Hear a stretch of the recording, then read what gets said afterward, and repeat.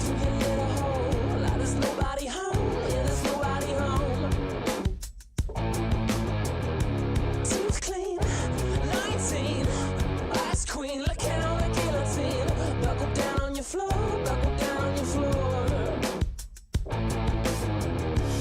Cause all the glitters is gold, till your glitter gets old, then your money don't fold. Cause all the glitters is gold, till your glitter gets old, then your money don't fold. All the glitters is gold, till your glitter gets old, then your money don't fold. Cause all the glitters is gold, till your glitter gets old, then your money don't fold.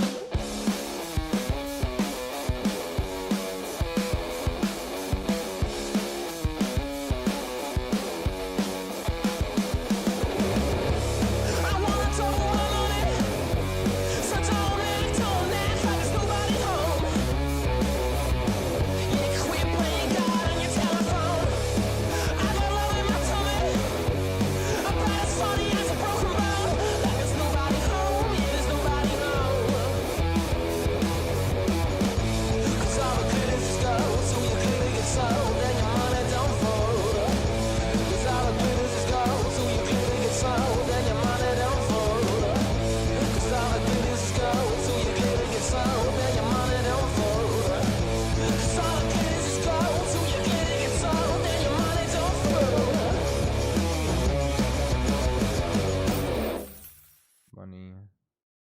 Yeah, the song. Hold on one second. That's the song. Royal blood. Lol, get it? Because royal blood, because we're talking about a blood fetishist person. Also, if you like that song, Royal Blood unironically make fucking bangers like that all the time. They fuck. They're awesome. Nope. Wow, Pink Floyd music. That's how they start this shit off, Pink Floyd music. So last we left off, Deed lied about being straight. She was having a friends with benefits relationship with a trans woman and just, you know, didn't want to mention that for most of the video. Either that or she kind of forgot that she shouldn't have mentioned that because it kind of just destroys her whole fucking argument with Avi. Right? It's that, okay, well, you're not straight. So your excuse of like, oh, I would have told Avi to stop had he just be a man is a lie. Okay? Like, it's just a dumb fucking lie. And I forgot what else she was doing. What else did she do? Me when I spread misinformation. Who did, yeah. Fucking what else happened towards the end that was like such like a fucking mindfuck? Oh yeah, she said fuck everybody who was mad at Rachel. She said fuck everybody who was mad at Rachel because they didn't warn her. Okay. So that means the victims, that even means Rachel's like actual victims, which by the way, Deed is not a victim of Rachel by any fucking means. Yet again, just trying to make this situation about herself because she used to be friends with Rachel. Okay, dude, like, you're not even a fucking victim. What the fuck are you talking about, you fucking crackhead? What else? What other big revelations was there? I can't fucking remember. All right, fucking...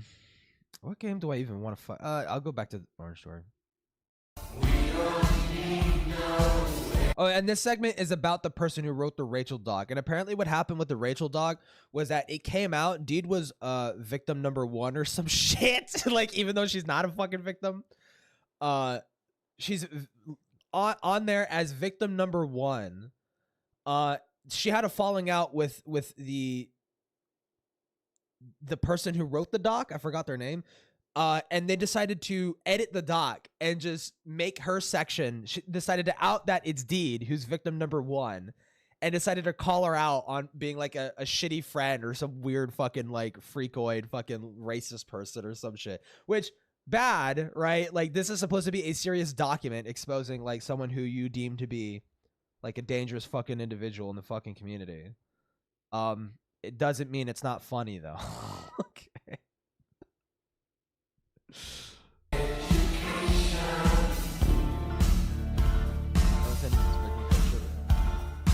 So here's the grand hero of the SCC himself. Artemis Musha, formerly Akraloth 2160, is an SCC old hat that's been around the community since at least 2015. Musha has Oh yeah, and this is part 2. I don't know if I'm gonna get far enough. I'm probably not gonna watch this all in one sitting because I do still want to go on VR chat when it comes like to be like 10 or 11 p.m. So hopefully we get to the part where they fuck because I think that happens at 4 hours in. So 2 times speed this shit. Collaborated with some big names, including Ray. Also, we're in uncharted territory. Actually, because we're in uncharted territory. 1.75, just so I don't miss anything. And myself, and was a former member of both BOP and the Cloud Palace. He was also the one to put together, and to my knowledge, is still the one that maintains the Rachel document that details her abusive behavior within the SCC. That's really something to do. Ray was so high up on the totem pole of the SCC that she could be considered to have topped it around 2016 to 2017. To dismantle and reveal the vile workings of someone who seemed so powerful like that, it's gotta give you a high that you can ride for a while. For a while. Musha had been considered out of the SCC since September of 2024 after he, told someone to kill themselves. And he's in the running for being one of the most vindictive, You get chased out of the SCC for telling someone to kill themselves? Oh yeah, I mean, that did happen to fucking Keyblade. It's just so mind-boggling to me. Like, I don't know how you could do that. I don't know how the Cloud Palace could do that. And you don't even need to scroll back that far from Cloak and Dagger to see, like, people like Doodle Tones being like, yeah, this person should hang themselves. Like, come the fuck on, man. Ruthless dickheads in this thread, a competition with some fierce fucking opponents. Before we even get to the atrocity that is Musha, there's something Musha said that truly paints how self-aware he was when it came to the shit he said about my partner. And I want this to stick with you throughout this entire segment. Not my partner. Here it is. Silver dipping out of the server is the only reason I'm comfortable saying any of this. If you can't handle the heat, get the fuck out of the kitchen, Musha. Or rather, if you're gonna start— Wait, what? Oh my god, the Epstein files, yet again. What the fuck is this? Will be revealed. Reveal it now. Reveal it now. What do you mean will be revealed later? What is it? What is even the point of putting this fucking shit on blast right now? Waste my time right now instead of telling me what the fuck it is. Silver dipping out of the server is the only reason I'm comfortable saying any of it. Okay, dude. So fucking gay and pedantic. Oh if you can't handle the heat, get the fuck out of the kitchen, Musha. Yeah. Or rather, if you're gonna start a hellfire, don't be reeking of gasoline and have the gas— By the way, okay, so Silver, that's very funny that you're saying that. You and Deed had admitted in this video that you're only making this because everyone that you had a fucking problem with is dead and gone. That is the only reason why you're making this fucking 20-hour fucking wine fest. Okay, it's because you were too much of a pussy to vocalize your frustrations with the fucking community when everyone was there to fucking hear it. Hands out in the wide fucking open. Fuck off. Remember, Musha and everyone else are the good guys fighting the good fight here, folks. That's their genuine mindset throughout all of this. Now you've probably noticed That's that there your was a claim mindset here, you self-centered bitch. yet to cover, and that's the fascism claim. And the reasoning for that is because we had to wait until we got to this point, as it was Musha who decided to make this claim against me. And his reasoning behind this is drug-induced levels of hallucination, let's just I suppose say. you wouldn't be Something I also want to point out. too unfamiliar with Musha that. isn't American, but I am. And although this claim was made in 2022, Musha has yet to retract this claim, and with the political scene nowadays, being accused of being a Oh my fucking god, yeah, you're gonna get fucking kirked. Dude, are you serious? We're not even like fucking 10 minutes into this shit. We're not even 10 minutes into this. Yeah, Deed. You're gonna get fucking kirked, bitch. For being called a fascist. Yeah. fascist is a really heavy claim to make upon someone. So the fact that he was willing to hold this opinion is pretty fucking atrocious, and Are I'd you say fucking even dangerous. serious, man? We So, just why does Musha started. think I'm a fascist? Go ahead, Musha. Explain it yourself. Thinking back to all the I don't like communities wankery and the up-to-date video, Deed's instinctive desire for destructive levels of isolation based on an unstable past history and bitter grudges have made me think up the ultimate analogy for her situation. Ever listen to Pink Floyd's The Wall? Because by my estimation, Deed is roughly around the transition between One of My Turns and Don't Leave Me Now. Maybe I've just had Floyd on the brain a lot, especially since I watched the movie version for the first time. Correct me if I'm wrong. Brick in the Wall is about like fascism and shit, right? It's about like I forgot. It's definitely condemning it, but it's like it's I think is it about fascism? Last night, after so many times listening to, Or it might be about like fascist indoctrination, maybe. I don't know. I'm sorry, dude. Also, quick side note: this dude's a fucking piece of waste of space. Jesus Christ! Like, don't make analysis go. Oh, I'm a big Pink Floyd fan, so I'm going to compare you to Pink Floyd. That's fucking ridiculous. You could say that they're a bunch of pseudo-intellectuals. I know, right? But no pseudo-intellectual compares an individual's behavior to a Pink Floyd fucking album. Only a fucking moron does that. Maybe I've just had Floyd on the... Well, you could compare anything to anything if you're fucking witty enough. Okay, so actually, no, you're wrong. brain a lot, especially since I just watched the movie for the first time last night, after so many times listening to the album, but it's ominous how Deed seems to have gone down the route of pink, but long after wartime, and not yet the point of blowing up at everyone by imagining herself as a fascist. From what I know, this is extremely fucking accurate. I really love The Wall, so I know exactly what you mean. I didn't say it was drug-induced hallucinations for nothing. Hey, so, Musha? Jace? For as much as you guys seem to enjoy The Wall, neither of you actually fucking understood what The Wall is. Oh my god, she's gonna fucking tell us. Actually, this is what The Wall is about.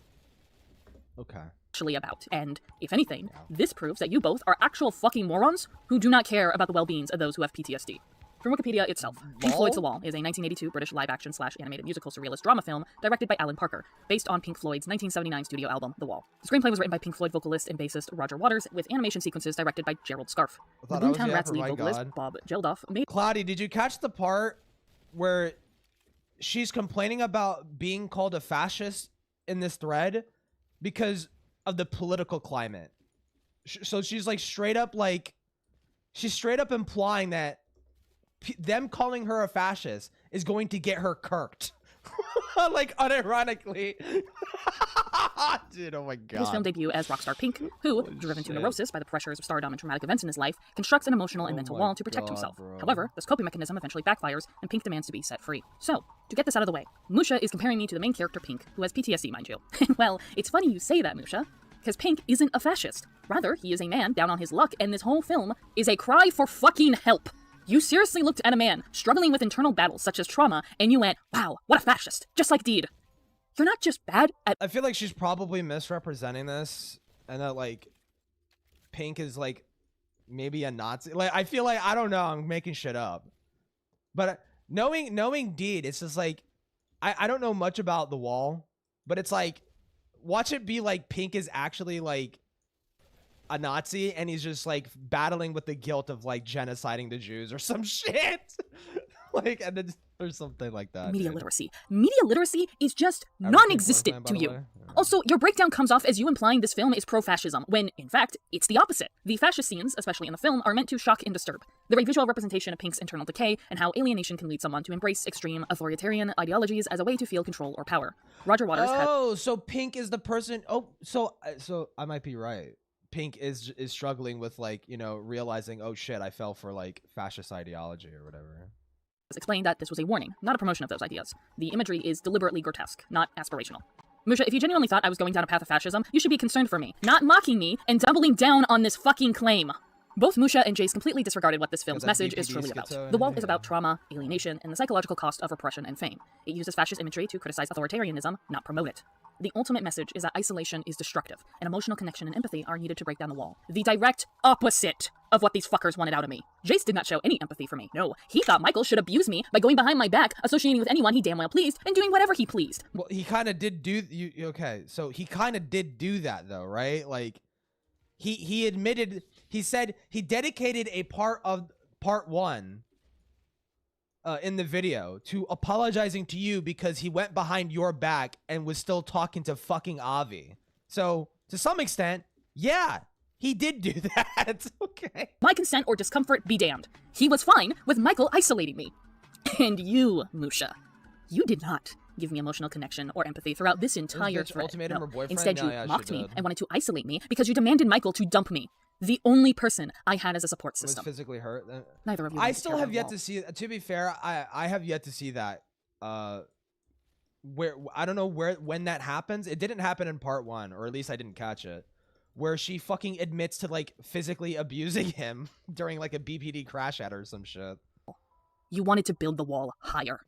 Jesus Christ, and I thought the Nostalgia Critic review was bad. But I think falsely accusing someone of being a fascist because you watched an artistic movie takes the fucking cake. And I thought Avi bringing up 1984 was bad. But Musha, it is fucking commentaries! No, scratch that. It wasn't even about commentaries. It was just about Deed airing her grievances on the fact that a hobby she once enjoyed disintegrated thanks to a bunch of good-for-nothing hacks who thought keeping around a pedophile is more important than the actual children who engage in their community. Well, hold on. No. You can't read it like that because she didn't name the pedophile. She kept it so fucking vague that even people in the Cloud Palace who might have not have been aware about the fucking George shit, just like weren't aware of what she was fucking referring to. Right? So, no, you can't read it like that because she didn't fucking name him. She kept it vague. What the actual fuck is wrong with you? Let it be known that Musha took this a step further by saying that Deed should be on a no-fly list, which is primarily for criminals such as terrorists. Are you calling Deed a terrorist now, Musha? I will repeat one. Where is that? I want to see it. Fuck off and get added to the no-fly list, dude. It's a throwaway insult, okay, dude? They're not literally saying that. Such as terrorists. Are you calling Deed a terrorist now, Musha? I will repeat once more. What the actual fuck is wrong with you? Actually, no. You could be put on the no-fly list for not being a terrorist, right? Nick Fuentes isn't a terrorist. You can maybe argue he's a stochastic terrorist, but I mean, like, that's like such a fucking nebulous term. That could mean literally anybody who says anything inflammatory ever.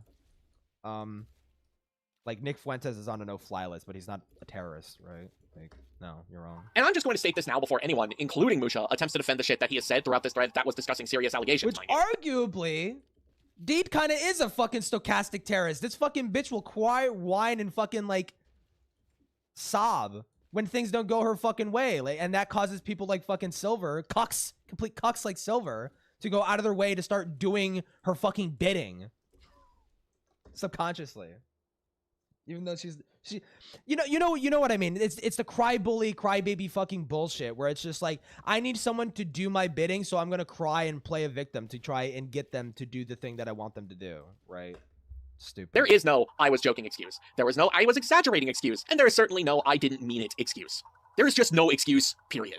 Seeing as you are the person who held the reins of taking down the rat, trademark, by making the Rachel document, I would think you would know how to take shit seriously, Musha. But if you genuinely think that it is funny to watch a movie about a man struggling with PTSD, look at my partner, like who has fucking PTSD, and go, wow, what a fascist. Then Ricky Gervais has better humor than you tenfold. There are two routes that Musha can go down. Wait, are you referring to the video?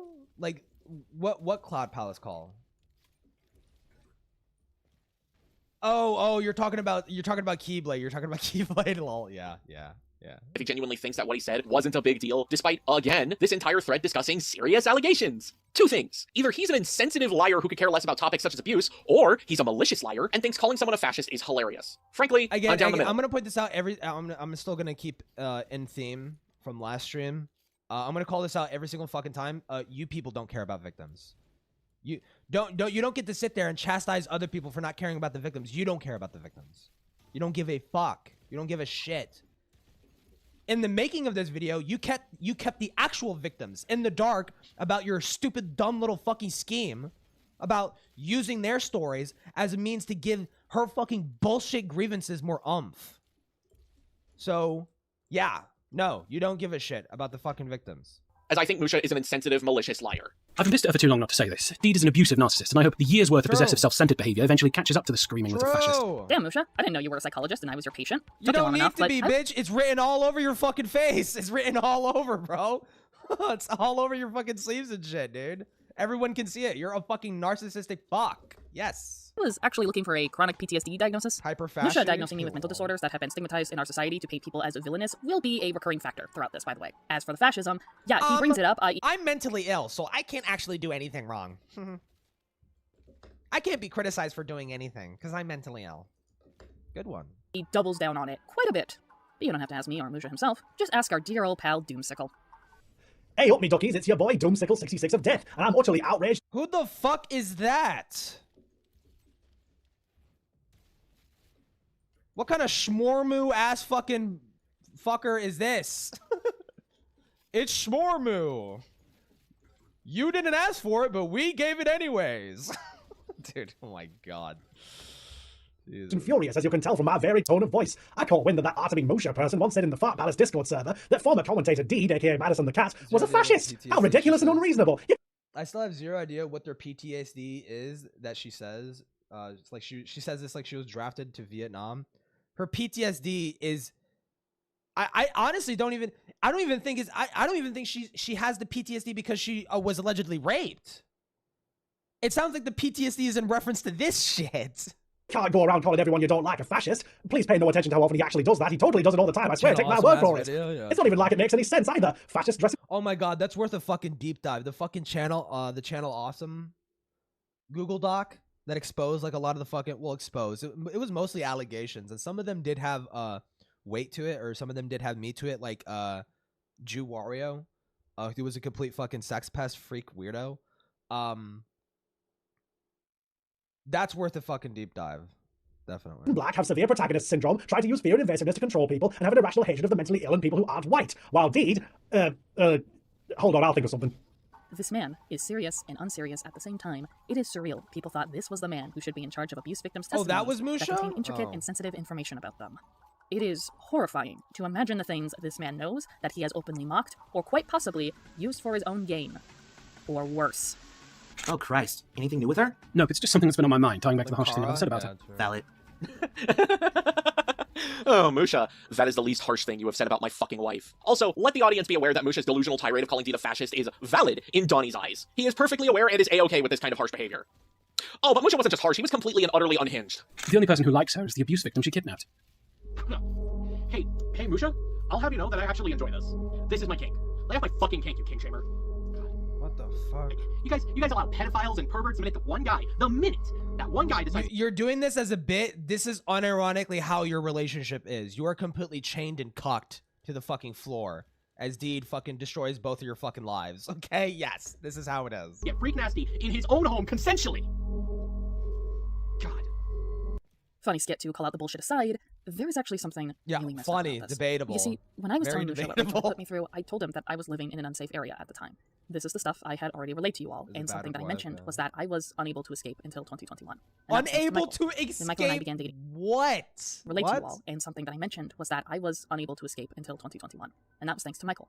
When Michael and I began Oh, her fucking home? dating in 2020, he quickly learned about my living situation, and he didn't feel comfortable with me living in the area that I resided in. So he decided to help me not only move out of that area, but move out of the state completely. This was a big decision due to everything that I had ever known was here, but even with my family, it wasn't the support I truly needed. It was not a safe area for me. Yeah, So for my months, parents Michael weren't found us a funding place my and helped fucking me move out of there, and delusion, that was the so first time I in had a long to time move. that I felt safe going outside without having to hide my identity or feel the need to bring self-defense items with me. Musha knows this because I told Musha this. Musha is aware that Michael helped me move out, and for him to turn around and claim that I kidnapped Michael, that I am holding Michael down, is not— You have this man mentally held hostage. You have completely culled his entire fucking friendship circle. Yes. only absurd, but it's such a slap in the face to the very sensitive details I gave to him about my life. Words cannot describe how disgusted I feel that he was willing to say that, but it doesn't stop there. Not only did he double Commenting down on the this dude, claim, that's what I was but saying. Dude, that's what I was saying. I don't know if you were there, Archer. Dude, I was saying, like, how funny would it be if that the total fucking dumpster fire that this fucking video became ended up in them fucking divorcing. That would be like the funniest fucking conclusion to this fucking drama, bro. Avi also implied that I kept Michael as a hostage. Avi got this idea from Musha. Musha It's made not this claim, likely which to implored happen, others but to it'd be spread this very idea funny that I if it evidently did. kidnapped Michael. Which, by the way, people kidnapping their partners is a real fucking thing that has They're happened. just so confident. So it is extremely negligent and insensitive to just throw hype around this themselves idea up that I constantly, kidnapped Michael right? and keep him as a hostage when you fucking know that isn't true, Musha. What the actual fuck is wrong with you is going to become our catchphrase if you keep this abysmal shit up. Oh wait, that's right. This was the last message you posted in the thread. I'm not fucking kidding you. Musha dropped this line and just dipped. Was that a skit in an abuse allegation video? You're late. You must have missed the last stream. Yeah, that's kind of their thing. Thank you for the $2. Echo Decay. But that's not to say we don't have anything left to cover. Oh no, we are far from done talking about Musha. In fact, he still had quite a bit to say regarding my update video. Let's go over that now. So I decided to watch that update video, and boy, In case you don't know, Echo, we just, this is part 2 of, I've already watched like the part 1, which was 7 hours long. They kind of do that. is it a tumble down the drain into buzzkill land? It goes from, oh, that's the understandable, thing, to, yeah. well, okay, this is kind of making me uncomfortable, to, Deed, what in Christ's name are you doing? God, you are just so quick to stop. Christ's name are you doing? What is this? So I decided to watch their update video, and oh boy, it's a tumble down the drain into Buzzkill Land. Yeah, Buzzkill Land. Yeah, they're vague posting about my pedophile friend. You know, thankfully they're not gonna name them though, because that you know that would be really shitty if she fucking actually named him. It goes from, oh, it's understandable, to, wow, that's kind of making me uncomfortable. Oh my god, you're cucked, dude. You're fucking cucked. This guy's cucked. God, you are just so quick to stop caring, aren't you? And all it took was one thing for you to not give a shit anymore. Makes me wonder why you were starting to get uncomfortable. And the contradictions, the inconsistent position of, I was never involved. What contradictions? Yeah, we're part 2. Put it in the past, Deed. Put it in the fucking past. You already did the I'm not a part of the SCC. And then proceeds to like go into great detail about how she's fucking SCC people. She's flirting with SCC people. She's married to an SCC person. She made SCC videos. Dude, like, just fucking, like, you can cope as much as you fucking want, bro. You are a part of this fucking community. Oh my god. What inconsistent positions? I made it pretty fucking clear I wasn't involved in the SCC. What the fuck were you smoking when you watched my video, my guy? Guys, you're the crazy person. You're the crazy person for thinking she's a part of the SCC. Not her. Not her. You're crazy. And the serious accusations without examples, all justified with, that's not what this video is about, but I'm going to say it anyway, are all just the tail end of it all. And I made it about 8 or 9 minutes in before I slammed the dislike button and clicked off. So the other dislike is from your alt account then, huh? Jokes aside, Musha, I didn't give outright examples because it was for the protection of myself and the victims. I didn't want anyone to harass me or the victims because they went through fucking enough as is. You should know, given that you sure as hell love to tell victims to kill themselves. Not only that, but you stopped the video when it was at key moments too. Not only did you skip the part where I bring up that I have no ill will towards the SCC, or even the anti-SCC overall, but you completely overlooked all the experiences that I went through regarding several SCC members. Typical, given you and everyone else in the SCC just love to ignore shit your community does. Not to mention, you didn't listen to the part where I had to cut some people out of my life due to having such toxic and manipulative opinions that were so bad, it literally triggered my CPTSD. But here's the thing, that doesn't matter, because I'm sure you would have found some fucking way to downplay everything that— Your CPTSD, dude, I heard that. They're like, your CPPTSD, motherfucker? Nah, I think there's like, what is that in reference to? Childhood post-traumatic stress disorder, I think. I had gone through, because that's exactly what you did to George's victims, dickhead. Yeah, you're so pissed off about this segment of the video because you don't care about the victims. You don't care about the victims. You weaponize them to make this fucking dumb fucking video, and then you were attempting to try and use them as a fucking shield, but it gloriously blew up in your face because go fucking figure. The victims of George Raccoon didn't take it too well that you straight up admitted that you knew George was a pedophile and did fucking nothing about it, and just kind of let him fucking get away with it, essentially. Yeah. Wow. Now I'm talking about you. You literally had a segment in the Rachel document dedicated to protecting George. So I will say once again, stay mad. I ain't retracting shit, because you know I'm right.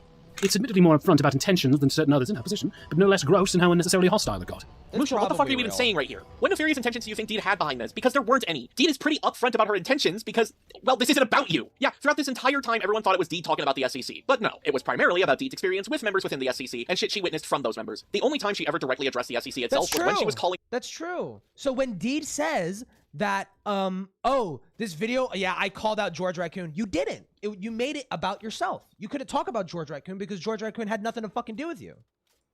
That's why you didn't fucking name him. That's why you were vague posting. Yeah. Wow. Okay. Thank you for pointing that out, Silver. Out the abhorrent shit you guys were doing regarding the rabid raccoon in your driveway. We put it down for a reason. For fuck's sakes, Musha, you listened to that one tidbit and your entire viewpoint of the whole video moneyed into that. What do you mean you put it down? You didn't put it down. Motherfucker. And only that, which is straight up dishonest of you to do, by the way. For example, you claim that Deed was unnecessarily hostile in the video. Granted, you aren't using the word aggressive, and while Deed is unfriendly and not liking something, but also not agreeing with something, can you fucking blame her? She's talking about negative experiences. That wasn't your intent, though, no. Your intent was to paint Deed as aggressive, as someone who's just, well, ranting when she didn't raise her voice once throughout those 20 minutes. If anyone is hostile, it's you, because you are reeking with not only hostility, but aggression towards Deed's video. On fucking God. Hey, Deed. You know what's really disgusting? Derailing an update video for 5 or so minutes to accuse people of immoral and illegal acts, only to conveniently not mention what those acts were, or who— That's actually a good criticism. That's actually a great criticism. Name the people, name the motherfuckers, okay? Fuck this literal fucking Epstein type shit, okay? Name them and shame them, dude. You fucking coward. Why didn't you fucking name them? Who was even guilty, and wrap it all up in a childish guilt by association, and thus increase the risk of bad actors blindly speculating in bad faith. I hope you enjoyed spending 5 minutes of your life being part of the problem. Musha is right here. Musha's totally fucking right here. Timestamp is 7:18 to 8:28. That is approximately about a minute, not 5 or so. Also, projection is the process of displacing one feeling on— Oh my fucking God. He's being slightly hyperbolic. Holy fucking shit. Kill him. Kill him. Yeah. To a different person. Fuck off and get added to a no-fly list, Deed. I was called a terrorist over a fucking update! No, you could be put on the no-fly list and not be a terrorist, so... Actually, you're wrong. Reddit says you're wrong, actually. Anyone with pattern recognition and a sincere history with this side of the internet— What the fuck does that even mean?! and a sincere history with this side of the internet can tell you actually condemned the SCC because you thought they were taking social media time away from the abuse victim you eventually kidnapped, along with you making the same guilt by association leap in logic that the monkey man and the failed voice actor did. I'm not even going to comment on that because my update video had fuck all to do with Michael. I don't know why you interjected this, aside to just accuse me of kidnapping my partner, but Michael wasn't even brought up once in my update video. But that's not my issue. You did my 111 issue is that I'm going to revoke guilt by association in your vocabulary, Musha, because you don't know what the fuck that word means. Oh, and for the record, Monkey Man sounds very racist if people aren't aware who— Wow! Huh. You mentioning monkey and me immediately thinking a black person? You must be racist. Again, she did the fucking meme. She did the fucking meme, bro. Gwus is, Musha. Just, pointing that out, given you're fine with people falsely accusing me of racism. Come on, the same guilt bro. by association leap in logic that the monkey man and the failed voice actor did all because of a few already resolved external situations involving predators. Resolved, huh? Hi George, Tippy, Keyblade, Avi, and Susie, all well-known predators whose situations got totally resolved and— Okay, Doodle Tones is not a predator. Nope, you're wrong, okay? Doodle Tones is not a predator. They're a freak, they're a degenerate, they're a danger to fucking children, not a fucking predator. Maybe highly likely a pedophile, not a fucking predator. Susie did not prey on anybody. She acted inappropriately and she sent porn to kids, but it never went beyond that. It never went beyond that. It was just like she sent the porn the one fucking time. Not to downgrade it. You're a fucking freak and you shouldn't be talking to fucking kids like ever. Okay? You clearly give a fuck about the social and sexual boundaries. Like I said in my video, you clearly don't give a fuck about the social and sexual boundaries between adults and children, right? So, but that doesn't make her a fucking predator, right? Like, you would think if she had intent to prey on Lunatic the Gamer, that it would have been more than just the porn. Like, there would have been something more than just that. But no, it was, dude, it's fucking stupid. Why do they do all this? Why do they all do the same thing? What the fuck? I don't fucking know, dude. Hi, Roach. Is Roach like a famous person or something, dude? Wasn't due to people either blatantly ignoring the problem or silencing their victims. Resolved predators who decided to engage in a thread regarding serious accusations made against me. The eyes are open, the mouth moves, but Mr. Brain has long since departed. Banshees like you are why people tend to be needlessly quick to assume malice in anyone critical of us. I again reiterate, how does it feel being part of the problem? You're talking to a mirror, Musha. Maybe get your eyes checked. Anyways, to be completely blunt with you, Musha, this response to Deed's video is embarrassing in so many ways and is emblematic with one of the worst aspects of the SCC. On top of this being a bunch of victim-blaming nonsense, it's really infuriating that someone from the SCC, the fucking confrontation community, does absolutely no confronting here. You certainly plan to, and that— The SCC is not the confrontation community, okay? The only confrontations I can fucking think of, no, your form of confrontation is making fucking YouTube videos and talking like behind each other's backs and shit, okay? Doing gay little fucking brigades, okay? That's not, there's no confrontation there, okay? No. You shelve it, post some rat ramblings on Twitter, and then leave. You know, if someone was talking about some bad things that your community did and they didn't elaborate, maybe I wouldn't just assume that they're talking about the SCC. Oh my god, where the fuck is this meme? I need to find this fucking meme, dude.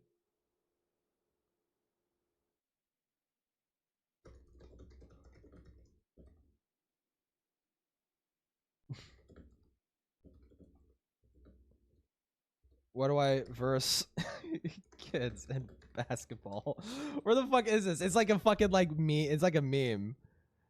Fuck, I can't find it. It's like this basketball guy, and he's like a fully grown man, and he's like fucking like dunking on kids and shit on like the fucking basketball court. He's like, people often ask me, why do I play against kids? Well, the last time I played against adults, I fucking lost and I got really embarrassed. So that's why I verse 5-year-olds. Like, see, wholesale, which she wasn't. Maybe I would believe they had a reason to hide this information and then ask about it. And if they didn't elaborate, fine. Not my problem, not your problem. The SCC doesn't need to have everyone in it, nor have everyone like it. A lot of people have been saying that slideshow commentators can't turn off the commentator. I only think this is partially true, because the only reason why that button stays on is because people like you and people within the Cloud Palace can't seem to switch off the asshole button either. Oh, the SCC isn't just an asshole, but they're a dumbass too. See, the SCC loves to talk about shit when they do not have the bare fucking minimum education on the topic at hand. Not your education is like fucking knee-jerkly looking up Wikipedia. Your own husband couldn't have been fucked to Google what the fuck a fetish was, and he used his lack of knowledge of what fetishes were as justification as to why he swept for George grooming children. Dude, fuck off. The cult debacle. Yes, you heard that right. The cult debacle. I have been quiet about this for years. And since Musha's head is so far up his own ass, he decided to, for whatever fucking reason, bring this up in the thread fuck it. I am finally going to be talking about this and why I hate goddamn everyone in this situation. Quick disclaimer, however. I don't want to get into the nitty-gritty details. I don't think that's necessarily important for you to get the gist of it. So I'm going to give you a very brief TLDR on the breakdown, alright? Cool. Let's start with Rachel. Remember how we said Rachel started to grow a hatred for the SCC? Well, it got so bad that Rachel made claims that the SCC is a cult, which is completely fucking ironic given that she was the unofficial quote-unquote leader of the SCC. She was literally one of the biggest content creators that everyone looked up to before Susie took over. So, irony? It's also why I found it quite ridiculous that she would go as far as to call the SCC a cult, given that, for those that don't know, the leaders of said cult don't tend to go against the cult itself and proclaim it as one. Usually, that's followers that realize the psychological abuse they've been subjected to and, of any escape. Of this? Here's the funny thing about escaping. Members of a cult cannot leave, but Rachel gradually did, and even if people weren't happy... Tell that to people who left cults. What? Oh, the cults, shun people leaving? Sure. No one was, I don't know, hunting her down for sport and planning on taking her out as a form of punishment for going against the rules. That certainly did not happen. Look, I don't want to go over everything, but the best method to determine if a group is a cult, in my opinion, is Stephen Hassan's, who is a cult expert and former cult member himself. Oh my god. Wait, didn't fucking Mama Max do this same shit, dude? Oh my god. Light model. And I am sure looking at this, you can see similarities. That name sounded so fucking familiar for a second. I'm like, no, yeah, I think Mama Max did the same seeing anyone outside of their community as bad people. However, that doesn't automatically make the SCC a cult. It just makes them a bunch of idiots. I do not have all the time in the world to break it down for you, but please believe me when I tell you that there is a difference between an outright cult and cult-like mentality. There is a difference between a company being an outright cult and a company using tactics that a cult would use. The best example that I can give is religion itself and MLMs. Not every MLM pyramid scheme is an outright cult. There are some that exist, but a good chunk of them aren't labeled as cults. The same goes for religion. Religion in of itself is not a cult. Oh, however, because she was raised in a Christian fucking family, dude. Yeah, yeah, technically every religion is a cult. Yeah. Oh my god, you got me, dude. Yeah. Jesus fucking Christ, man. I was raised in a Christian household, right? Like, dude, fucking it's so fucking stupid, man. Like she has to take something so simple, so basic, something that everybody, like most people in America, have likely experienced, like being raised in a Christian household, and just takes that as I was raised in a cult. Have taken all the established religions, such as Christianity, Buddhism, Satanism, etc., and have created a cult around it. For as much as I have a disdain towards the SCC, for as much as I do believe that they share some traits of a cult, I do not think the SCC in of itself is a cult. People were allowed to leave. Sure, there was favoritism. Sure, there were some people who had a hive mind-like mentality, but that was not every single member in the community. If it truly was a cult, every single person that ever existed in the slideshow commentary community would have been in the Cloud Palace and would not be allowed to leave. They would not be allowed to make their own Discord servers. They would not be allowed to hang around anyone who was anti-SCC. They would not be allowed to leave, period. Their life and entire identity would be— I feel like that's not true. You know how I know that's not true? Because Susie was friends with fucking Jar. What do you... She edited for Jar. She collaborated with Jar. Jar is anti-SCC. Bro, what the fuck are you talking about? That's not even true. Absorbed by nothing but the SCC. Do you understand? I want to make this clear. I am not acting like the sole expert on cults. What? However, unlike the SCC, I have spent years of my free time reading everything? books, watching documentaries, and listening to victims' testimonies of being in a cult. I have some knowledge on what the fuck I'm talking about. No, you don't. Why I do not feel comfortable with the SCC being labeled as a cult, which is why I told Rachel time and time again to knock that shit off. She wouldn't. I tried explaining this to Rachel. I tried to explain to her that what she was saying was wrong. I tried to explain to her that what she was saying was wrong, misinformed, and even insensitive to actual cult survivors, but she did not listen to me. She took the whole, the SCC is a cult bullshit from private Discord servers to public spaces such as Twitter. God forbid a bitch be fucking hyperbolic. Holy shit, dude. Apparently, to this day, she is still fucking mad at me for correcting her. Stay mad, bitch. Now, given that Rachel was openly claiming the SCC as a cult, how did the SCC themselves handle this? Not good. In retaliation, they decided to fight fire with fire and turn around and called Rachel a cult leader.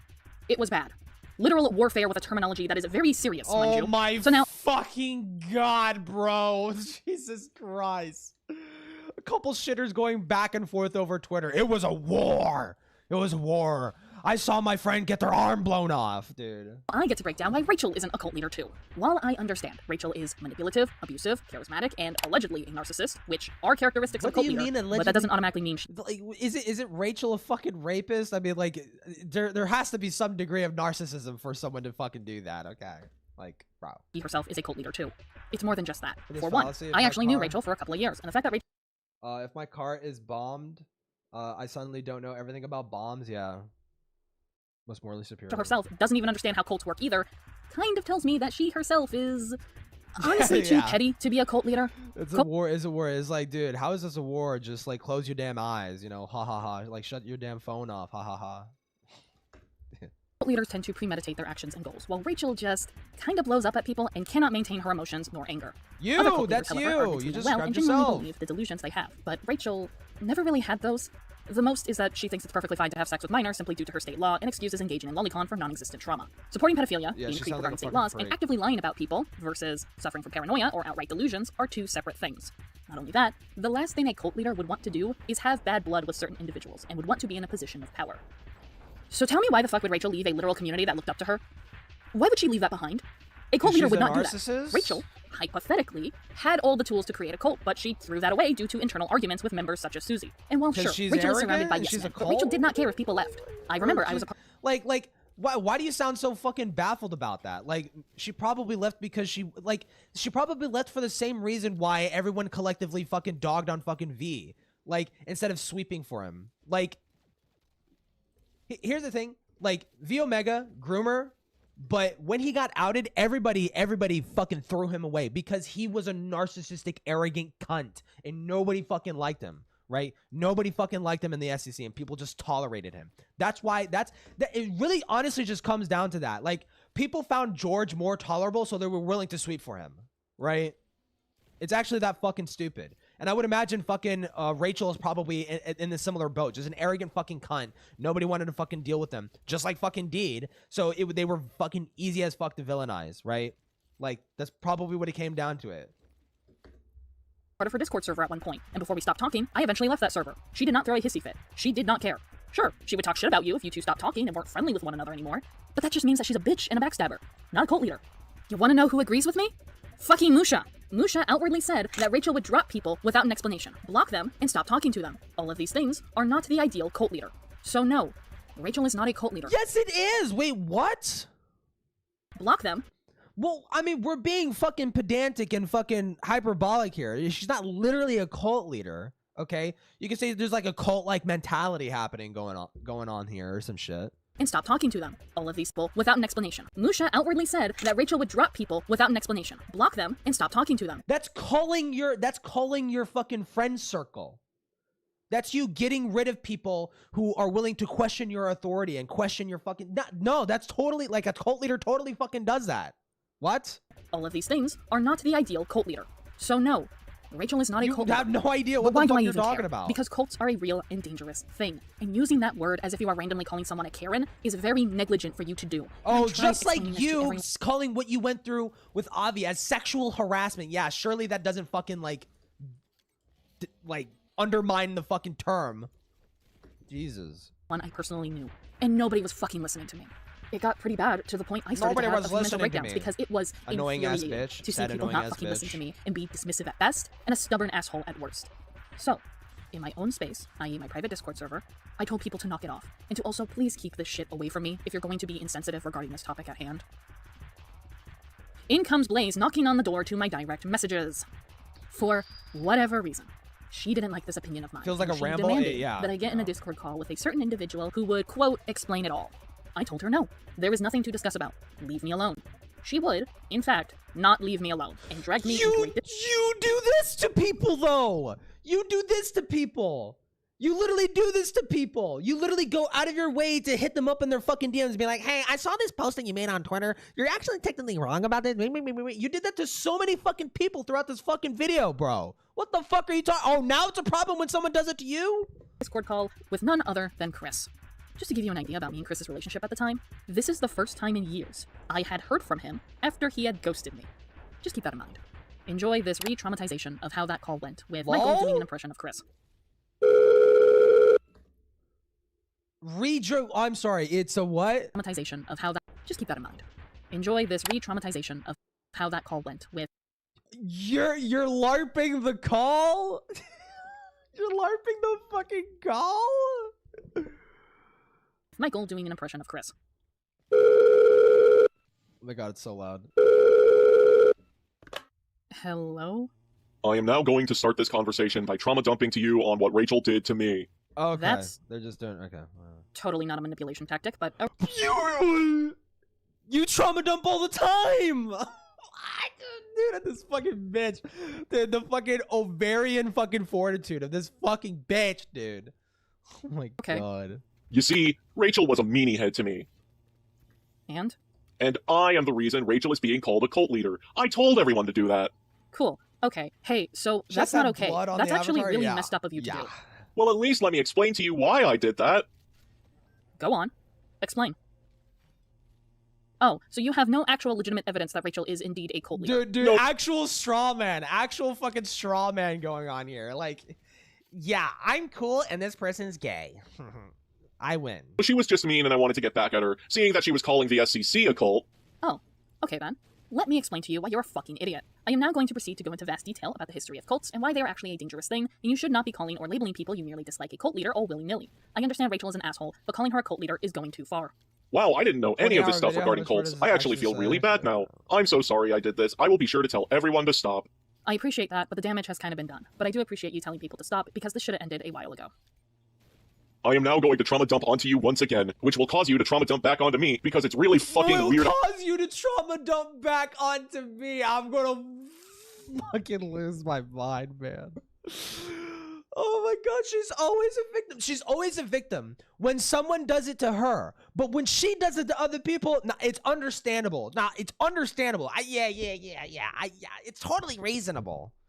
Fuck off, man. Have seen the glory of the cleansing of YouTube. I'm sorry, why did he do this? What the fuck, Chris? Oh, okay. Cause me to have PTSD flashbacks and make me have a trauma response, which is over-explaining my trauma. Cause me to have a trauma response. Oh my god. I did not sign up for this trauma Olympics, but I will engage with it anyways. Wow. You're a victim. Understand that you're making me uncomfortable. Sure. Why not? Are we done with this conversation now? I'd like to leave. Oh, for sure we're done talking, but just one more thing. Me and Blaze actually do know a thing or two about cults because we've watched documentaries. No, you need to understand, I know everything about cults. I read a Wikipedia article. I understand cults because I grew up in a Christian household like 99% of Americans. Guh-huh. Fucking idiot. Fucking moron. Fucking kidding you. Right near the end of the call, Chris decided to slip that in. I don't know why, considering he's still a fucking moron that doesn't understand anything about cults. So watch more documentaries, dickhead, and pay attention next time. Time passes, and now Musha enters the chat. Why? Well, because the Rachel document was being produced, and I got into contact with him seeing as he was the sole writer of this document. I thought out of everyone, he would actually listen to me regarding this. And so after I gave him my testimony, I requested him to do something. I simply requested him to spend at least a paragraph or two describing the cult debacle that happened between No, Rachel. You don't need to do it. This is a document about someone who is a predator, who is a danger to fucking children within the community. You do not need to go into detail about this pedantic, petty fucking shit. Nope, you actually don't need to and the do SCC, that. And how no one is a cult. Rachel is not a cult leader, and the SCC isn't a cult, and how this whole thing should have never happened, and it's insensitive to do that. Hey, Musha, can you please dedicate a segment to my petty little fucking disagreement with some people, some literal glup, handful of glup shitters in the fucking SCC? Thank you. Can you make this about me, please? Thank you.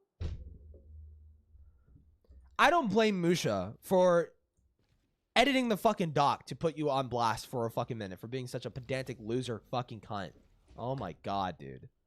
That's it. That's all I asked Musha to do. And he said that he would do it. Me. Literally, guess what dude. fucking happened, given that this segment is about him? I don't know what I did to this man except block him, but after I don't know what I did. I don't know, dude. This is like literally like white woman tier shit. I don't know what I did. I did nothing. People are just mean to me for no fucking reason. Oh my god, bro. Holy fucking shit. Shit, did he just go off the deep end and acted like I was this SJW snowflake who was bitching and whining to him about it? When no. Because you are. No, I didn't. And look. If this was an Am I the Asshole post, I would label the situation, everyone's the asshole. Rachel is an asshole calling the SCC. Dude, I can't make it. It's never her. It's never her. You ever notice that? It's never her. She can never, ever just like say, yeah, I'm fucking stupid. Yeah, I was wrong here. Actually, didn't she say, hold on. I can't remember what she did, but she actually did say she was wrong about one thing in the video, but it was something so completely throwaway. God damn, bro. This vid gotta be bad for health. It is. I'm fucking dying. I'm dying. I feel like worms are tunneling through my fucking brain watching this fucking shit.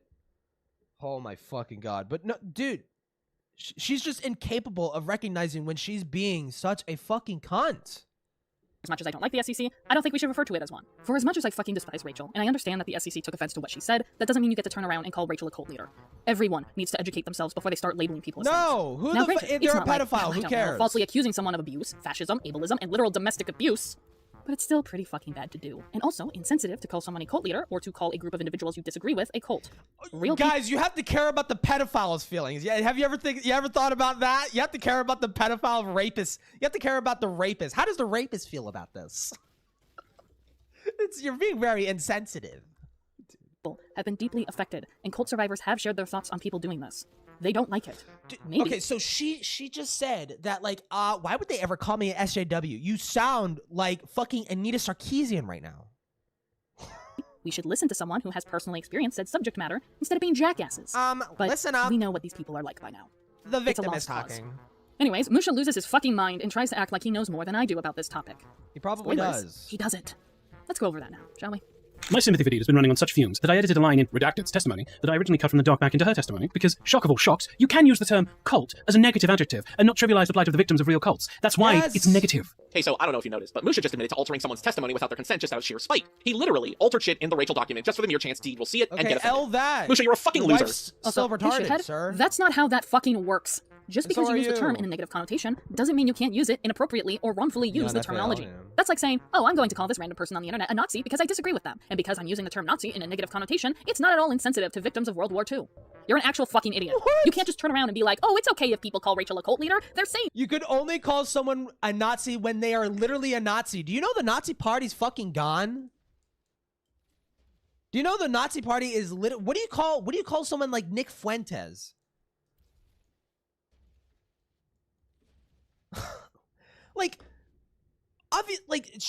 There's just like this lack of like self-awareness. Like, dude, people can use terms and they can be applied widely, okay?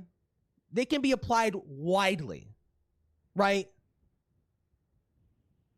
I could look at a white supremacist who thinks we need to secure existence for our people and a future for our children at the expense of all the fucking ethnicities in my fucking country and think black people are subhuman. I could call that person a Nazi. I could call that person a fucking Nazi.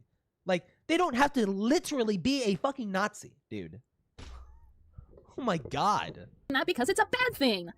Let me just slap you with a dose of reality, Musha. If you are wrongfully labeling someone something they are not, please do. that is insensitive.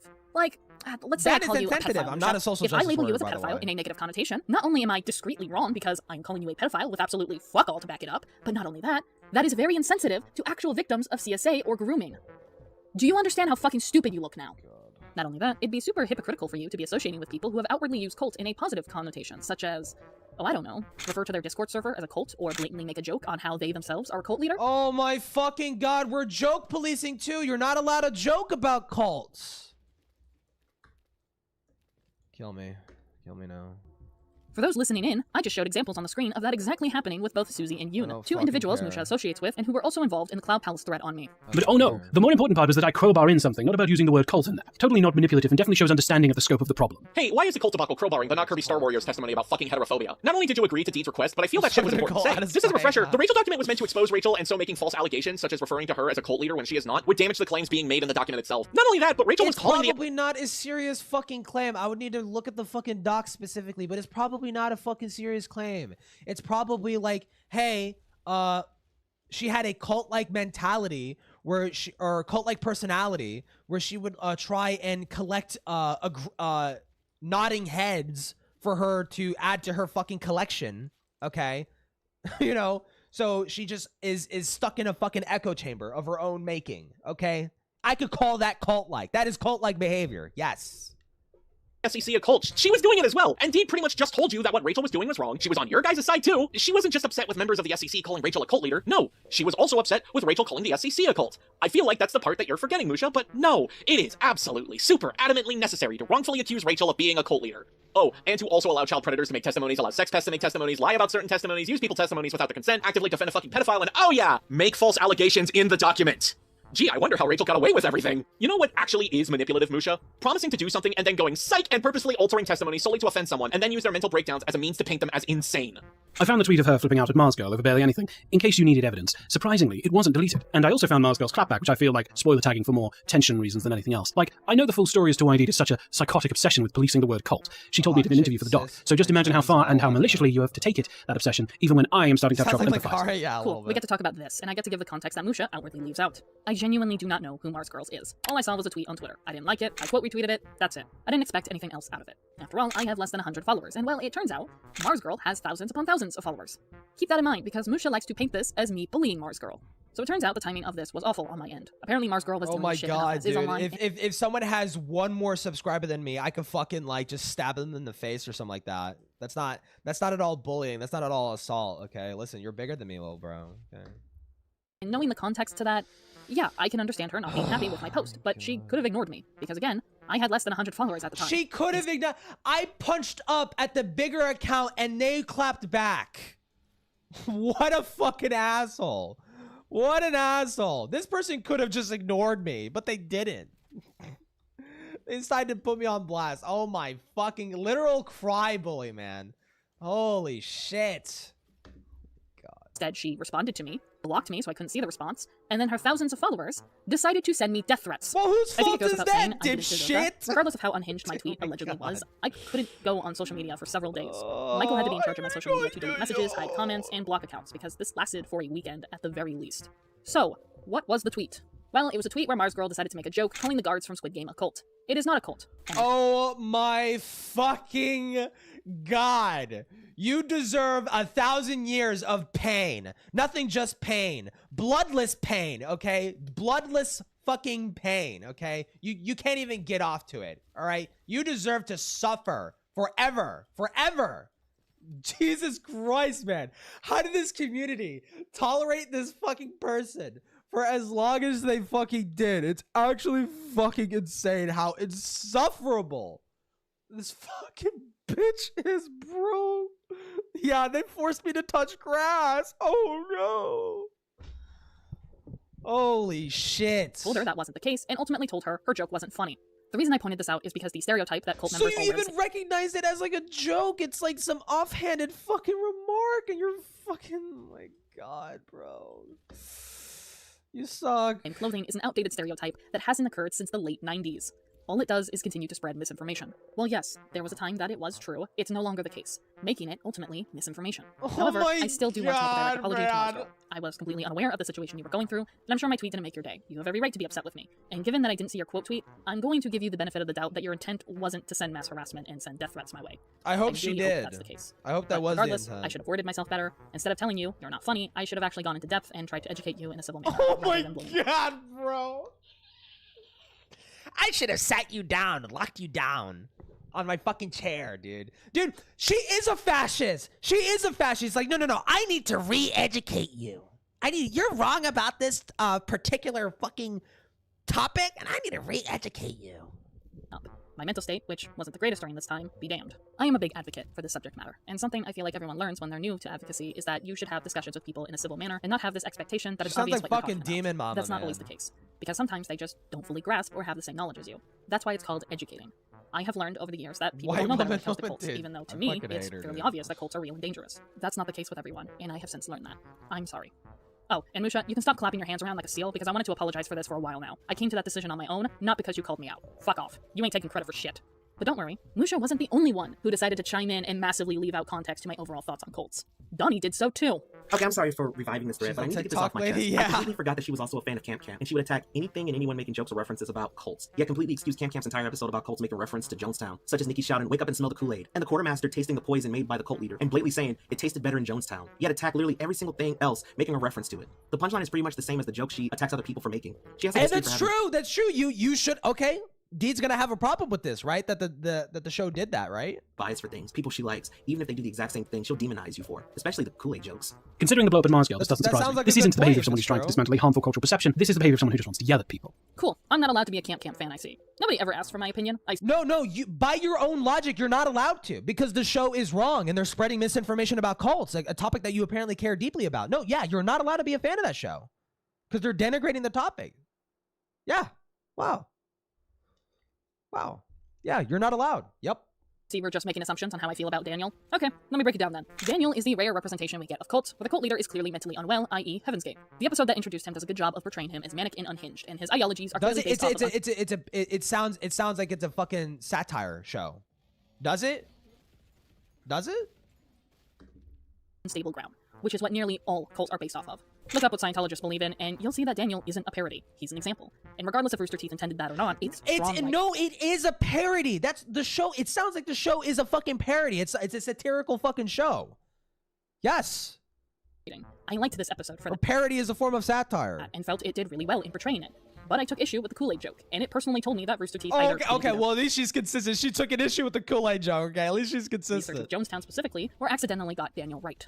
My issue isn't that people just mistake the flavor aid, the actual brand drink used in the Jonestown poison, for Kool-Aid. It's deeper... Oh my fucking god, bro! ...than that. It's this big, giant myth that's been pushed around by people who clearly haven't done any research. It's called fucking a euphemism. It's called... Is that the right terminology? Hold on, let me double check. A mild or indirect word or expression substituted for one considered to be too harsh. Yeah, it's a euphemism. It's like, actually, when they say gas to Jews, they really don't refer. It's actually Zyklon B. It's actually Zyklon B. It's technically not a gas. It's a cleaning agent. It's a spray-on cleaning agent. Like, okay, fuck off. Who the fuck cares, bro? Cared about the Jonestown disaster, built upon mocking the deaths of the victims of Jonestown, while also making fun of anyone who may be entering into a cult, or any group at all that you fucks disagree with, honestly. It's to the point where the Kool-Aid joke is bigger than the actual disaster that the brand has nothing to do with. And that shows the level of care that people have had about it over the years, which is next to none. There are people who bring up, don't drink the Kool-Aid, without knowing where that actually comes from. And while I'm all for having a quote warning people to stay away from cults, tying it to an incorrect brand related to an event that killed an entire town of people is distasteful. A flavor I'm certain you fuckers are familiar with. Distasteful, yeah, like the Kool-Aid the Jonestown's people drank, yeah. With, as I keep seeing. You know what else I see as distasteful? When a bunch of teenage girls are fawning over a literal cult leader and thinking that it's quirky and cute to call themselves a cult themselves, or praise Daniel like a legitimate cult leader and do some very fucked up shit. That's why I feel uncomfortable, but also concerned for anyone who genuinely does this for Daniel's character. I hate Daniel's character, but in a good way, because of his accurate portrayal. However, I also can't stand the people who fawn over him because all it does is lead young girls to being coerced into joining a legitimate cult, kind of like Midsommar. Because they got one fucking thing wrong. Because they were using the colloquial knowledge about cults and Jonestown, right? It doesn't need to be specifics. It doesn't need to be specific. Them whatchamacallit? Them satirizing cults brings attention to the topic. You should be happy about that, period, right? And it's not like they're fucking glazing it. Nerd emoji. Literally. Widowy. Thank you for the $2, Lord Rush. Many women out there who genuinely think Midsommar, a movie about cults, is really a girl boss film. Those types of women who perceive the movie... Actually, it's not a movie about cults. It's about how vulnerable women could easily be taken advantage of, given if they, don't have a firm support group in their life.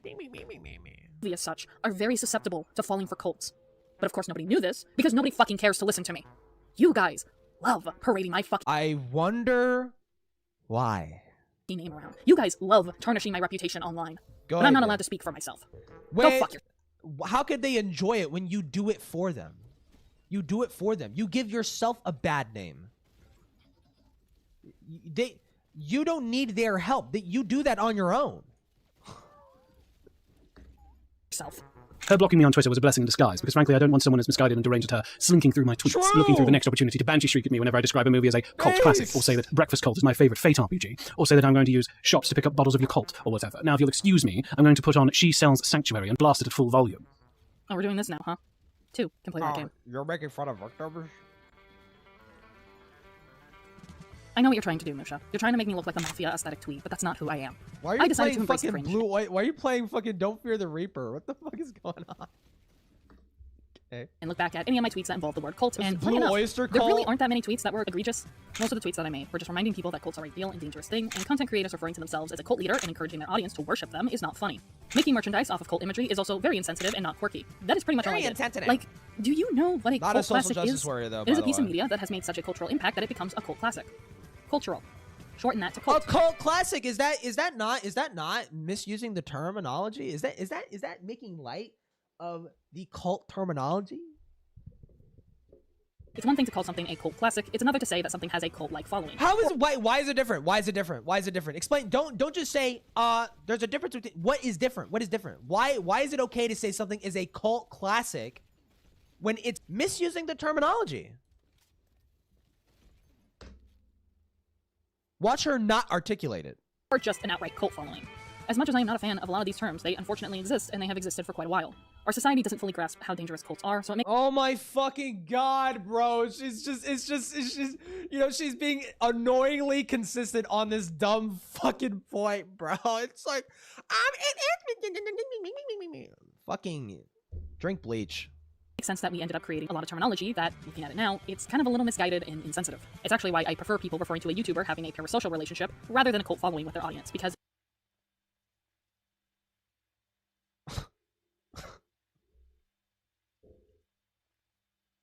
Oh my god, dude. encouraging people to have a cult following is not a good thing. You yourself, Musha, admitted that cults are not a good thing. It is a negative connotation. So someone referring to them and their audience as a cult, actually the video. what is that to you? Is that a quirky, haha funny joke, or is that It's so insensitive much because they are worse than implying that they that, are a though, cult in leader, to which reality. I need to remind you, cult leaders brainwash, psychologically abuse, emotionally abuse, verbally abuse, physically, and even sexually abuse their members. So which is it, Musha? I also— What if they do all but one of those things? Could you still call them a cult? Do they need to do all of those things? Do they need to be? Do they need to be? What if a cult is just physically abusive and they just like they're totally not sexually abusive? Like that is like a straight up like thing that they don't do. Can you call it like a cult? Is it a cult at that point? don't care if you enjoy a Fate RPG game by the name Breakfast Cult. Doesn't matter to me. Although I do find it pathetic that they wanted to make a Breakfast Club joke, and the closest thing that they could come up with was Breakfast Cult. They don't even tackle cults, they tackle the occult. You know, the one that starts with an O, the one that involves— Oh my fucking god. What is the occult in reference to? What do you think, Deed? What do you think the occult is in reference to? Wow. Pagan cults. Huh. Wow. magic, witches, and the paranormal. It is a poorly made joke. Pagan— No, you're wrong. You're wrong, actually. You're wrong. It's in the occult is in reference to pagan cults and pagan culture. Fucking dipshit. Best. As for your drink, it'd be one thing if you said you were going to down some Kool-Aid and then begin to pretend to choke and die. That's being insensitive. Drinking a bottle of Yakult, which was coined from Jahuto, an Esperanto word meaning yogurt, is not insensitive. That's just its name. Funny, because this is a Japanese drink. Surprised you didn't want to squeeze in that What if a pop cult or what was the term that she fucking used earlier? Not pop culture. What the fuck was it? A cult classic. What if that's just the terminology? What if that's just the word? Oh my god. Too, but I guess you were too focused on being a conspiracy theorist. I could spend all day expressing my grievances of how we misunderstand cults You're both in a media maniac. and in real life. I could talk about how many people's knowledge on cults is extremely outdated to the point our stereotypes for them aren't even stereotypes anymore. It's misinformation. I could talk about how people mislabel and misuse the word cult in of itself. I could talk about the actual dangers that cults Please have made shut in the society, fuck such up. as the Tokyo subway sarin attack, which was a chemical domestic terrorist attack perpetuated by members of the Om Shirinko cult. The sex trafficking and forced labor upon women and girls in the Nixium cult, alongside how one of the first widely known major bioterror attacks on United States soil was from the Rajneesh movement cult. But I would be here all day if I did that. I think it goes to show Musha doesn't know what the fuck he's talking about. The video, I would be here all day. The video is almost literally a day long. Okay? Yeah, we know you could be here all day, motherfucker. Musha is trying to, in anti-SJW terminology, make me look like a screeching SJW-triggered snowflake, to which, who are you going to listen to? Are you going to listen to someone who spirals like this, or are you going to listen to someone who is merely, in a calm manner, just trying to— You've done nothing but spiral and, like, fucking lose your mind throughout this video. What are you talking about? What are you saying, you fucking crazy bitch? Explain and educate people on what a cult actually is. Or perhaps neither, because you are your own person. At the end of the day, I wasn't the one who doubled down on the cult debacle. Musha was. If you are genuinely interested in learning more about cults overall, I recommend these 2 books. No. Cultish, The Language of Fanaticism by Amanda Montell, and Recovery from Cults, Help for Victims of Psychological and Spiritual Abuse by Michael D. Langone. I'll link their Amazon listings in the resources linked down below, alongside a playlist I have of informal videos regarding cults and cult survivor stories. But oh no, apparently those vague slips are enough to block me out of the blue, and the real issue is going down the same route that Ray did with the word triggered, and try in vain to police a word with no regard for the context, intent, or whether it's actually causing any definitive harm. Musha, I had every right to block you for any reason I damn well please, and I did have a good That's reason. actually a great point. Prove the harm. Prove the harm. That's a great point. Stop asserting the harm. Prove it. Prove that the colloquial usage of the term cult is doing harm. Prove it. Prove it.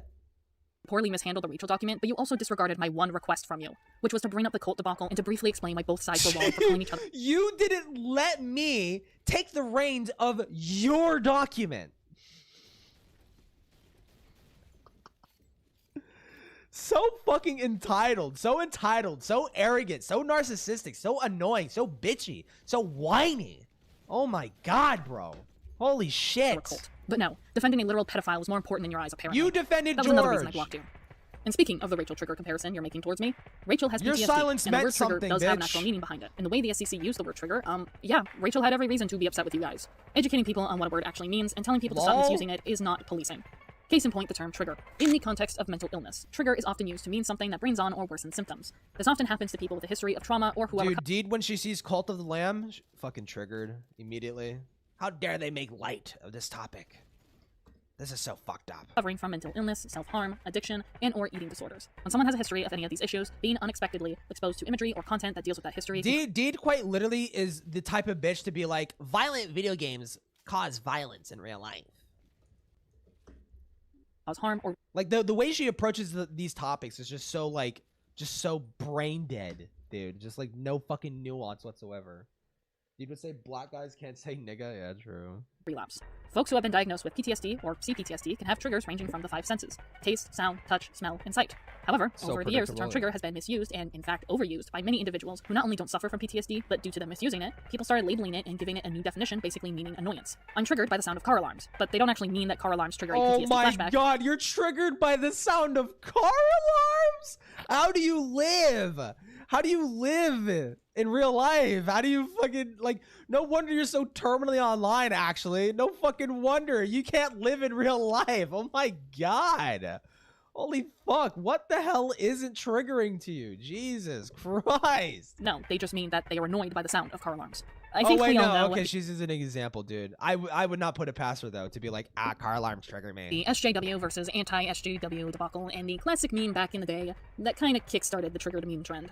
I get dressed in the morning, I'm triggered, I take a shower, That's I get in you! a car. This is you! This is you, Deed. This is literally you. You are this meme. I'm triggered. I go for a walk, I'm triggered. I leave my house, I'm triggered. I sit in my room all day, I'm triggered. I look at my thin, beautiful sisters and I'm triggered, and I just can't get away from it. Yeah. That whole debacle kind of tarnished the terminology for trigger, and the unfortunate reality is that it was still Good. You should be ashamed. You should be fucking shamed and brutally bullied for unironically using this fucking terminology. Yes. Thing. And unfortunately, people with PTSD don't have any alternatives. People online basically took and completely ruined an You could just use a different word. Yeah, you could just always do that, you know. actual explanation for flashbacks, for a physical condition and symptoms for those struggling with post-traumatic stress disorder, eating disorders, and those recovering from self-harm. It's pretty fucked up. Actually, technically, triggered is a fairly recent term. I think they used to call it something else, like medically. So she's even using the improper terminology, actually. You know, the word trigger is actually really insensitive to gun users. You know, people who like guns and shit. You know, trigger. You know, the terminology trigger actually comes from the thing on the fucking gun that shoots the bullet. So, you know, you're misusing the terminology. Can you please check yourself? Thank you. How the word was changed. It's why I myself even had to clarify that when I say trigger, I mean it. I'm not stating to have triggers because I'm sensitive. No, it's because I have CPTSD, and things can activate flashbacks that can lead to me having mental breakdowns or even worse. I've had episodes so bad, I dissociated or even was going to either harm myself or those around me. It's not a fun fucking thing to have. But what does this all have to do with Rachel? Well, for one, Rachel has PTSD herself, and I do have first-hand witness account to raise frustration. See, the SCC would misuse the word trigger, oh so very much. In fact, it got so bad there were discussions in Rachel's server of what truly is a trigger or not. I know this because I was briefly a moderator for her server at one point, but this happened in other SCC servers too. Hell, even the Cloud Palace had this issue. It got so bad, there were people straight up saying that spoilers to a video game were a trigger for them. Yeah, if you needed another reason why the SCC does not care for trauma survivors, there you go. Just to make something Neither clear, do you. as someone who has CPTSD, we cannot control the triggers we have. Triggers are a thing that just happens. It is a real severe trauma response that occurs to people. That is why it is important. This bitch will be 60 and still like have these problems. Like she just refuses to like address them and get them like actually fixed, you know, and like get over her fucking trauma, right? Like I'm so fucking tired of this fucking mentality of I have a trauma and there's just nothing I could do about it. And you're forced to, you now have to be forced to capitulate to my desires and my needs. Otherwise you're being an insensitive bigot. Fuck you. Fuck you. Fuck your trauma. Get over it. Get over it. I was raped as a kid. I'm over it. Get over your fucking trauma. Jesus Christ. Important to not purposefully trigger someone. Also, giving someone free exposure therapy or telling them to get over it will actually worsen that trigger. So think twice before putting someone's trauma response into your clinically misinformed hands. Thank you.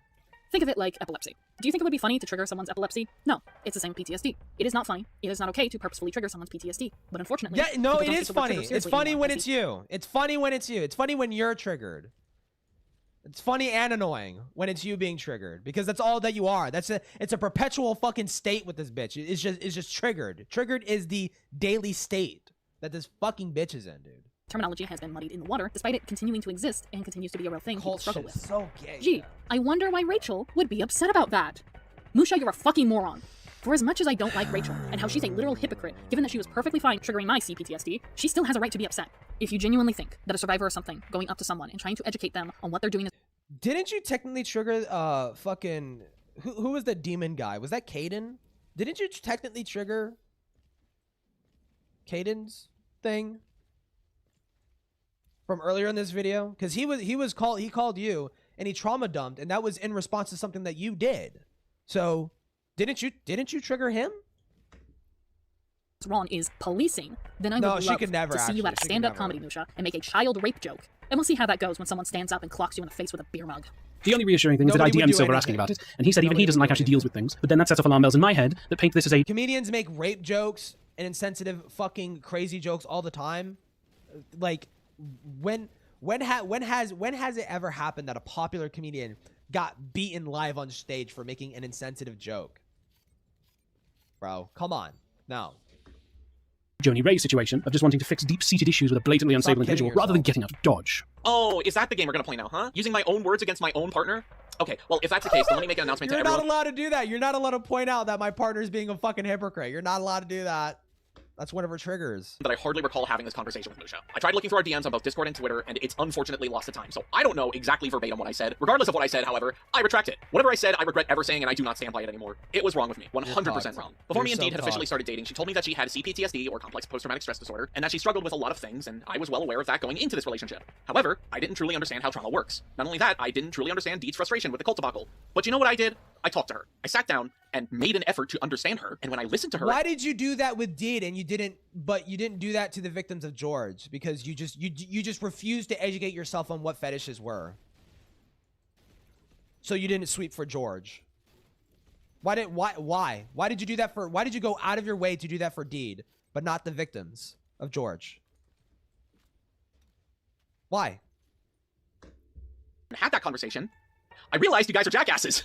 Nobody can feign ignorance to the cult labeling that went down. You want to know why? Because I even took part in it. I said some pretty stupid shit about Rachel and drinking the Kool-Aid. Oh my god, you're so cocked, bro. She fucks black men right in front of you, and you do nothing about it. You're so fucking cucked, man.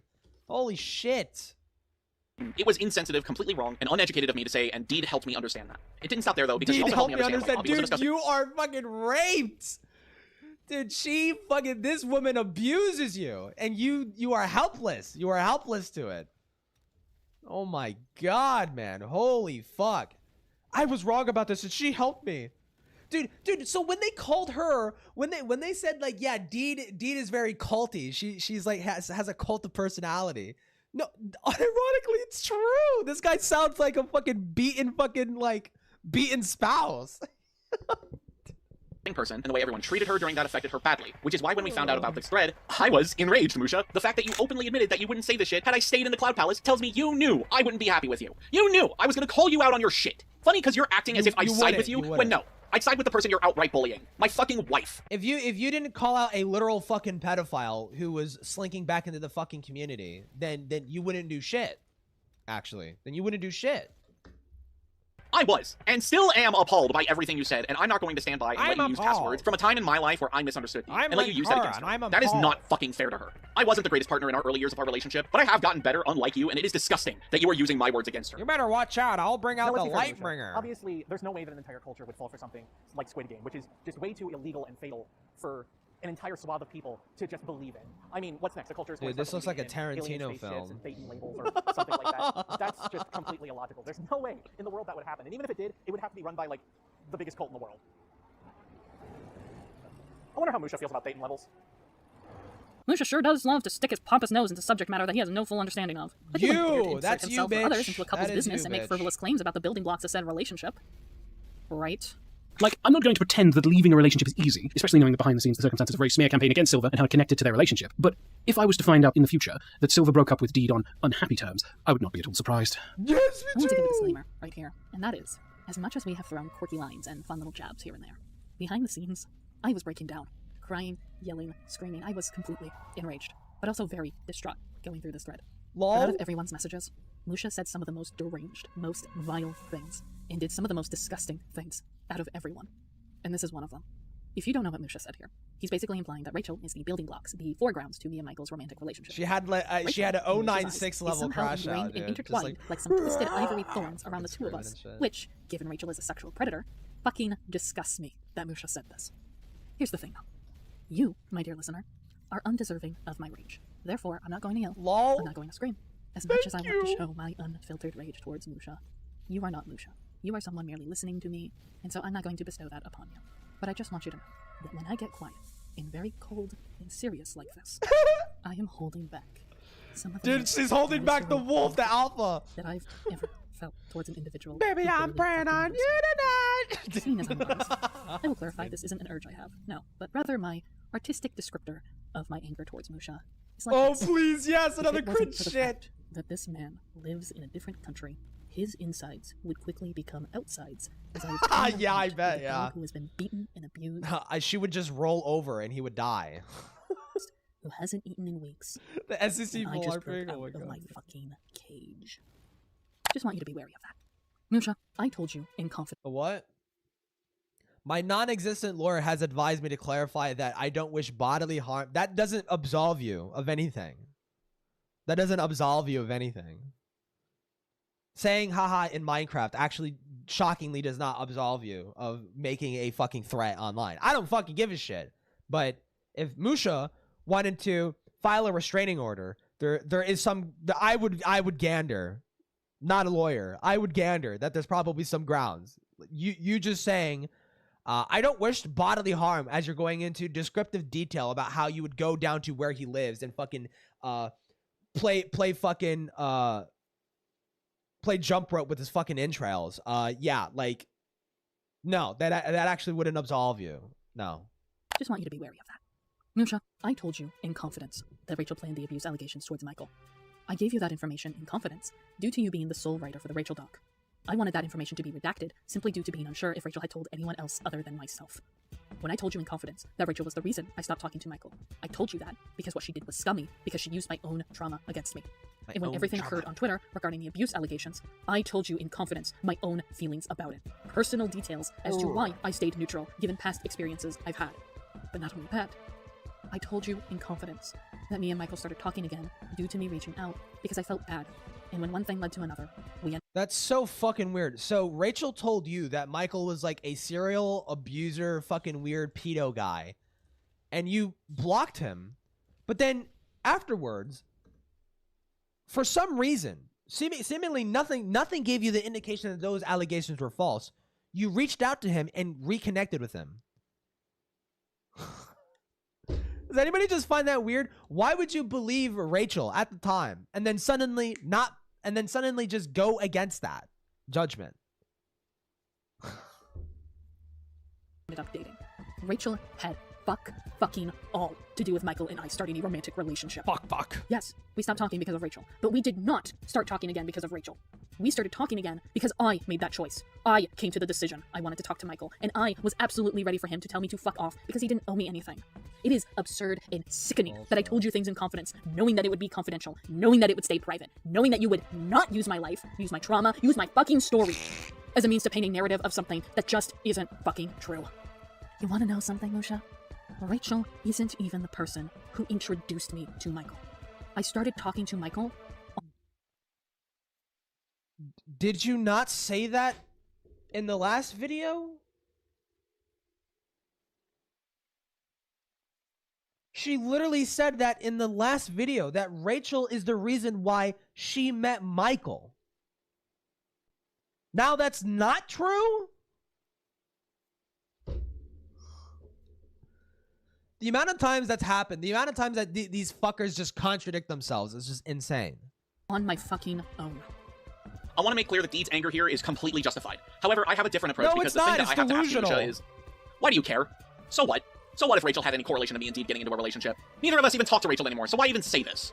But speaking of Musha bringing up Rachel, because you said it!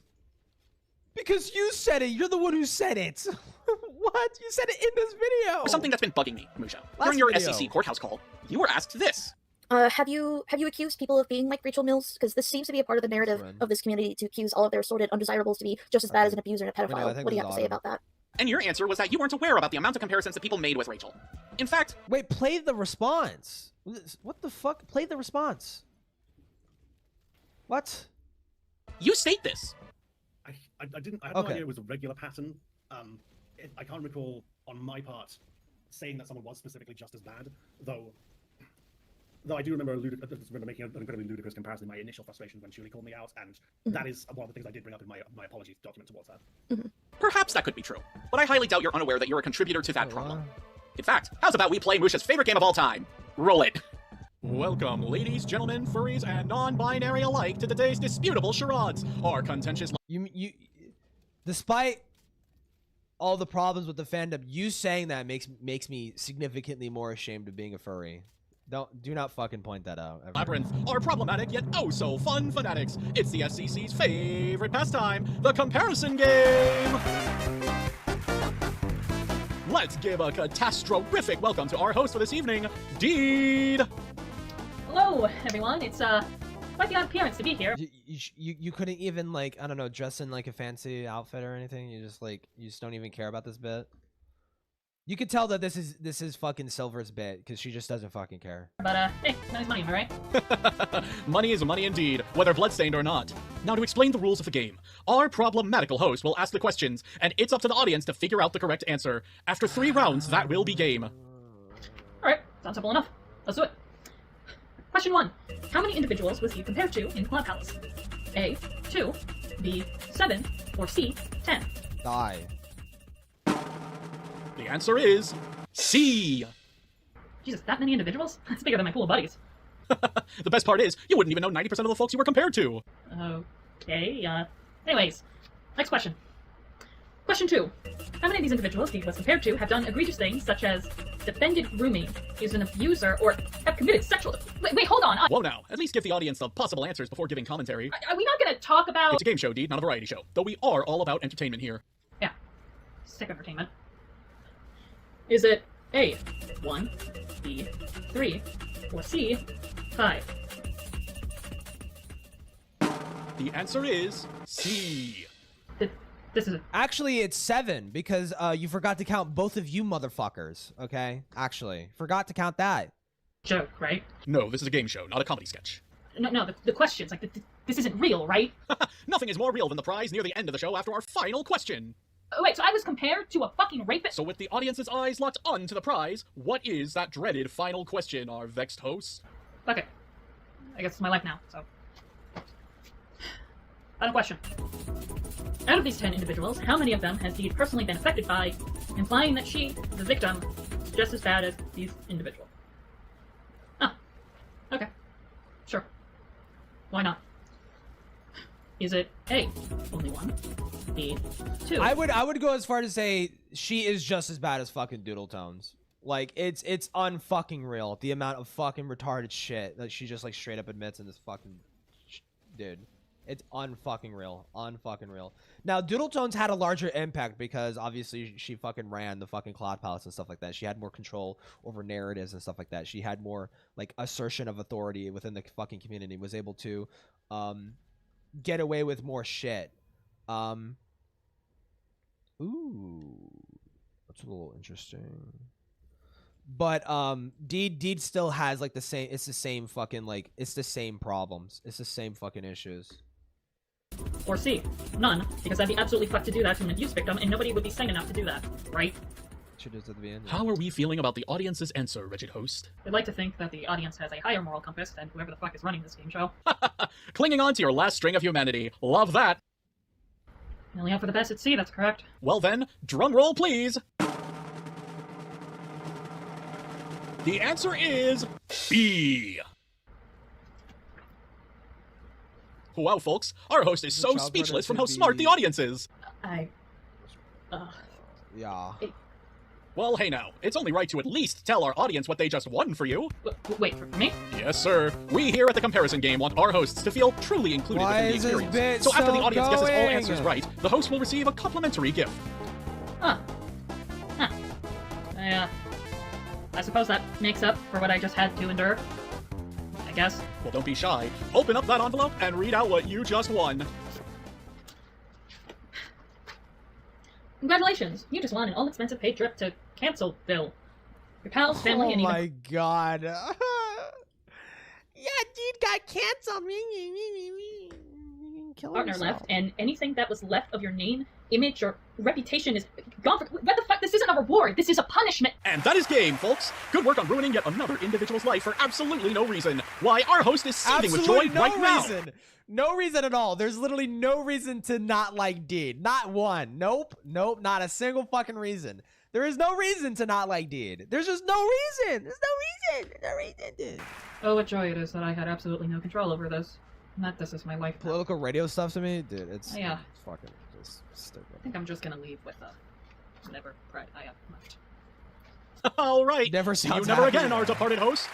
As a reminder to the Go ahead. audience, each As it host that has should guest be. starred on our show is shot out back after each filming. Wait, what was that last part about the... Tonight's filming of the Comparison Game is funded and hosted by the Cloud Palace. Just clarification for this mini category, although the skit does speak for itself, we are going to give more context as to why this was not only horrendous for Musha to have done, but Musha wasn't the only one. Other individuals involved in this thread made comparisons as well, and there needs to be some context for some of these individuals who Deed was compared to, given some of their own heinous actions. And just for further clarification, 99% of... Okay, does it make it fucking rich that some of the fucking rapists and fucking pedophile defenders or whatever are moral fagging about Deed? Yeah, it's rich. Yeah, it's rich. That changes nothing. That doesn't mean that the comparison doesn't stick. These individuals I have never fucking met, nor even knew existed. So, huge thanks to those who gave us the context for this segment of the video. We appreciate it. I'd say that the comparison game really ramped up when it came to my update video. See, Musha just kind of went off on this tirade and started listing so many people who I've never fucking heard of. Look at the screen right now. How many of these individuals have you heard of? The only people I know are Gluss and Chambers of My Heart. And even then, I just know her by name because Musha and others commentated on her in a bot commentary. That's the only reason I know she exists. It's why I find it so interesting you denied ever comparing anyone to anybody, Musha, because out of everyone in this thread, you did this shit to most. Not only given that you compared Deed to Rachel, but also Deed, or at least Deed's video, to a bunch of randos who I presume made SCC rants that I'm gonna be real about, Chief. I don't think anyone but you and the Cloud Palace understood. I know who two of these people are, Chambers of My Heart and Gwiss. And I think both of these— You know, by Deed's own fucking standards, Truly can just accuse Deed of grooming? Truly? By Deed's own fucking standards. Like, it's actually dumb. It's actually fucking ridiculous. Like, Deed's own fucking standards of what grooming is. Apparently, Tippy, because Tippy was simply witness to Keyblade doing fucked shit with the kid. That was enough to call Tippy a fucking pedophile. Fucking Deed was trauma dumping sexual shit on fucking Truly when she was a minor. And Deed was an adult. It's so dumb. It's so stupid. These are ridiculous. Deed had been rejected by the SCC. That's exactly what's happening here. And the only person not doing that is me. Why is she not happy about that? I thought you hate this community. I thought you don't want their approval. Why are you so fucking pissy about it? You're not trying to equate me to the SCC. That's what everyone wrongly did for both Rachel and Susie, and I will deny that responsibility faster than you've seen anyone else never do. And it's really nice to hear you say that the best thing about Gwiss's rant is the clapback. I've never seen Gwiss's SCC rant, but if you guys have harassed him in the same manner you harassed anyone who had a problem with the SCC, and I have a very strong feeling that you did, then you certainly owe him an apology too. Speaking of Gluss, let's also not forget the numerous times that Musha compared me to him, to which he outwardly said that, compared to Gluss, I am a fucking nobody. There's something that you need to know. You are, yes. When it comes to the SCC, you are not a person. You are an anomaly. You are an individual who becomes this statement, this label, such as with Rachel. Rachel wasn't a person anymore. She was the epitome of a bad person. So when people didn't like you, what would they say? They're just like Rachel. And eventually, you two would become nothing more than a label, and that is exactly what fucking happened to me, because I was compared to an anonymous person. This was a conversation that happened elsewhere within the Cloud Palace server between Jace and Donnie. But Jace essentially was talking about an anonymous individual who was allegedly toxic, i.e. abusive, to which Jace brings me up, making me nothing more than a label for others to compare to. It is astonishing that individuals cannot be known for their own actions. Rather, you have to be labeled as someone who has already been ousted from the community in order to be seen as a bad person. That's not how that works, and it's pretty dangerous and can lead to the territory of defamation if you go as far as to compare people to, oh, I don't know, people who should be put behind bars. You cannot compare someone to an individual who's a pedophile when that individual isn't, because when you say you did like that Rachel, with Tippy. You did that with Tippy though. You did that with Tippy. Well, actually, you didn't compare Tippy to anything. You just straight up called him a pedophile because they witnessed a Keyblade doing fucked shit. Like, that doesn't make Tippy a fucking pedophile. There's more of an argument to say that Keyblade is a fucking pedophile than fucking Tippy. Jesus Christ. Person is also a sexual predator. I don't know how to tell you this, but that's defamation. Let's talk about Jorm. Oh my Jorm is an God, individual sue I them. knew nothing about. The most I was given is that he was an anti-SCC individual who went on to defend a groomer. So I am being compared to an individual who defended a groomer. Wonderful. I was compared to him twice by Musha. The first time, just outwardly saying his name. The second time was a little more specific. It was when Musha called Gwus the Monkey Man. He also brought up someone who is, quote, a failed voice actor. This individual is Jorm.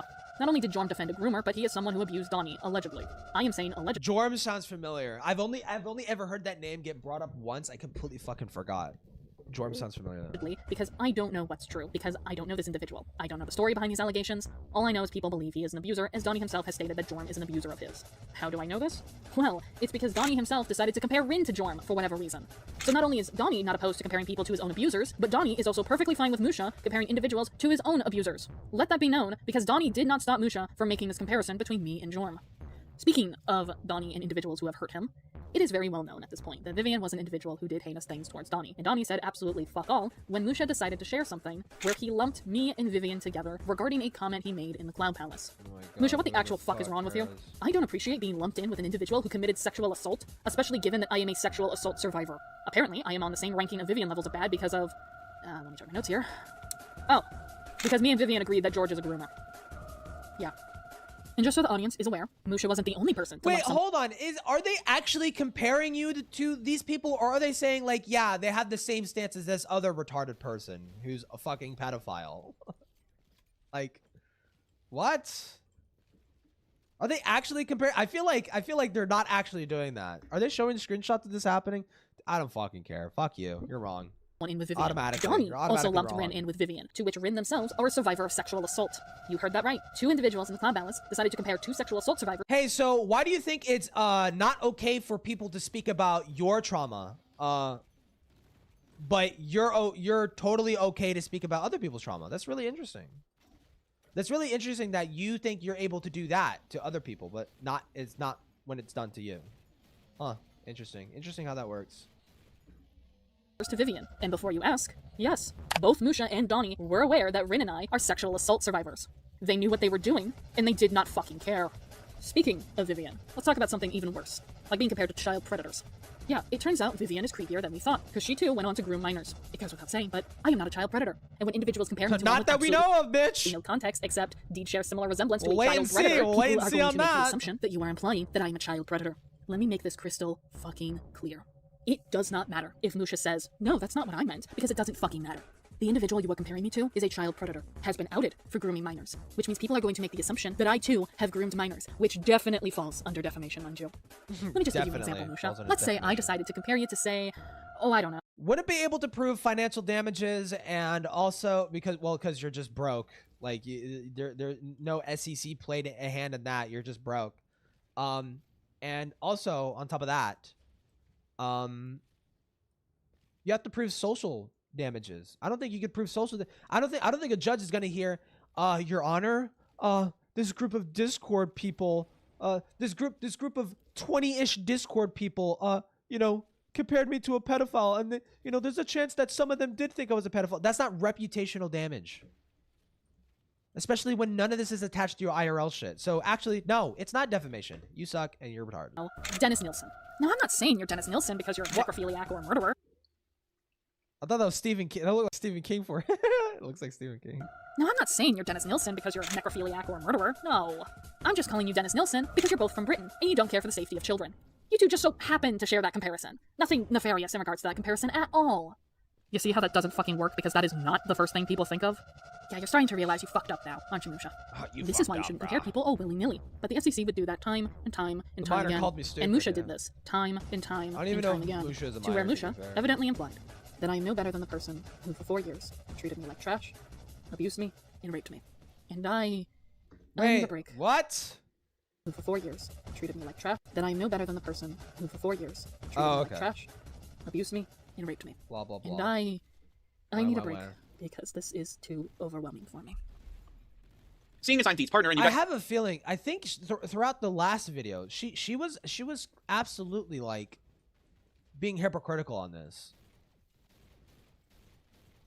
No, she is. No, she is. She compared Avi to her alleged rapist. Okay? No, you are a fucking hypocrite. What? Dude, no, yeah, you are a fucking hypocrite. Fuck you. I've already falsely accused her of abusing me. I'm going to be the one to disprove this shit, but also to point out how fucking putrid and insensitive it is for you to do this. Let's go over the actual comments Musha made. He did this twice, mind you. Yeah, it's a lot of major red flags. Massively hypocritical red flags, given the whole situation. We were in contact. And she also compared what Avi, their consensual interaction, Avi and Deed, she compared that to fucking Leo and George, man. Like, the audacity for you to fucking lecture for, like, 25 minutes on this dumb fucking point and just like be completely fucking hypocritical, dude. It's just, oh my God, bro. It's so insufferable. Jesus Christ. You see that iDubbbz won lolcow of the year? I don't fucking follow that shit.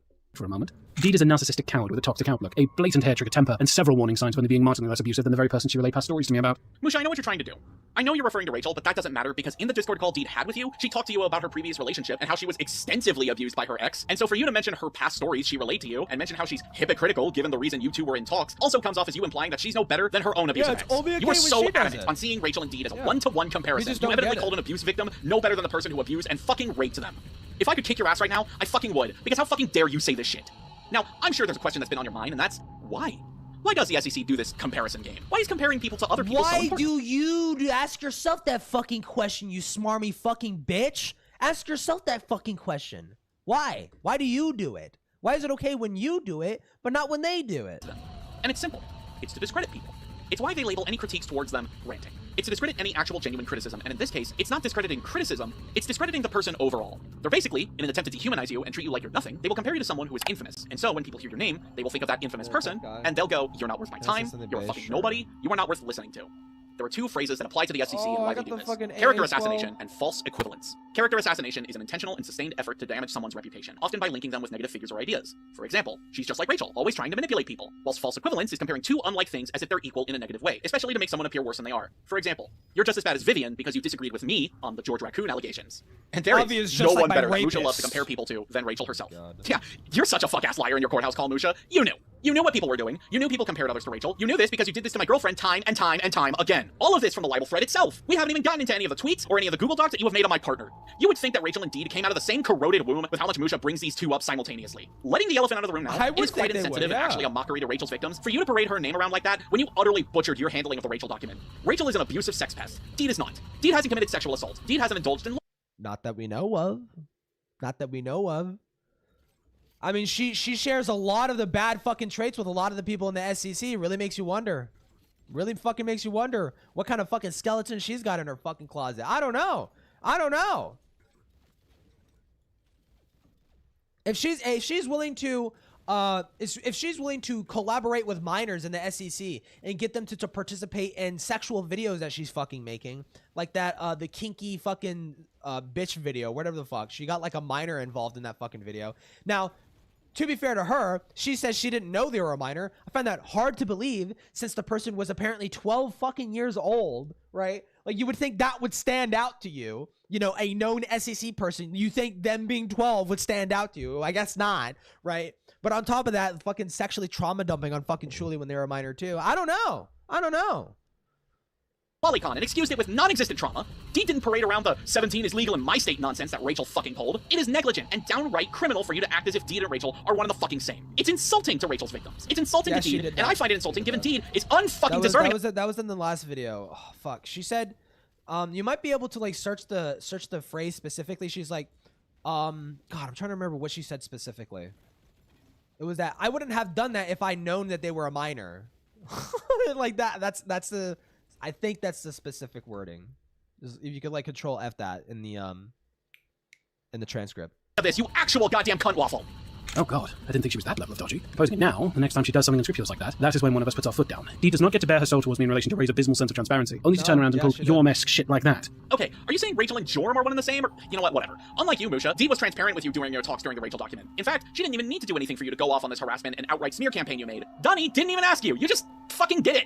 Dee is a narcissistic coward with a toxic outlook, a blatant hair-trigger temper, and several warning signs of being only marginally less abusive than the very person she relayed past stories to me about. Her behavior since that Discord call borders on genuine instability that goes beyond just being bad at dealing with past trauma in public. And I, honest to God. This Musha person sounds like they have like a really fucking bad, disgusting fucking history. They're totally fucking right about you, dude. But none of this diet rat bitch. They're totally right about Deed here. Shtick rubs off on Silver for the time they are together. Did I miss anything important? Just the same fucking shit. It's just Deed being a fucking hypocrite. And then fucking whatchamacallit, Silver being the fucking scop sucking fucking bottom feeder that he is fucking sweeping for her. Ladies and gentlemen, this is how Musha sees abuse victims. Also, it's pretty ableist of you to demonize folks who have public mental breakdowns. Hey, shithead, if you actually gave a fuck, maybe show compassion, but what would I know from the guy who looks at someone struggling with trauma and goes, fascist? And the only thing that'll rub off on me is your blood when I'm done having a civil conversation with you. Get the fuck out of here, dude. Oh my god. Oh my god. Oh, tough guy. Holy fucking shit, dude. Oh my god, you're so fucking gay and lame, dude. But that sets off alarm bells in my head to paint this as a Joni Ray situation of just wanting to fix deep-seated issues with blatantly unstable individual rather than getting out of dodge. See, I was gonna get real close up to the mic to do a funny haha mic bit, but this is just depressing. Lucia, there was a point in time where I respected you, but this... Holy fucking shit, how did I not notice how unhinged you truly are? For as much as you demonize my partner through their mental health, evidently making them look delusional, you are the delusional one. Making them look delusional, Dude, it's always other people are doing this. Other people are doing it. Surely it has nothing to do with how Deed is acting online of her own volition. Surely it's not her pattern of having unhinged fucking mental breakdowns over literally fucking nothing, trying to frantically make every single fucking situation about her. And when she can't make it about her, she doesn't give a shit, even if it is minors getting fucking groomed by a pedophile. So fuck off, dude. Dude. Genuinely. Why do you need to have a comparison for every single scenario? What does Joni and Rachel's relationship have anything to do with me and Deed's relationship? What does Joni and Rachel have to do with my partner struggling with a mental disorder? You cannot see people for who they are. You cannot see people for their own actions. I'm starting to think that Rachel is all you ever think about on a daily basis, and it's no wonder the Rachel document was a disaster. Because look at how you're acting. How does anyone look at this and think that this is okay? This is ramblings of a madman. And I'm not saying this to get back at you for painting my partner as crazy. I'm saying this because it's true. Half of the shit you have said doesn't make fucking sense, and I cannot take you seriously. But I am forced to. Because you have said abhorrent shit about me and my partner, and I am not going to let you get away with that. Insanity be damned. I have to make the 20-hour It definitely felt like that when he started to tweet more and more about horror movies. I didn't know about that, but... Hold on. What was that voice? Get away with that. Insanity be damned. It definitely felt like that when he started to tweet more and more about horror movies. Okay. Dude. I had a fucking Vietnam flashback for a second. That sounded like Crease Pasta for a minute. I was like, huh? No, it's not Creeps. Or not Crease Pasta. Mr. Creepypasta. I was like, what the fuck? No, it's not. It's not him. I didn't know about that, but that would be a problem for me. I'm watching Saw 3D as I type this. It's the fact that he just wants to be willfully oblivious to the fact that the person he is dating has just as much history of trying to destroy people as the very people who tried to destroy him. I had like my little CIA activation phrase just said to me. Like, I was like, huh? Kill mode activate. Fuck this bitch. No. Not too long ago, and as time goes by, it feels like there's less and less we can do about it. It's only a matter of time before the cycle repeats for him, and there's no way that he can't see that unless he already didn't know about their history. First you claim Rachel is correlated to my love life, to now just stating that I'm dating Rachel. Sure, why not? What the fuck do you have to lose now, Musha? Everything? There's not really a lot of that. So, how's the cycle been treating you, Musha? SCC is in flames and your body still smells a shit like gasoline. Hey, so I don't know if you guys caught that, but Musha just said he hopes for the cycle to repeat for Michael. He's basically insinuating that he hopes I make false abuse allegations towards Michael if we were to ever It's gonna happen. Hey, definitely... it's gonna happen someday. I do not see a distant future with you two. I do not see that happening. So it's gonna happen.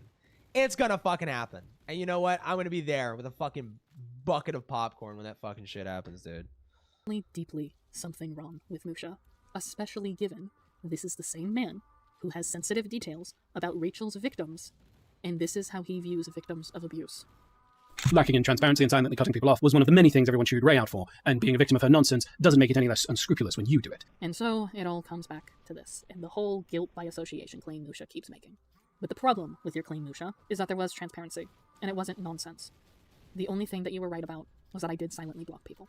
I did this for numerous reasons. For one, people were willing to hide the truth from me. They were willing to tell Michael the truth that they are all secretly going to defend and talk to Avi behind my back, and expected my own partner to not tell me. They were expecting my partner to keep secrets from me.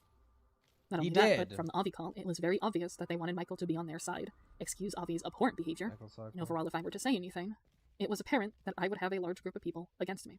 Something akin to the George Raccoon allegations.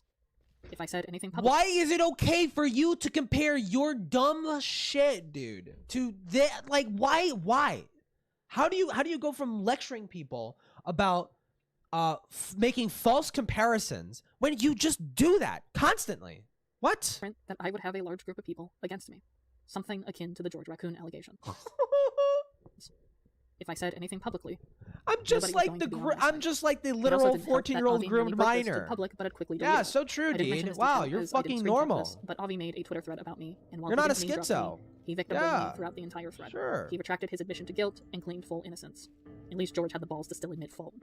While I'm glad Avi quickly deleted it, it still told me that everyone convinced Avi that he didn't need to be sorry for anything, and that they were willing to protect him if I ever said anything publicly. So I just did everyone a favor and blocked them. I didn't want to interact with them anymore, but for whatever reason, they hated that. Did they want me to tell them just so they could victim blame me? I'm honest to God confused, but also anxious on what their intention I think Avi's probably more upset that you called him a sexual harasser. I think he's probably upset about that because of all of Avi's wrongdoings, he actually did the right thing with you. And like fucking is contorted to this like insane thing. Like fuck off. For keeping me around. They clearly didn't respect me. These people were talking to my sexual harasser behind my back, and you still wanted to So keep is your in friendship husband? With me? But yeah, let's ignore that. Aren't you? I genuinely believe they were using me for their own gain, whether it was financial, emotional. No, I don't want to do this. No, I don't want to do this. I didn't want that. I just wanted to be left alone. I didn't care anymore if anyone believed me.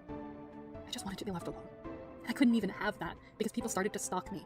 Not to mention the very obvious. People started to stalk you like what? Like what? Like looking at the things you publicly post about? Come on, man. Yeah, crying. Yeah, she does that a lot. Thread. Some started to actively follow Avi and make it very apparent their relationship with him. People also did really hurtful. No, people aren't prioritizing my feelings. People aren't I am not being treated as the special needs constant fucking victim that I am. And messed up things going as far as posting stuff they knew would trigger my CPTSD, and after a while you have to wait, hold on. That doesn't make any sense. You have them blocked. Brr. Damn, boy, he fit, boy. Oh my god, it looks so gay. Yeah. High school drama class type beat. True. Thank you for the $2. Brush. Fucking bro. I did end up blocking strangers. Anyone who associated with Avi. But that doesn't make any sense. How do you know what they're posting about when you supposedly have them blocked? Does that not make any sense? I just realized that. Showed clear friendship with him, I blocked for my sake. I didn't want to interact with those people because I didn't see a point in telling these people my story. So then how did you know that they were posting things that were triggering you? I was scared that if I spoke to the wrong person about my story, they would tell Avi, or they would tell others who knew about me, and everything would just crumble after that. I actually did have a few close calls. I attempted to speak to people and tell them my story, but I was either rejected or outwardly told to shut up. We had hired someone as an artist, and when I found out they were hanging around Avi, they refused to hear me out and blocked me. There was also another individual who I started talking to, and when I told them what happened to me, they ended up saying some really fucked up shit about my trauma, and when I ghosted them, they actively turned around and started openly hanging out with Avi, despite Good. Fuck you. Despite me telling them what Avi had done to me. There were many people who just outwardly, through their own actions, told me, fuck you, I don't believe you. I felt alone and isolated. Fuck! Because even when I tried to make new friendships, those were immediately abolished simply due to Avi and his defenders. So that's why I started blocking strangers who associated with Avi or anyone who defended him. Because I just wanted to be left alone.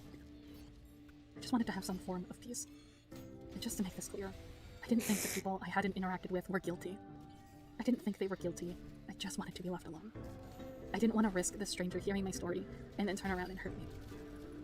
I didn't think that they were guilty for associating with Avi. They didn't know any better. They didn't know my story. They didn't know who I was. And I personally just wanted to keep it that way. What Deed was doing was not guilt by association. Deed explained to others what Avi had done to her, and they continued to choose to be his friend and speak to him. After that, she had every right to cut them off and condemn their actions. Guilt by association implies that she only cut people off for being friends with Avi or George or Susie, when that wasn't the case. The danger was always present, and for many of the adults in the SCC... she did! No, she did do that! No, she did do that! She was going through and looking and seeing who was still friends with Avi and blocking them. And she had no reason to assume that they had known her personal fucking story. What are you talking about? They had the responsibility to either confront it or avoid it. Deed recognized that, and recognized that people like Musha, like Key, and like Donnie all failed to do so. And that's why she cut people off. It wasn't association, it was the refusal to respect her boundaries. These people were blaming Deed when I distanced myself from them, but they should have been blaming me. Bro. Because I made that choice. I stopped talking to most of these people because they... I'm a sad and lonely fig. Here's everything embarrassing about me. Please don't make fun of me for it. Dude, I'm so glad they gave us 20 fucking hours worth of that shit. Thank you. Dude, fucking thank you for the $5, Midge. He attempted to pit me against my own partner. Anyone who does that will catch a fuck you and a block from me. Yeah. I also had realized how the Avi situation deeply affected Dee to the point where she felt uncomfortable by anyone associating with Avi. And while she had an understanding that these people didn't know, despite trying to explain to people in the past what he had done, and they actively ignored her and sometimes went out of their way to hurt her, in my social circle, I had people who were close with Avi, and out of respect for my partner, I chose to distance myself from these people. I did it for my partner's sake. I am sorry to anyone that I distanced from who wasn't aware of what was going on, but I hope you can understand why I chose to do that. So she was doing, so that confirms it. So she was blocking people who didn't fucking know. She was lumping everyone up in one fucking box. Dude, what? My partner's safety. She was selectively calling your friendships when she didn't even know who knew. Fuck this bitch, man. And comfort always comes first and foremost to me. I wish we could say we were done discussing Ray, but when we said Musha has an obsession with her... You deserve her, you fucking cock loser. Given I brought it up earlier, I think it's time to finally discuss my involvement in how Musha treated me regarding the Rachel document. My involvement with the making of the document starts... Now we're talking about it? I thought we were doing that for the past 2 hours. ...me giving Musha my testimony. I did not know the ins and outs of what was going on regarding the document itself, nor the thread that was made in the Cloud Palace. On March 16th, 2021, a group chat was made between me, Musha, and Michael. This would be the group chat where, in call, I shared my experience with Rachel. And just so you're aware, this was Musha's response to me wanting to tell my story. He didn't know! He didn't know! That was his response because he got invited to a random fucking group chat. What? From this kind of attitude, you'd think I'm about to give Musha the inside scoop for the Daily Planet or some shit. The call lasted for That's about an hour, probably what he thought it me. was, you fucking shithead! Is it gonna go through? Why is it not going through? The fuck? That's weird. Thank you for the $2 classic. ACC FCK, I just 12-year-old Glub Shittos drama trauma dumping show. Suffice to say, due to wanting to remain anonymous, any evidence I gave Musha was only shared between us, and any specific details were scrubbed to ensure I remained anonymous. I was very adamant about not being revealed. I never heard anything from Musha afterwards, and when the document released January of 2022, my heart sank, as it was awful. So let me get this fucking shit straight. Fucking, you reached out to Musha to tell him about your experience with Rachel. You had invited him to a random fucking group chat, and he posted the eyeballs emoji because he didn't know what it was about. God, bro. Not only was my testimony treated like the foregrounds of testimonies, and my one request regarding the cult debacle was... You were just friends with Rachel. Sorry, Deed. You weren't fucking raped by Rachel. You're not going to be put at that same fucking level. Sorry, bitch. Nowhere to be found, but seeing people like George have their own testimony, alongside Space Guru, who openly mocked and victim-blamed rape victims during the Me Too movement as a whole, but seeing Musha openly defend heinous shit like George's grooming allegations, Keyblade being a pervert to a 17-year-old, and outright defend workplace sex chat, which turned out to be literal sexual assault that was treated as a joke, just fucking grossed me out. On top of all this, my sexual harasser was there too, and apparently, Musha was buddy-buddy with Avi, which made my anxiety spike tenfold due to something— You invited yourself to be a part of this fucking doc! You are not entitled to anything. You don't get to like moderate who is included in the fucking document. If you want to do that, write your own fucking document. Lazy fuck. Oh my god, man. I will explain later on. Overall, I was appalled you and included my blocked him because I did not sexual wish to continue harasser further in this conversation with the man. document? He did not listen to my advice, nor my one request I had, and so I left it as nothing more than a regretful time in my life. Behind the scenes, however, it was much, much worse. When the thread on me was created, Did Musha even know who I was in the document? Basically, he was waiting for me to mess up. Unsettling, given I had him blocked, so this, to me, is an admission that he was stalking me. The fact he and others stalked folks within Ray's social circle, it wasn't the first time he had done this. Here's the thing, however. Musha did remove my anonymity. He did so once he started talking in this thread.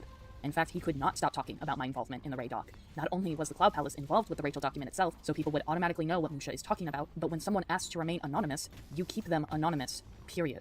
I should have remained anonymous even when Musha was talking about me, but no, he didn't. No. You don't get to like revise history here, bitch.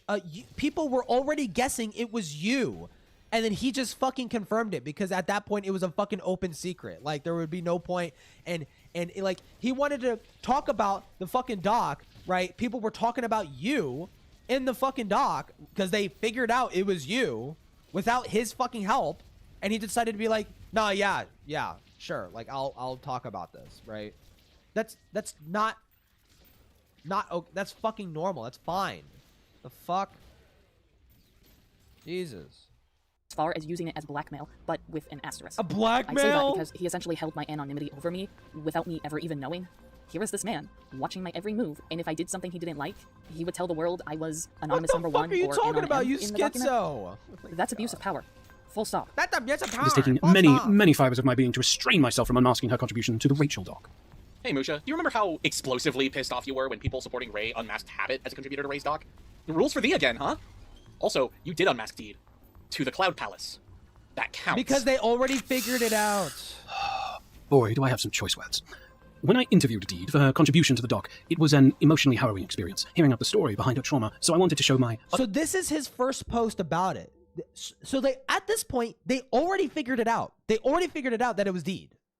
most sympathy for her, but then I ended up seeing how bad she was at processing that trauma in public. I'm getting real tired of this pattern of, oh god, her story is appalling, but I could give less of a shit mindset Musha has regarding Dean. Yes! Anyone who has any ounce of compassion Fuck or sympathy you. would look at someone who has public breakdowns as, oh, I don't know, a cry for help? But no, me wanting to discuss a streaming schedule with the wife is one. Okay. Also, just because someone is terrible at processing their trauma, I think says, to me, a few things. Maybe they don't have the tools they need to properly see someone, or maybe they don't have a support system, and so wow, so you're a shitty husband because you still haven't figured out how to convince your wife to, like, properly address her fucking trauma instead of constantly being triggered 24/7 about dumb shit that happened, like, 4 fucking years ago. Don't have anyone to properly go to, which is why they make things public. The last thing I think of is, wow, what a psychotic bitch. That's textbook ableism. But remember, guys, Musha totally cares for all the victims of George, Rachel. Must I say more? There's also how Deed has blocked me on Twitter for what Silver was only able to ascertain was related to who got involved with the doc, and also how long the doc took to come out. Given my memories of the interview, it probably has something to do with Arvi. But with this situation being surrounded with fabricated accusations that combined with Deed's own unhinged behavior, make me really want to pump the brakes on that. Musha, you literally spent time out of your way to defend George. George's testimony involved Rachel. You defended George. You defended George. Stop doing that. Stop fucking doing that shit. You defended George. You knew he was a pedophile. You let him slink back into the fucking community. You said fucking nothing. For shit. Fuck off. I had my reasons not to trust you. But the most hurtful thing is that you accused me of making false allegations regarding Avi. This is where I need to remind everyone that I had to go into detail not only about how Rachel treated me throughout the years when we were pals, but also give context on a lot of my trauma growing up. You may have noticed throughout this video that that did not need to be included in the fucking doc, bro. Oh my god, dude. You see, she has this like Hitler-esque approach to this fucking shit. She hears victims of Rachel are coming together and they're going to write a doc exposing her shitty fucking behavior and that she's a fucking rapist and a child predator or some shit, right? She thinks, oh, I need to go in here and I need to like selectively editorialize who is allowed to contribute to this fucking document. And also, I need my trauma fucking backstory. I need my epic, cool little fucking raped backstory to be included in this fucking document. And I think it's kind of shitty that you didn't make this whole fucking document about me and my trauma. I tend to over-explain things. I tend to go into great detail about stuff, sometimes even repeating myself. And that is unfortunately a trauma response I have. That is not a trauma response. You repeating yourself is not a fucking trauma response. What are you talking about? What are you saying? What do you mean? That's a normal thing everybody does. I do that. That's not a trauma response. What the fuck are you talking about? Dude, what the fuck, man? Oh my god, bro. And over-explaining is a common trauma response, especially towards those who weren't believed as a child, or went through a lot of victim blaming, which is exactly right. I went through a lot as a child to the point where my parents accused me of being a pathological liar. What the fuck? And it was only until I got my GED that my father looked me in the eyes and said, okay, I trust you now. It took a fucking piece of paper for my own father to start trusting me. I was 17 years old. What does this have to do with Musha and Avi? Well, it just so happens that the timing for the Rachel call wasn't the best, because this was during the time I was dealing with the Avi ordeal, and I had let slip that I had been going through a lot in the past year, and I accidentally let slip that another individual within the SCC had done heinous things, and that was Avi. So he didn't even know. He didn't even know. So that the time when he was interviewing about Rachel, you decided to try and make it about Avi too. Your personal grievances with Avi. Oh my god. No fucking wonder this guy was so scorned against you. Holy fuck. I started to panic, and I clarified that I didn't want trauma this power scaling, yeah. Avi had already been confronted, and that I just wanted to move on with my life.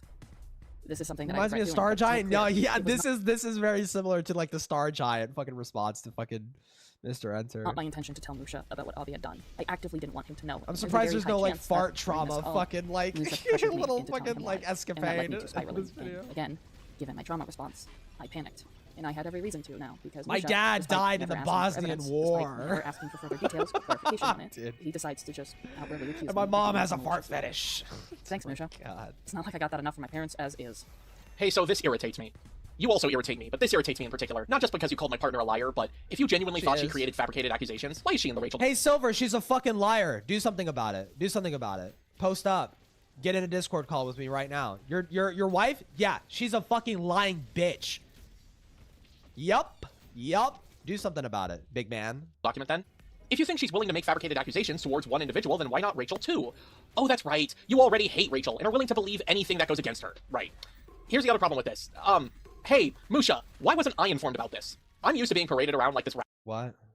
You already hate Rachel and are willing to believe anything that goes against her. Right. Here's the other problem with this. Hey, Musha, why wasn't I informed about this? Shocker, you know, they were making the doc to inform people like you. That's the whole purpose. I'm used to being paraded around like this ragdoll that can't think for themselves at this point, but I was there. Yeah, you are. During the call between Musha and Deed. Granted, I was at work, so I couldn't stay for long, but I knew how emotionally difficult this was going to be for Deed, so I checked in on her. So why didn't you talk to me, Musha? You know, for as much as you like to call Deed a coward, dude, you're really no fucking better.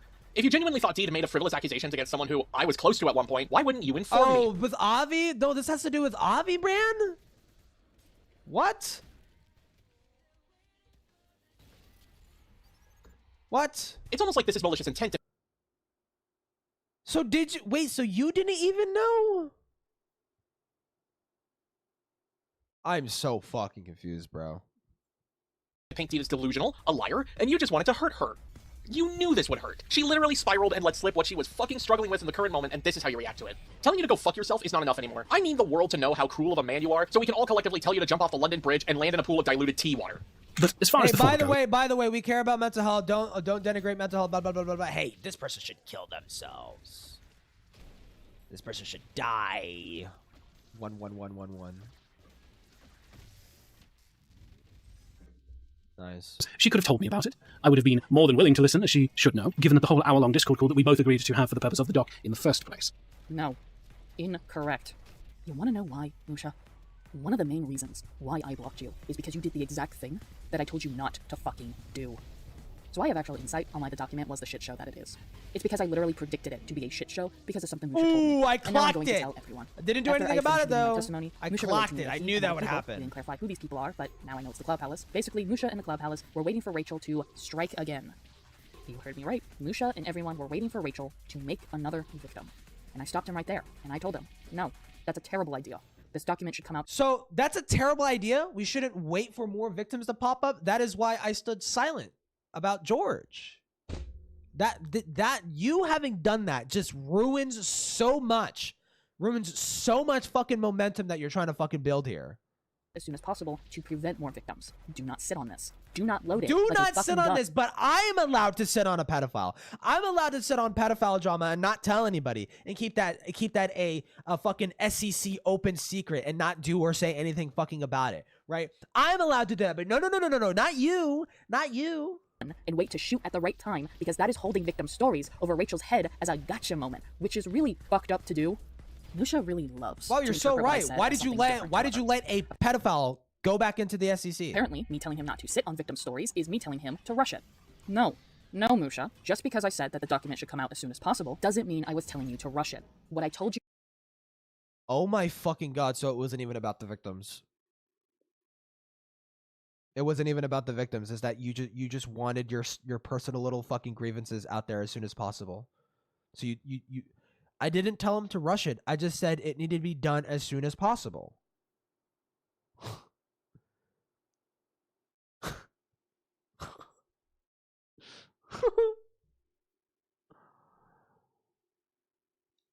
Okay. You exactly was to not sit on it, to not wait for Rachel to mess up again, because you didn't say you were waiting for other victims to get back to you. No, what you said was that you were waiting. Wait, Chris, there's other instances? What other instances did she hold information on? For the with Chuli and Lao's friend? Yeah, okay. Yeah. Right time to strike. And I told you that was fucking off. That's true. She's a fucking hypocrite for that as well. Yeah, she apparently knew that the grooming that Avi did to Chuli was enabled by one of fucking Lao's friends. And she just didn't do anything with that information. She apparently was running around gossiping about it in a fucking Discord server. And didn't publicly call it out or anything. Didn't provide any evidence, nothing. She did nothing with that. She apparently believed this person to have been a contributing factor to Chuli getting groomed by Avi and didn't fucking do anything with that. Made it be a little fucking private little gossip in their fucking Discord server. Dude, fuck off. Fuck off with this moral fagging shit, dude. Of course, it's what allow friends. Well, it's unproven allegation. It's coming from Deed. Deed is a schizophrenic, lying, retarded fuck. So I am highly doubtful of the allegations to begin with, and she's yet to present any fucking evidence. And it sounds like it might get mentioned in the fucking call, but it sounds like it was just a hunch. Who was a friend? It's apparently private. It technically someone already slipped up and said it, but it's technically fucking private, right? Full thing to do. I completely understand people need to be in the right mental state to share their story, but our conversation had fuck all to do with other testimonies. But you love misinterpreting that so you can have a clear hero-villain narrative. And so when you guys sat on the document for nearly a whole fucking year, I knew you didn't listen to me. I knew this was going to be a shit show. And guess what? I was fucking right. And as for the latter, yeah, let's not ignore how my own issues in my personal life to deal with, to say nothing of how many people who themselves were afraid to come forward, and I know that Deed proofread the foreword, so she has no excuse to not consider that. Ah, there it is. And right on cue, too. Hey, so, Musha, what the fuck are you talking about? I legitimately have no idea what he's referring to in regards to the foreword. You said nothing about what was going on in your personal life, and you said absolutely fuck all about hearing back from anyone else regarding their testimonies. No, the only thing you said was that you were pretty much done with the document. You were just waiting for Rachel to fuck up again. Take responsibility. Notice how there's no evidence for this, too? Notice how there's no evidence? Why is there no evidence? For your fucking actions. I'm thankful that she remained anonymous in the doc, and for that reason, the only thing that would prompt me to remove her from the doc is if she hypothetically turned out to be a mass murderer who sponsors harpsy or molestation or something. Basically, it'd take a lot for it to happen, regardless of everything I've said. And even then, the ANA numbering would make that complicated. Apparently, the allegations made in this thread had no evidence or a single screenshot was shared to corroborate anything that was said was enough, so no, it didn't take a whole lot. I also need everyone to realize Musha just implied that Deed condones not only mass murder, but molestation. Deed is a survivor of sexual assault. I don't need to elaborate any further. Hey, Musha! The throwaway joke, the throwaway fucking joke, man. Oh my god, dude. Chili and Yen are covering the shit fest. No, yeah. Are they is the call out? I want to watch the fucking call. They're just watching it. Fuck. I want the call out, dude. I want to watch it, bro. I wanted to hear Deed's story out. I wanted to be at least somebody to give hope and a voice to people in her position, and seeing her treat that as disposable over reasons that Deed is too much of a craven coward to confront me on, combined with her embarrassing at best means of processing the harrowing thing she told me she suffered through, that just makes it even sadder. You know what else I'm tired of? I am tired of Musha's fake ass. No, seriously, he does not give a shit about victims. I know we've been repeating that time and time again, but I need you to just listen to what this man is saying. Deed didn't treat her testimony as disposable. She treated it as regret because it is shameful. It is disgusting how you not only treated Deed's testimony, but everyone else's testimonies. You did not corroborate the evidence. You did not corroborate the stories, because you were more focused on letting the entire world know I am Artemy Musha and I took down the rat. That you failed to realize that none of you fuckers actually talked about the heinous shit that Rachel did.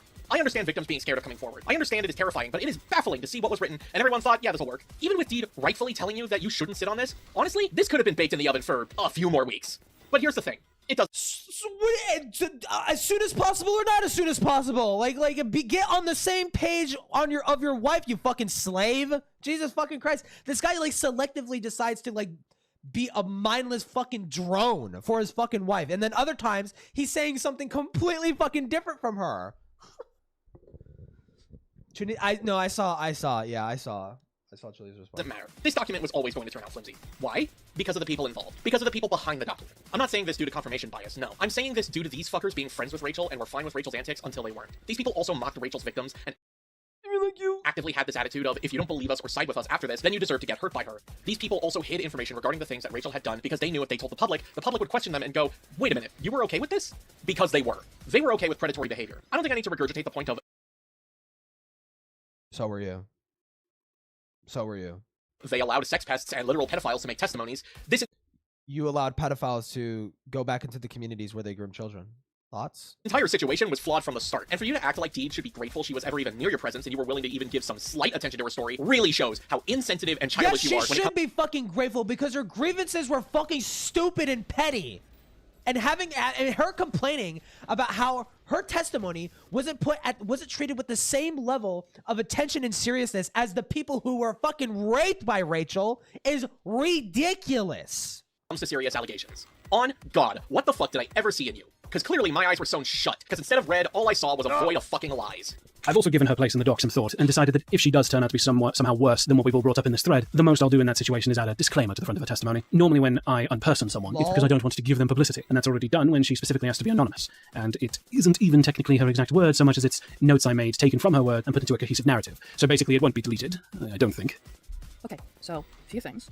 One, what the fuck do you mean by unperson someone? I get calling a rapist or a pedophile a monster, but dehumanizing someone you dislike is just disgusting to hear, especially given, again, this is a man who has sensitive information on people. And second, this comes off, to me, as an admission that my testimony is not mine. Rather, it is my story filtered through Musha's own perspective and viewpoint. And if you haven't noticed, Musha is a very unreliable person, given he was willing to discredit any personal experiences I had gone through, took tweets Michael made as cries for help, and, oh yeah, he falsely accused me of being an abuser and a fucking fascist.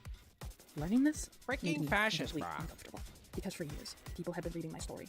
That is not from me, but rather from a sick, twisted man's point of view. And it makes it all the more uncomfortable when before you even get to my testimony, Musha goes on about how my story is the most deep-rooted, disturbing story you will ever read when it comes to Rachel. Lol. Hey buddy, Rachel sexually assaulted someone, and that wasn't me. And you know there's probably some sarcasm with that. There's probably some sarcasm with that. Because you mocked and downplayed that incident. She also groomed minors. And that also I don't even know if they did. As much as what Rachel did I wouldn't put it past someone in the SCC fuck to is do wrong that, with you though. to parade my story around like that? Go fuck yourself. This is especially frustrating when you had personally made your anger abundantly clear when one of the other anonymous testimonies was outed by Ray's group of enablers. If this was an attempt to keep Deed's anonymity while also making it clear she was abusive, it was pathetic. This is on top of you just telling everyone in the Cloud Palace that Deed had submitted her testimony in the Rachel doc. Hey buddy, it's supposed to be anonymous for everyone. I think it goes Did he? You didn't even show evidence of that. I feel like I would have seen that screenshot. Musha let his bitterness towards me take over, and he revoked my anonymity both in the Cloud Palace, but also publicly. I am looking for. Nearly a week after my birthday. I'm listening to the claims. For years, I had no idea this had occurred. Doing this completely tarnished the validity of the testimonies in this document, as everything he stated are either exaggerations, misrepresentation of the situation itself, or just outright lies. Let's go over it now. In the months since the document went fully public, it has come to my attention that, thanks to several other people who contributed testimonies of their own, that the person referred to interchangeably as M and Anon1 turned out to be a highly abusive individual in their own right. Second-hand descriptions and first-hand accounts I've read of their behavior from colleagues of mine, combined with multiple outbursts from M on Twitter that I've all witnessed to, all show concerning parallels with Rachel's behavior. Right? Yeah. No. Unironically, yes. Unironically, yes. Yep. Fucking narcissistic fucking victim Andy fucking bullshit. Manipulative little fucking shit. Yep. Down to holding a vague, cowardly bit of grudge against anything remotely commentary community related that plunges into toxic levels of cynicism, sociopathy, and guilt by association. Yes, you heard that right, folks. Musha, in a document about Rachel, is once again comparing me one-to-one to Rachel. I don't know how else to put it, but if I wanted to, I could sue for defamation. Is he wrong? Because what the... No, you can't. But is he wrong? Is he wrong? Is he wrong? Actual fuck is wrong with you, Musha. No, notice how there's just this blind assertion of this claim, and you're not even gonna bother like articulating. Comparing me to Rachel in a document literally dedicated to Rachel You could be comparable to a rapist. Going to give people the you could wrong be. idea and assume that Your video is everything mentally raping written me right in now. This doc can be applied to me as well. Mind you, Rachel was accused of many things, including sexual harassment, making false abuse allegations, and grooming. Not only that, but I didn't hold a bitter grudge against anything remotely commentary community related. You seriously are so hung up about my update video, for fuck's sakes. Also, I'm a sociopath now. Musha, I'd like to see your credentials from psychology. No, unironically, yeah, you fit the fucking definition. As abusive.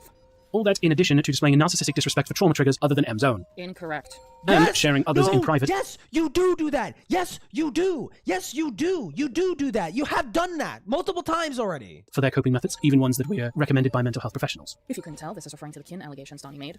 Donnie never mentioned his therapist recommended kinning as a coping mechanism to me, and I am still skeptical that is even true. Combine all of this with a lengthy Didn't she mention that?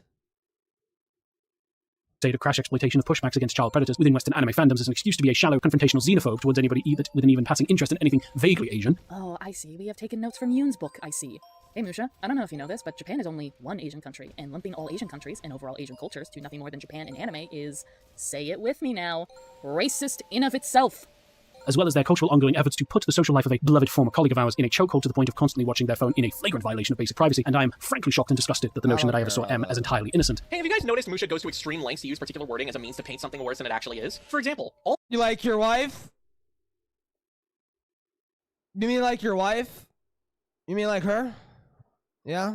All Donnie said was that someone told him Dee has looked through my phone. It is not egregious for a partner to have access to their partner's phone. Many find that perfectly normal to do when in a relationship. However, Musha here paints it as a chokehold to the point of constantly watching their phone in a flagrant violation of basic privacy. Hey, Musha, Yeah, Donnie didn't say it's Dee typical constantly British, looks through my like, phone. over-exaggerated. He just stated Yeah, Dee has the looked at my British phone tend before. to do that. Way to exaggerate The claims to make them British seem tend to worse than be, they like, actually are, my guy. Because of this, I've called out M by name on Twitter multiple times, and have done with the same with the aforementioned colleague for willfully ignoring it all to the point of being essentially complicit. This is made even worse by the fact that said colleague is one of the earliest people to be featured in this document because of their status as one of Rachel's victims. And there it is, folks. The gotcha moment where Musha outwardly shows that he wants people to know who Anonymous M is, because not only does he outwardly tell people, hey, you want to know who I'm talking about? Check out my Twitter then. But he also straight up gives a clue by mentioning that this colleague of his is someone involved in this document. I don't care to rewind, and is bro. dating Anonymous M. So all you have to do is put the clues together, and would you look at that? Anonymity revoked. You really didn't fucking try, did you, Musha? No, you actively wanted people to know Dee was a part of this document, which is so strange, because why do you care? Not only that, but you saying that I am essentially complicit to non-existent abuse is victim blaming someone who, in your eyes, is in an abusive relationship. G. All that being said, this won't be an issue for this segment of the document. Not only was this testimony filtered through my own words, with identifying information, almost entirely scrubbed at M's request. Hey, so this is Musha, once again, solidifying that my story is no longer mine. It is my story filtered through Musha, who has been shown time and time again to not be a trustworthy source. This is why I cannot stress this enough. Do not seek after this document. If it were my choice, this document would be deleted, because it has done nothing but caused more victims by Rachel. I really want to read that fucking document, bro. Did someone post it? Did someone post it in topics? I'm curious. You're a sick man, Musha, and it feels violating that I thought it was safe to tell you intricate details. Okay, they did. I'll look at it. I cannot imagine how many people you have done this to, or the heinous things you have outed, mocked, and downplayed that have yet to be revealed to the public. Burn in hell and beyond. On top of this, normally when I unperson someone in the wake of a problematic behavior, it's just because I don't want to give them publicity, which is a foregone conclusion when I've kept this person anonymous this whole time and still intend to do so as of this writing. Telling people you have actively name-dropped her and discussed in detail about her actions on Twitter is giving her publicity, Musha. You fucking extension cord. Also, no, you did not keep her anonymous. Stop gaslighting yourself. Why would Silver just accuse Musha of being an extension cord? He's not an extension cord. He's a human being. You fucking retard. That's just starting to smell like gasoline and filet mignon. As a result, M's testimony will not be stricken from the document, but that comes with the qualifier that I and everyone else involved in the document do not wish to associate with M anymore due to their own track record of appalling behavior both in public and in private. That's funny, because I recall blocking all your asses, so it's actually me who wishes not to associate with any of you fuckers anymore. Lol. Also, I sure hope that when you say everyone, you only mean those who got involved in that thread about me, and those I have since distanced from myself, because if not, that implies you purposefully went to every person involved in the Rachel document to talk to them about me, not only spreading false allegations about me, but also revoking my anonymity even further.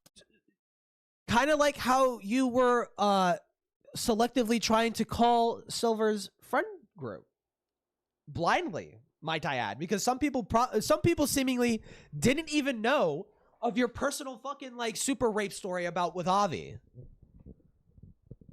And to fucking strangers, of all things. Yeah. Speaking only for myself, I hereby declare that my connections, communications, and acquaintances with them officially begin and end with the Discord call that served as the basis for this segment of the document, plus proofreading shortly after. Nusha, we were not acquaintances. I barely fucking knew you. And honestly, that should have been the warning sign that I should have never spoken to you and given you personal and sensitive details. Why did you? Why did you do that? It's almost like you're fucking trying to get attention. Life, because, well, look where we are now. The only reason I thought I could trust you was because Michael trusted you. Bitch. We have both since learned that that wasn't the case. Consequently, I refuse to engage in any further one-on-one contact with them until I can be assured with the utmost certainty that they are putting the same effort into bettering themselves as a human being that everyone here is demanding of Rachel. Hey Musha, you know what you just proved? You just proved that between you and Deed, you're the actual fucking coward. For as much as you bitched and whined for Deed to essentially debate you, ironic, for Deed to essentially talk to you, you yourself refuse to engage in any further one-on-one contact with either her or even myself. Imagine being pals with a guy for years on end and you only find out through By the way, after getting ripped to shreds, instead of like further addressing their fuck-ups in this video, they ran. They ran. Just to be clear. Just to be clear, they ran. So third-party individuals that someone you thought who was once a good pal of yours was talking shit about your partner to the point of libel. A worm has more guts and a spine than you've ever fucking had throughout your entire career online.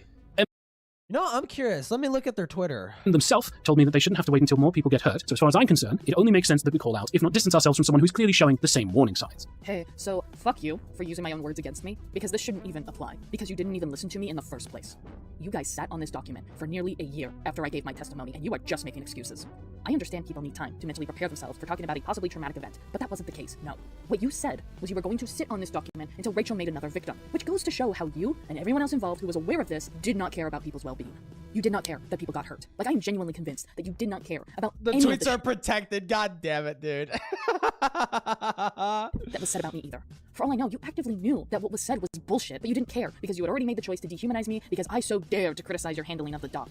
And again, if not distance ourselves from someone who's clearly showing the same warning signs, you are, yet again, saying that I am a Rachel 2.0. While mocking the British, Rachel, who is a child very predator culturally sex pest. insensitive, I do not maybe appreciate my name racist. being dragged like this, and I don't care. I don't care how many times you try to deflect and deny that you never outed me. You did. Time and time again, you did. And here's something that needs to be acknowledged. You're a fucking hypocrite, Musha. Oh, no way! This shit when no hey, Musha, way! How many years did it take for you to You're finally a retract anything hypocrite! regarding Wow, George? surely You they sure as hell would've sat been. on George's side of the allegations for quite a long time until it. Do not tell me they're saying. Take for you to finally retract anything regarding George. You sure as hell sat on George's side of the allegations for quite a long time until it. Oh, would you look at that? It no longer benefited you.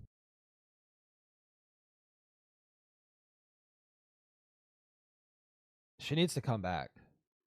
She needs to come back, and she needs to get bullied for the rest of her life. Just. And why did you side with George for all these years? Whoa. How many more fucking hours, bro? How many more fucking hours? Well, it's a 9-hour video, and I plan on getting on VR chat, so I'm definitely not going to watch all of this in one sitting again. Fucking 2 hours. We're 2 hours in. Oh my god, we're not even close to when they fucking do the fucking the fucking skit. Dude. Fucking Vivian. You despised Vivian so much, you refused to believe anything she said, which is quite interesting, given that when it comes to me, someone you despise, you still believe me regarding my experience with Rachel. I guess your hatred... It must be because it's so petty and inconsequential. It's kind of believable because it's just nothing. For Ray outweighs your hatred towards me, but you're still willing to claim me and her came from the same sperm bank. You need to look in a damn mirror. I would be shocked if you didn't. You've been saying to me and direct that to yourself, because you are the one who has issues. You are the person who shows some glaring warning signs of being Rachel. But that's the thing. Darvo, deny, reverse, you're not her. victim and offender. For as much as you are, That's accessible to Darvo, her, for as much bitch. as you have committed guilt by association yourself and have done egregious shit such as downplaying my literal trauma and Yes! just like how Rachel did. You are Artemi Musha. You are a piece of garbage British man. You who are thinks my so highly of Hida. himself. I am convinced you are painted red because that is how blind you are to your own red flags. Now go see a psychologist, and we'll see if narcissism or sociopath fits your description better. I only wish the best for M's romantic partner, and Why don't you pull up the definition? of sociopath. Because she won't, I will. Let's look at the definition of a sociopath. What is a sociopath? A sociopath is an informal term for someone with antisocial personality disorder, characterized by a persistent disregard for others' rights and feelings, lack of empathy, manipulation, deceit, impulsivity, and failure to distinguish right from wrong, often leading to antisocial or criminal behavior without remorse. Wow, that just sounds like you, dude. Wow, you fit that fucking nicely. Wow. Turns out the little glass slipper fits. Hope that said partner ends up with someone who will treat them like an actual human being. You know who you are. I am not going to pretend that you have treated me as a human being in this regard, and you can stop acting like my well-being is something you care about. You don't. You said that I'm willfully ignoring it all to the point of being essentially complicit. Just like how you were willfully ignorant of how spiteful and an insensitive cuck you've been throughout the entirety of the Rachel doc, but also the thread that was made on my partner. Unlike you, Dee doesn't unperson someone. This is the second part, bro. This is the second part. I don't know how I did it, but I managed to watch all of it in one sitting. For the sheer sake of brownie points and to ride the high of literal delusional heroism. Long story short, Anon 1 also turned out to be an abuser, but their words and experiences still matter for the situation, and as for sincerely disgusted I am, I'm not going to use their abusive behavior as a reason to unmask them out of spite. Fuck. No, I'm gonna trick shot. Especially not when I initially kept them anonymous for the sake of their own personal safety. I'm gonna trick shot. Damn, color me wrong, Musha, you are one hell of a comedian. If such an unmasking ever ends up happening in this document, it'll be because M explicitly revealed their connection to this document in the public of their own violation. Thank you for understanding. Before we go into our final thoughts on the Rachel document overall, there was a segment of this that I wanted to save for last because it perfectly encapsulates Musha's mindset on why he kept me in the dock instead of outright removing me. But M's words and experiences are far too integral to providing context for some of Rachel's public actions to warrant removal. And anyway, being an abuser doesn't erase any past history of being a victim of abuse. This is something that can easily be applied as much to Rachel as much as it can be to M. Bullshit! If the truth came out that Rachel was groomed as a child by someone in the SCC, you wouldn't care. No one involved with the Neither would you fucking bitch! Neither would you! Did you notice don't give a Lucia stated his reasoning for why he didn't just outright remove my testimony. My testimony is the sheer building blocks for everyone else's testimony in the document. And I feel... Oh my fucking god. Oh my fucking god, bro. You hear that? Person who was raped by Rachel? Yeah. Huh. Turns out fucking, whatchamacallit? Turns out, Deed, complete brain fart. Turns out Deed's allegation of Rachel being a manipulative friend was the building blocks of your rape. Okay, yeah. My testimony is the sheer building blocks for everyone else's testimony in the document. And I feel deeply unsettled by that. My testimony should not be used as a means to amplify the other testimonies. Removing a single testimony should not...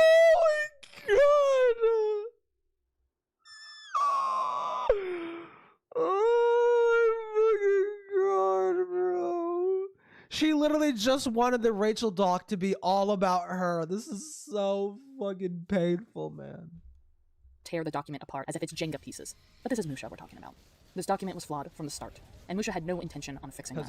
He only had one goal, and that was taking down Rat Bitch, and he couldn't even do that correctly. Near the end of my testimony, Musha wrote out two things I want to make note of.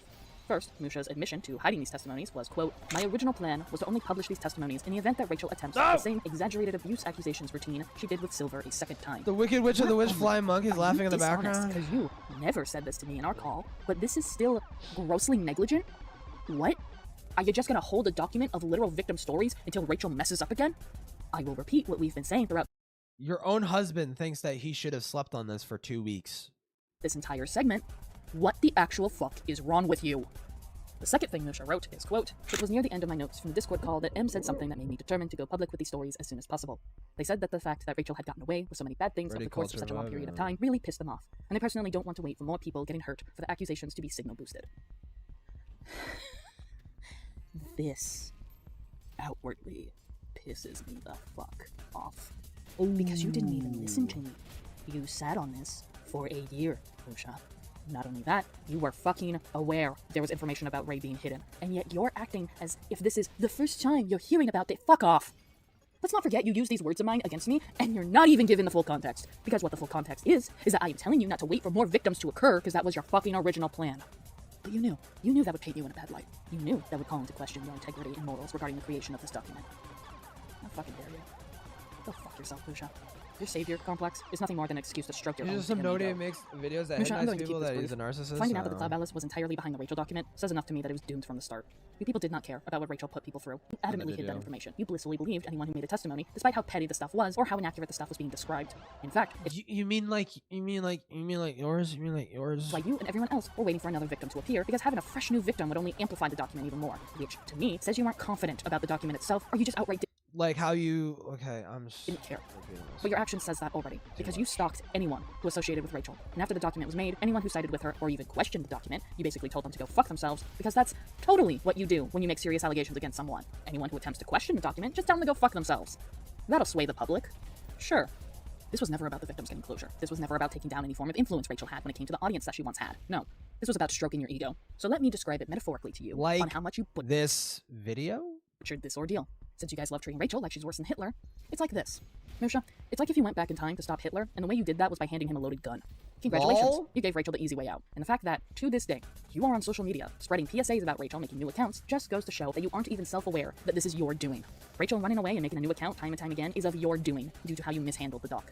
A genuine investigation could have been put on Rachel. Videos could have been made about Rachel. There could have been a massive uproar, similar to what is currently happening with the Cloud Palace, but no, that didn't happen, because that wasn't your concern. It is disgusting how you treated me and my trauma overall. It is disgusting how my story was treated as it's always me. It's always about her. It's always about her. It's always about her. It's always about her. It's always about her. It's always about her. It's always about her. I'm fucking losing my mind, dude. Gun when it comes to Rachel's actions, when it should have been the grooming victim stories, when it should have been Rachel's exes or roommates, when it should. Then why would you ever insert yourself into this document ever? Why would you ever do that? You were not groomed by Rachel. You had a shitty friendship with her. Could have been someone who was deeply and physically affected by Rachel. I don't like this. I don't like this at all. Because you want to know why? Because I feel taken advantage of. I was in a vulnerable state. You should be beaten. You should be beaten an inch of your fucking life, bro. When Musha spoke to me, God, and I was led to believe this document would help victims such as myself get closure. I thought telling my story would encourage others to come forward, but all my story did was amplify frivolous and petty accusations and led to further victims of Rachel's being made. And I feel responsible, in a sense. I feel taken advantage of by Musha, and it's vile how he treats my story both as the forefather of Rachel's abuse, but also like I am deserving of what Rachel put me through, because he has no sympathy whatsoever for the abuse I endured both by her and my other abusers from my childhood. I was severely distraught. Finding out strangers knew anonymous number one was me. I didn't want the public to know about my ex and what they had put me through. Musha also outed things that I do not wish to go into detail, as for my safety and wishes, I don't wish to come out about just yet. Not only that, my words were not my own. It was Musha's words now. And he knew this was a fear of mine. Because he's the one who wrote the fucking document. No fucking shit. It's gonna be his words. You're not the one who's writing the documents. Oh my god, he's giving a summary because Lord knows you fucking ramble on for fucking hours on end. People to twist my words, to twist my trauma, and to make or use it for something sinister. He knew this, and he did exactly that, just to hurt me. He altered other people's testimonies to also hurt me. I need you to grasp the fact that I didn't know Musha. Speaking to Musha about my experience with Rachel was my very first encounter with the man. What the fuck did I do to deserve this? Nothing. I just wanted to share the pain she put me through. And my well-meaning intentions were crushed and twisted into something sinister. I'm sorry. I'm so sorry. The creation of the document wasn't my fault. But I still do want to apologize to those who were affected by Rachel. Commit seppuku now. They wanted, and were just outwardly treated like trash, thanks to the people involved in this document. You did not deserve this. No one deserved this. And I wish I could go back in time and outwardly stop any of these fuckers. But unfortunately, that is not the timeline we live in. If you genuinely care about the victims' voices, then I implore you to heed my word. That document heed my needs word! to die. The victim. One victim to rule them all. Heed my word. Fuck the raped. Fuck the actual raped people. Fuck them. Listen to me. It should no longer exist. Do not seek after it. For my sake and others. Please. Unlike Deed, I actually have insight on the behind the scenes regarding the Rachel document. I was in the Cloud Palace during the time a thread was made regarding the making of the document, and as much as we have given Musha shit, we should also give people like Susie shit, because Susie also agreed with Musha that they should wait until another victim by Rachel was made. Why? So it can amplify the document itself, which is disgusting to think, suffice to say. Not only that, but Susie knew a lot of things that Rachel had done behind the scenes in private, and that includes a sexual assault incident, but instead that was outwardly mocked. Show it. When Deed mentioned guilt by association earlier, she wasn't wrong. See, during the making of this document, anyone who was in Rachel's social circle at the time was stalked, and anyone who didn't side with the people behind the document were essentially told behind the scenes, you deserve it. Which I don't need to explain how appalling that is, especially given that these are the same people who called Rachel a cult leader.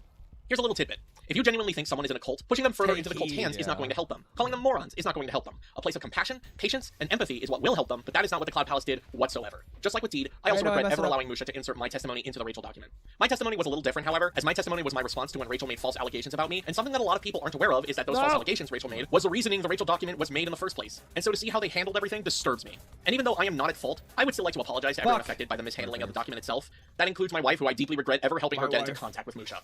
Looking back, I don't think anyone had good intentions for this. I think they let their hatred towards Rachel fuel them, and so they did not care about accuracy. They did not care about being careful. They just wanted it to hurt. They just wanted Rachel's social circle and overall whatever audience she had left to explode. And while Rachel hasn't been seen online for quite a while, the fact that she has been able to run away and create account after account alongside how many people stayed or even reached out to her when the document released, evidently creating more victims, I think says enough to how much they truly butchered this.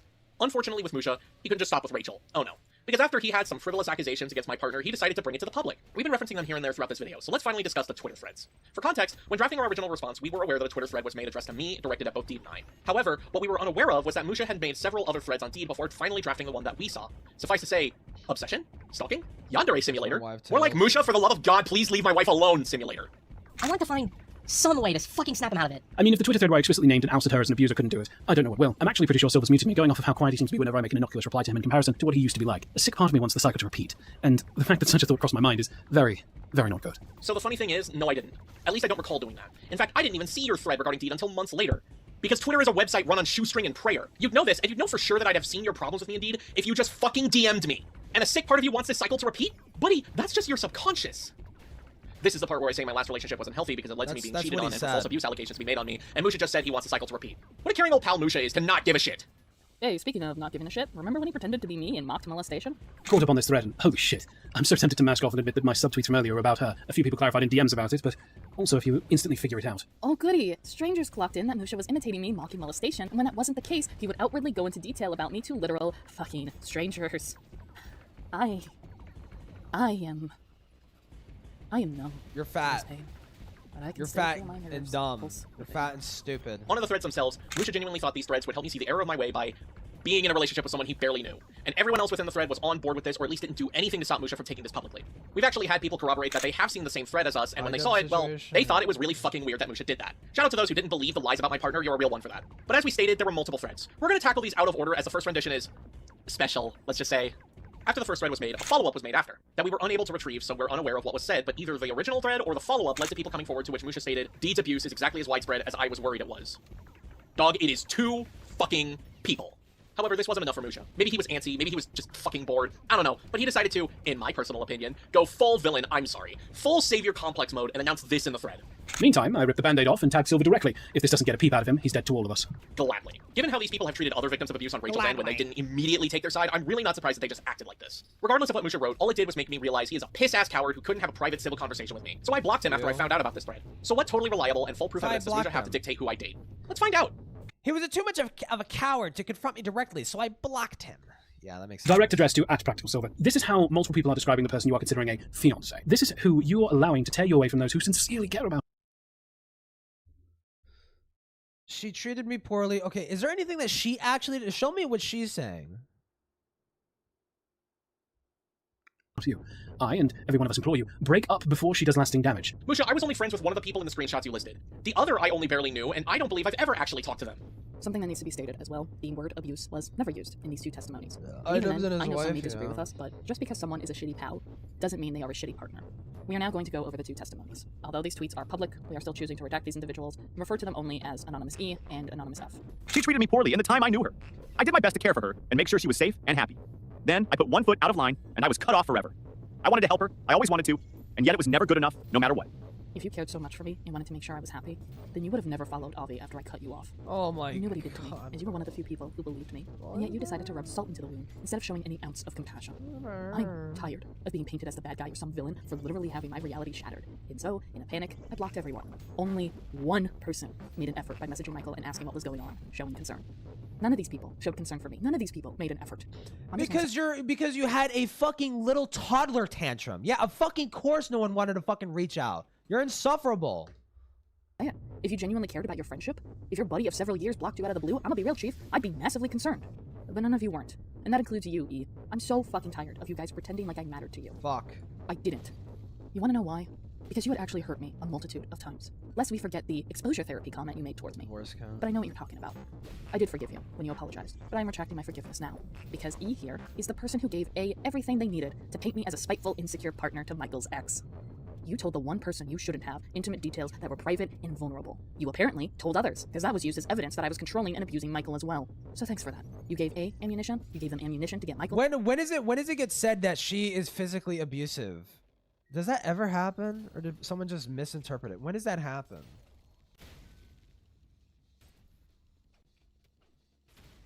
Fucking insane, dude. Downplay my feelings on them, crossing boundaries. You caused harm in Michael's and I's relationship.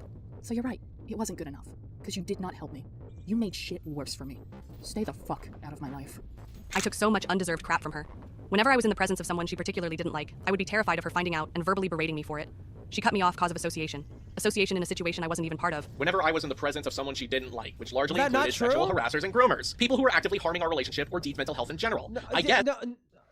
It was Avi, who wasn't known to be a fucking pedophile at the time, so you can't even use that fucking label, dipshit. God forbid, the guilt from actively breaking someone's boundaries eat at you, because it certainly sounds like that's a first. If it is true you were not involved in the Avi situation, fine. Dude, imagine this. You know what this is? You know what this is? This is sunk cost fallacy. She's put so much time and investment in Avi being a sexual harasser that she has caused all of this fucking drama over this one fucking thing. And if it ever turned out that Avi was not a sexual harasser and is completely innocent on those fucking charges, that would look really bad. Bro, dude. Tell me I'm wrong, bro. It's sunk cost fallacy. It's like Avi has to be a sexual harasser, otherwise all of this was self-inflicted, and they cannot admit that to themselves. I panicked. That would break their fucking minds. In the panic, I blocked everyone I ever spoke to. However, you never made an effort to reach out. Only one person ever did, and that wasn't you. Secondly, I never verbally berated anyone for associating with people I disliked. Someone I dislike and someone who traumatized you did myself and others are two completely different things, to which I would have every right to No, relate. they're not. They're technically the same thing. Why the fuck would you want to hang around abusers, sexual harassers, and groomers? You were aware. Maybe they didn't consider Avi a sexual harasser. Of what Avi did to me, at the very least. I can't imagine. Maybe Avi wasn't known as a groomer at the time because those allegations weren't made at the time. Who else you're referring to, but I can only imagine. I know you're smart enough to not be oblivious to this. I know you've had experience of being under the thumb of an abuser before, unless you're either willfully ignorant or being manipulated. I don't see how you aren't seeing the same red flags as before. No, you don't. You very clearly don't know me, and you very clearly don't know abuse in a relationship. You also clearly don't know how to be a good friend, because to be perfectly honest, I don't know how you think calling me too stupid to understand abuse, especially after being in an abusive relationship, which you've pointed out, is going to get me on your side. If anything, I would hope me staying with Deed would maybe make you think twice a bit on your own precognitions of her, because I clearly know what abuse in a romantic relationship is like. At least probably more than you do. But hey, I suppose that wouldn't fit the ever-growing narrative that's been manifesting in the Cloud Palace. Yeah, something that needs to be stated is that if this was an actual abuse case here, Musha handled this so What fucking abusive... This is fucking new. What abusive relationship... Well, the one with Deed, obviously, but like, what other one is he referring to? fucking horribly. This is not how you reach out and talk to those you fear are in an abusive relationship. End of. Not only that, this also comes off as ableist, as Michael is autistic. Oh I feel like Musha is berating Michael's intelligence here, and is essentially saying he is too stupid to not realize he's being abused. Which is fucked up, suffice to say. I don't normally get this personally with people I know only online, but then most of the people I know online don't willfully allow themselves to fall into conniving, isolating arms of an obvious manipulator, much less immediately after being the victim of another one. The fuck do you mean you don't usually get personal? If I had a nickel for every time you compared any person to M-Skull alone, let alone comparisons to Ray, to Quiz, the SCC is nothing but personal to you. Anyways, I'd have enough nickels to purchase another copy of Deltarune. You all can do the math on that one. This is mocking an abuse victim. You are mocking Michael's intelligence here. On God, this is not helping you. Again, if this was a genuine abuse case, this would have led Michael to not listen to you. Period. I wish to make this as explicit as possible on behalf of your old friends and those who Deed previously hurt. Silver, for your own good, please break up. No, I want it to be abundantly clear that this is an ultimatum Musha is doing. And let's just say when Musha posted the link to this Twitter thread, a discussion transpired over in the Cloud Palace thread. Whoopsie! Anyone reading this thread, I very much would appreciate if you could spread it as far as possible. Wait, what was the other thing? Anyone reading this thread, I... Musha is doing. And let's just say when Musha posted the link to this Twitter thread, a discussion transpired over in the Cloud Palace thread. Whoopsie! Anyone reading this thread... Oh, okay. This is draining. I very much would appreciate if you could spread it as far as possible. This is a message that I'm fairly sure is going to land on selectively deaf ears on its own. But don't worry, Musha. It has. This. Wait, this I want right to fight here the is why I believe cancers. this threat was made with malicious intent. Musha wanted my reputation to be ruined, as he wanted these false allegations to be spread as far as possible. And it did. His allegations did spread outside of the Cloud Palace thread. Many people have confirmed to me they saw this thread, but thankfully didn't take the allegations at face value. I also find it ironic that I'll be liked to this post. Oh my god, it's Deed! Made this thread. Not only that, someone replied to this thread, insinuating that Michael and I should be financially ruined over this shit. So thanks, Musha, and fuck you. Although this thread didn't get far, it certainly caused an uproar within the Cloud Palace thread, so let's see how everyone handled it. So after Musha, in his own words, ripped off the Band-Aid, this is where Scarlett's TLDR, I'm sorry but this ain't it comment appeared within the thread. But there's more. I was concerned about the tagging part, honestly. I really don't want to hurt Silver, and I hate suffering in silence as well. Me too, Donnie. That's why after years of silence, I'm finally letting the world know the hellfire everyone else fucking put me through. This is then when Scarlett's comment regarding Michael leaving the Cloud Palace is a concerning thing apparently appears. Someone needs to knock some fucking sense into him. This isn't how you do it, though. I think coming out about her by itself is fine. Being honest with you, I have no idea what would be the best way to go about it. It's just that taking people she personally knows doesn't help. Hey, Donnie. Let me let you in on a little secret, okay? That's exactly what you guys fucking wanted to do from the very beginning by accusing me of abusing Michael and evidently praying he dumps me. Michael, who is literally the only person I had in my life at the time. Shut the fuck up.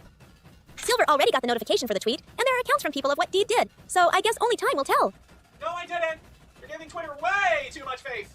And I know it's hard to get in touch with him because she's so controlling, but you forgot that there's still a support group that Silver is a part of. We're just not it right now. I think there was more we or they could have done, but at the same time, we can only do so much. Ultimately, it is his decision. That's understandable, as much as I'm honestly in the frustrated position of not really knowing what else can be done if the previous thread wasn't enough.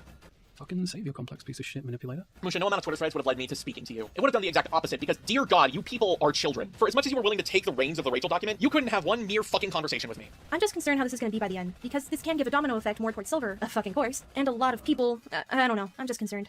Hey, how you doing? You know what I find so interesting looking at this now? Rachel falsely accusing me of abuse is what led to the Rachel document being made. A domino effect was made. And yet, here is the Uno reverse. Now there are false allegations being made on my partner, to which I am the supposed victim in all of this. And seeing as you guys wanted everyone to believe you were concerned patrons for a poor abused baby puppy, aka me, I'm Rachel's social circle, aren't I? What I mean is that nobody was concerned for anyone who was associated with Rachel. No. All they cared about was smearing Rachel's name, regardless if the allegations are true or not. And what did this lead to? People siding with Ray or so just FYI, Deed in the last video said, fuck everybody who had a problem with Rachel because they didn't warn her about Rachel. Just to be clear. So, yeah. The exact opposite. But Musha and the rest of the Cloud Palace didn't care. They said good riddance, and what happened here? Musha smeared my partner's name, and I chose to stand by her, to which Tippy implies that the domino effect on me would be everyone saying good riddance and cutting me out of their life. Kinda what happened when Ray falsely accused me of abuse. Congratulations, you guys! You learned absolutely nothing! And in comes Jace with calling my support group toxic, and this is where Yoon steps in to disagree with Scarlett, implying that I have to apologize to everyone because apparently I'm not as innocent as everyone thinks, apparently. Abused people can also abuse. Okay, I know it's true, but I always hated that notion. Like on a personal level. Like coming from someone who gets compared to their shitty mother a lot.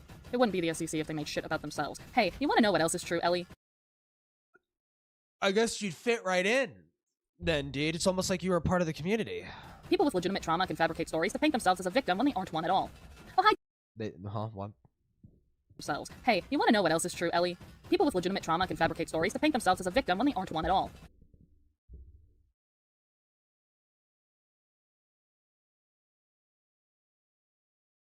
How do you not think that this would ever like apply to yourself? How do you say that and not think that this could easily apply to you yourself? Like, oh, hi, Donnie. What a coincidence. This is when Donnie agrees that Michael needs a confrontation and double downs on the phone claim here. It's something that can happen, but not something that will inherently happen. Well, I mean, to be fair, Musha didn't give him that ultimatum. The fact that Tippy fucking disagrees says something, Yoon, but you're wrong anyways. Musha did give Michael an ultimatum. What do you think this entire Twitter thread he made meant? Did you not give Michael an ultimatum? Or the, I and every one of us implore you, break up before she does lasting damage. And the, Silver, for your own good, please break up. But that's not an ultimatum. That's not what an ultimatum is. Them saying, hey, you need to break up with your girlfriend because she's going to fucking drag you down to the fucking fieriest pits of hell, okay? And burn you alive with her, okay? That's not an ultimatum. Don't worry, I'm sure Yoon will gaslight their way out of this. What? He said it to us, not him. What? Ah. I agree, publicly going, it's either us or Toxic Waste probably wouldn't be good optics. Oh, so I'm Toxic Waste now, huh? Yep. So is this my version of the waste of comment? But Musha's thread is very much a bleeding heart plea to Silver in the hopes that he comes to his senses, which, pessimistically, I feel like it's far past the point of return. I think you mean the point of no return. Sorry, break up with her or we're done. Yeah, exactly. That's a bleeding heart to you? I don't know about you, but I read that thread more as a lack of heart. From calling me stupid for falling for abuse again, acting as if Musha knows what I went through in my previous relationship, when he damn well doesn't, and knew that, to just demanding I break up with Deed, all of this before ever deciding he should speak to me about it privately. Shut the fuck up, Yoon. You're a shit person, a shit friend, and you're incapable of noticing someone being in pain when they're apologizing non-stop to you in the fucking face. The crazy thing is, this isn't the worst thing Musha has done. No. Similar to Rachel, Musha crafted a document known as the MTC response document. And this was made for the sole purpose to cause pain. It was made simply for it to hurt and cause literal mental and physical damage towards Deed. Prepare yourselves, because if this was an iceberg, then we'd be at the Marianas Trenches. Oh my god, Jesus Christ, you need it. This is like my fucking neighbor at fucking 3 a.m. in the morning using his fucking angle grinder, fucking to shear off some metal. Oh my god, bro. This right here is a sneak peek at the murky waters that is this document. We're not going to beat around the bush nor make many quirky remarks. This is where it gets dark and serious because the thing Musha said are vile. Now it gets dark and serious after the rape and other rapes. Now it gets serious again. Done reprehensible damage to my partner that I refuse to ever forgive him for. The Twitter thread he made is a laughable joke compared to this Google doc. The grooming of children? Nah, this shit's tough. What we about to go through is tough, nigga. All right, let's see it. Let's begin. I heard secondhand that one issue the person this thread was on had with the Rachel doc was how long it took to come out. While there were perfectly valid reasons for that, that's not important to this thread. Then why bring it up? It's almost like your intention was to hint to people that Deed was involved in the Rachel document, to which, in the Rachel document, you yourself persuaded people to look at your Twitter account. Why bring it up? It's almost like your intention was to hint to people that Deed was involved in the Rachel document, to which... Deed's what? That's not important to this thread. Then why bring it up? It's almost like your intention was to hint to people that Deed was involved in the Rachel document, to which, in the Rachel document... Oh, the intent to hint? Well, people... he did not name her at all, and people already had guessed that it was Deed. Okay, is it bad what he did? Was it bad OPSEC or some shit? Sure, was it easy? Did he make it easy to be found out? Sure. That doesn't mean that he violated Deed's anonymity, right? Her anonymity was already discovered before it was explicitly named. You yourself persuaded people to look at your Twitter account, so yes, that was your exact intention. Let's say, for the sake of argument, go with the assumption that it took as long as it did to come out solely because I was lazy or incompetent or whatever. Incompetent is correct, but let's also add malicious to that. That my own personal life and the fear that others had about coming forward aren't factors in any way. They weren't. And instead I hypothetically neglected to come forward sooner, and that's bad because I shouldn't need to wait for more damage to be done before coming forward about an awful person being an awful person. Yes! Wait. Neglected to come forward sooner, and that's bad because I shouldn't need to wait for more damage to be done before coming forward about an awful person being an awful person. Yes! Yes! Oh my god, you're more blind than an eyeless shrimp. On God! Is that him admitting it? Hold on. Factors in any way. They weren't. And instead I hypothetically neglected to come forward sooner, and that's bad because I shouldn't need to wait for more damage to be done before coming forward about an awful person being an awful person. No, I mean, no, yeah, this is fucking stupid. You if you have what you have now, release it now. Why would you need to wait for another person? Yeah. Yes! Yes! Oh my god, you're more blind than an eyeless shrimp. On God! Let's make the same assumptions that Asa Liari did about the Change the Channel movement and grasp at straws to blame everyone, including the victims, for the actions of a few awful people. Let's go with that assumption. What? Yeah, let's bring up a completely different situation involving workplace negligence, harassment, and covering up a literal pedophile, and compare me to someone who... I don't even know who the fuck you're talking about. With all that in mind, I guess you could consider what I'm about to say a form of penance for this hypothetical neglect. I'm past the point of caring what this person will do in response, because I know the damage has been done because of her, so I'm basically taking her advice and turning it against her. You didn't even take my advice. You don't get to do shit. You obviously did care, Musha. It's why you went on to make several public outbursts about Deed on Twitter. She blocked me and several other people out of the blue anyway, so either she rectifies this and confronts me like an actual adult, or ignores this thread and carries on hurting people. Either way, this ain't on me. Musha, this is on you. You're the one who made this public. You can't just feign accountability for making a public statement involving serious allegations on me. I know you probably realize you fucked up with the Rachel document, but if that's the case, buddy, read the fucking room, and maybe don't publicly accuse someone of heinous shit. Regardless of how I respond, that is 100% on you. The person my thread was referring to is Deed, better known as ex-commentator Madison the Cat. I ended up tweeting about it out after being made aware of the update video she did last year where she tries to explain her reasons for leaving the CC. It'd be one thing if she simply left because she didn't enjoy contributing. That's not something I'll ever get on people for doing. It happens. People lose interest, their hobbies change. That's normal. And yet I've noticed there were some people who had issues in the Cloud Palace with me leaving commentaries because I didn't enjoy it. How interesting. But when it went from sympathetic to plain horrific, when she derailed the video for the sake of spouting hostile Palace with me.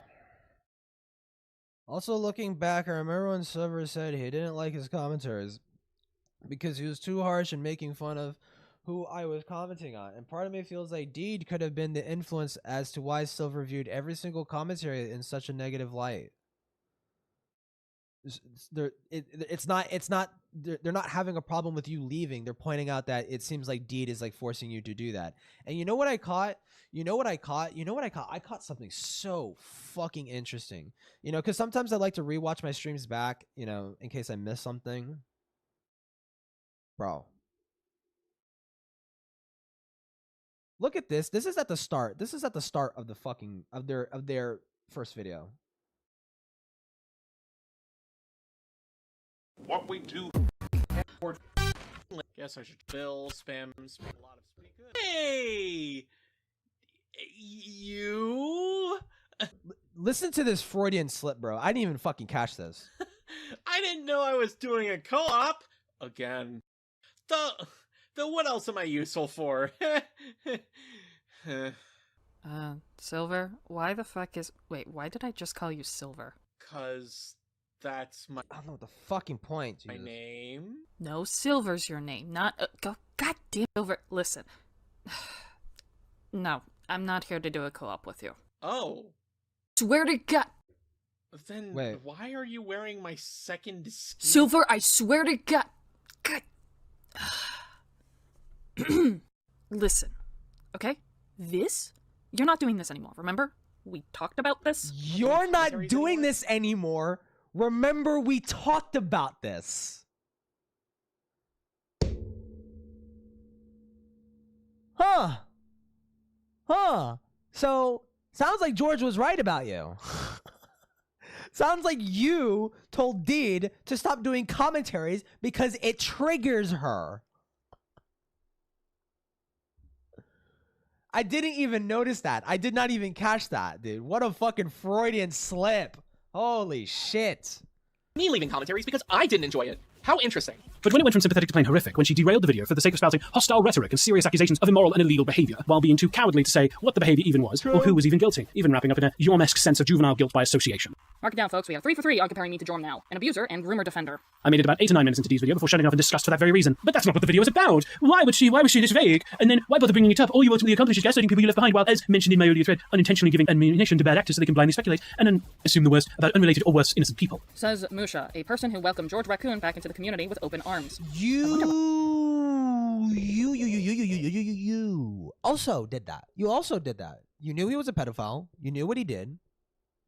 You knew Susie was lying about the victims, and you said fucking nothing. I didn't name drop. Couldn't have been because some of the largest and most prominent people in the SCC would have dogpiled me to the point I leave the internet. No. Why would any of that matter when we're talking about a fucking pedophile entering a community full of children? The community that he got chased out of which he already groomed 3 children from.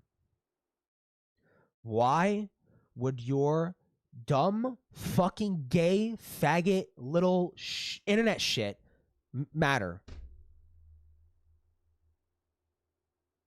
Why do you think that is a valid fucking excuse to let a pedophile back into a community full of children? Why?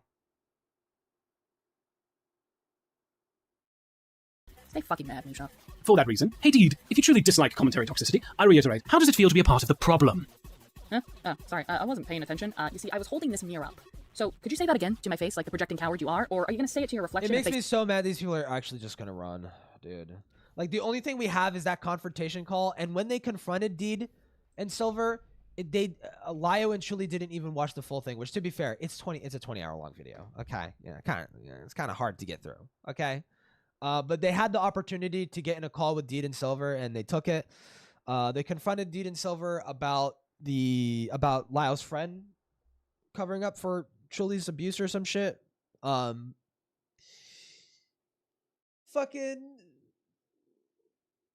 I think there was like other things too that were mentioned, but they got away with so much shit because this video is just fucking atrocious. Music. The choice is yours. I should have figured out that Deed was trouble around the time she tried to take her unhinged crusade against the word cult, to the extent of contributing to the mountains of bad faith harassment against Marsgo, and then doubling down. This is going to incite another fucking tangent about cult. When basically everyone who saw Deed's banshee-like shrieking didn't take her seriously. Oh, the shock! Who could have seen that coming? I will repeat. How does someone with less than 100 followers end up harassing someone with thousands of followers from just one tweet? I was sent death threats, but I know you're in the camp of deserved, Musha. But now that I've been made aware of how thank fucking God she didn't. badly she treated several of my friends and colleagues, right down to pressuring people out of their own professionally suggested coping methods, or yelling at them for wanting to be privately transparent about their trauma triggers. Never did such a thing. If you haven't caught on, Musha is taking the allegations that Donnie made within the Cloud Palace thread to paint me as an abuser. In a way, these allegations got out and nobody stopped him. Not Donnie, not Scarlet. No one stopped him from doing this. They are complicit in this. Yet screaming in vain at the rest of the public internet to take her own trauma triggers seriously, while expecting randos to know where she's coming from, and pressuring those close to her of being friends with people she personally didn't like, and quietly cutting off those who didn't march in lockstep with her. Now, this is why these allegations should have never been made public, because context is missing, exaggerations are being made, and I don't know if you've noticed, but throughout this entire response, we have not shown a single screenshot from the accusers, and that is because... Where are the screenshots between you and Avi? Where's that? Why did you deliberately cut off your responses to him sending images of him cutting himself for your sexual pleasure? Huh? Why is that being left out? Why is there so much fucking content completely raped out of your fucking screenshots? Why? There are no screenshots for these allegations. All there is word of mouth. All there was were the messages in the thread itself, and Musha... Not with Avi. Not with Avi. Not with Avi. You have the DMs. You showed some of the DMs. You selectively clipped some of the fucking DMs. And even from what you showed, completely destroys your entire argument. So it makes me wonder what the fuck else is in there. Did not ask Donnie for proof. He did not ask for screenshots nor clarification on anything. He just took everything that was said within the Cloud Palace thread about me and took it to heart. I think it's also safe to say that this was his mindset when it came to the Rachel document as well. Why shouldn't he do that? Why shouldn't he do that? You have set the standard where people should blindly believe victims, such as yourself, apparently, allegedly. Why shouldn't he believe other victims? Why?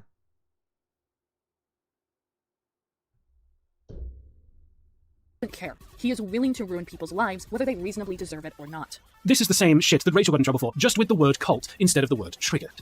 Again, as Did you seriously just point out he's willing to ruin people's lives whether they deserve it or not? If they deserve it, then who the fuck cares? much as I hate Rachel, she had every reason to be upset if people were genuinely misusing the term. But she did get mad at me for merely having a trauma response, so two things can be right at the same time. Even back then, you crowbarred in an irrelevant aside towards gross boundary-pushing behavior that Avi supposedly did, which I then went on to discover straight from him that he wholeheartedly regrets. If you hadn't clocked in what Musha just said, I'll explain it verbatim. My worst fear came true. For years, I was terrified of ever letting the public know that Avi had done anything to me, and Musha, behind my back, did exactly that. All because I broke down crying in the Rachel call. All because of a trauma response I had. This is what I get as punishment. For a fucking mistake. Fuck a mistake you. I couldn't even control or apologize for when I tried. Get fucked. Thanks, Musha. Thanks for solidifying that I had every right to not trust you, and had every right to block you. Thanks for possibly having people spread this further, and either have mine, Michael's, or even yours, or Avi's DMs blow up from strangers demanding for details. Which I'm sure you are demanding, dude. Here's my theory. Not even Silver has seen the DMs. Not even Silver has seen the DMs. Nobody has seen the full DMs except for Deed and Avi. They would have gladly done so, but paint the narrative to make me like a woman who cried rape to an innocent man, merely to ruin his career. At least I know the truth now. Well, Avi's not innocent, but when it comes to you, he's totally and entirely fucking innocent. When it comes to you, he's completely fucking innocent. Completely fucking innocent. To myself and pretended like everything was fine, because I don't know which pain is worse now. But I'll manage. The most you could say is it's fucking disturbing as fuck that he would cut himself for a girl he's simply flirting with online. That's fucking disturbing as fuck, right? But they're two consenting adults, so what the fuck are you gonna do, right? Like, I dealt with your stalking and harassment for years now. What's even more fucked up, though, I would say, is letting Avi do that and not telling him to stop. That's what's more fucked up. Is him playing into your fetish to appease you and you not telling him to fucking stop. Because you didn't want to be rude. He was fucking cutting himself and you didn't tell him to stop because you didn't want to be rude, huh? Yeah, it makes it real fucking interesting why we never see your responses to those fucking screenshots, to those images. Makes it real fucking weird, huh? What's another 5 years gonna do to me anyways? So knowing that, bringing it up a purpose of barely anything is no better than when Rachel's enablers tried to add to her smear campaign against Silver by bringing up the whole Kekistan flag incident, long after the video he made where he broke down on video showing how much he regretted it. The what? The what? To add to her smear campaign against Silver by bringing up the whole Kekistan flag incident. So it's true. This motherfucker has a Kyrgyzstan flag, dude. Oh my god. Long after the video he made where he broke down on video showing how much he regretted it. Chatelet, my fellow friend. If you don't know what Misha is referring to, he's referring to the fallout between Michael and Chris Taylor, VA, also known as Spooky Woobler. He was a former commentator. No, and not Michael Spooky had a falling out due to a Woobler. joke of wrong. Spooky On September 24th, Woobler. 2018, Chris Taylor passed away after a long battle with bone cancer. Musha is comparing my story with Avi to Michael losing a friendship with someone who shortly after passed. Why? Well, you know, I would ask, why do you have a problem with that? Because you compared Avi consensually sexting with you to a pedophile grooming a minor. Why did you do this, Musha? Because I wasn't even there when this event occurred. You brought up a dead man. Someone Michael deeply cared about. For what? To say I'm no better than Rachel? To say that Avi shares the same regret for sexually harassing me to Michael losing someone to cancer? You don't even know if I know who Chris Taylor is, Musha. Imagine this is how I found out. Imagine this is how I learned who Chris Taylor is. Dude, what the fuck? Oh my god, dude, she's like Tumblr embodiment. She is the embodiment of Tumblr, bro. It's like in the worst fucking way possible. Where the fuck is the enemy? Oh.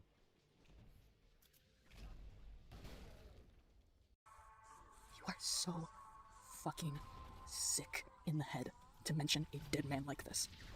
Gulp. You didn't want this to just hurt me. You wanted this to hurt Michael too.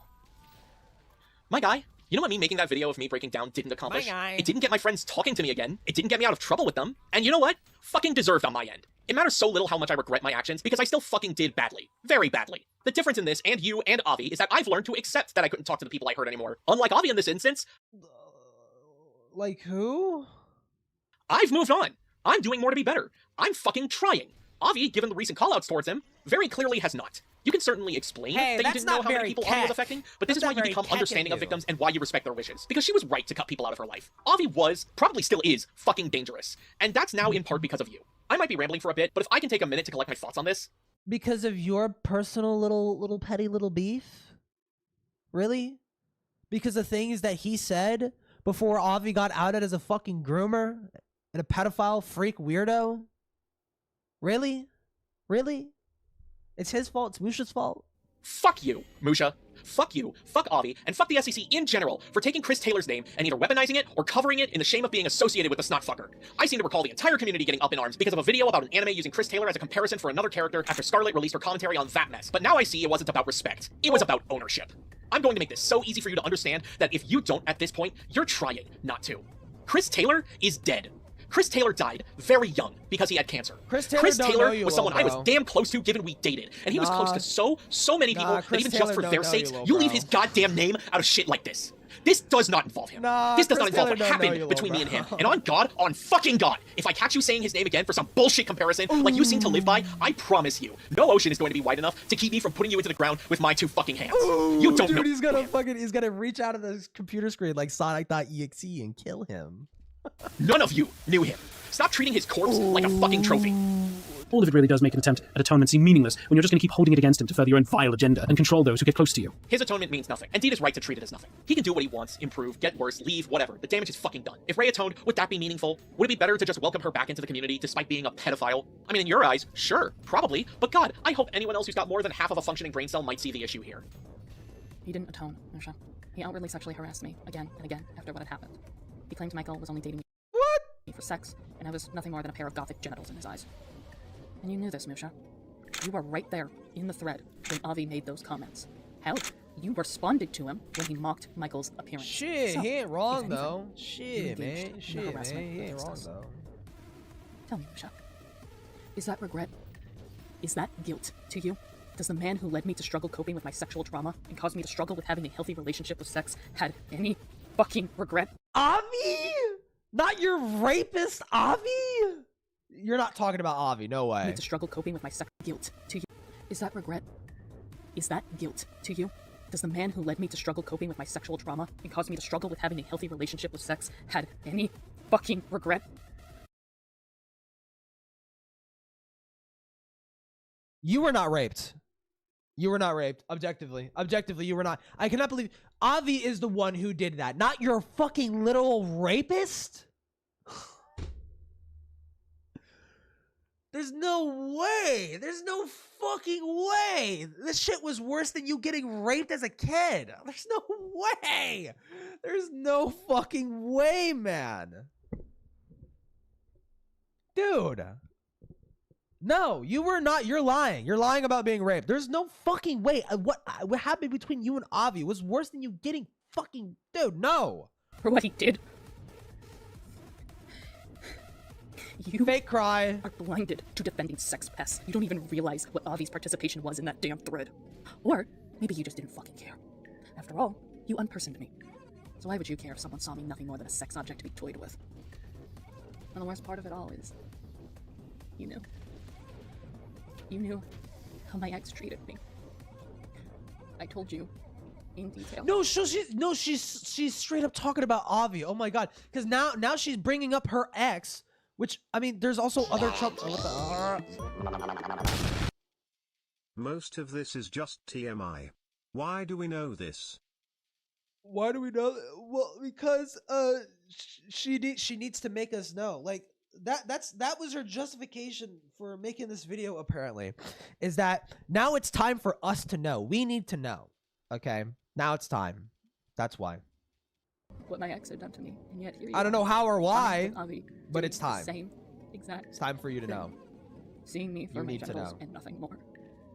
I wish I never spoke to you. You need to know. She is the raped. I just wanted to find a support system and pals who didn't side with a man who sent me unsolicited fetish photos. Is that so wrong to ask for? And I know, I'm almost certainly late to the party when it comes to that update video. But I'm past the point of caring. If it wasn't for next GWS Man's video happening a year beforehand, that video would take the cake for the worst commentary community rant since Chambers of My Heart. Gwis never made an SCC rant video. Also, why is this shit being discussed in a document that is supposed to be about serious allegation? Oh. No, this is an unrelated response thread. What are you talking about?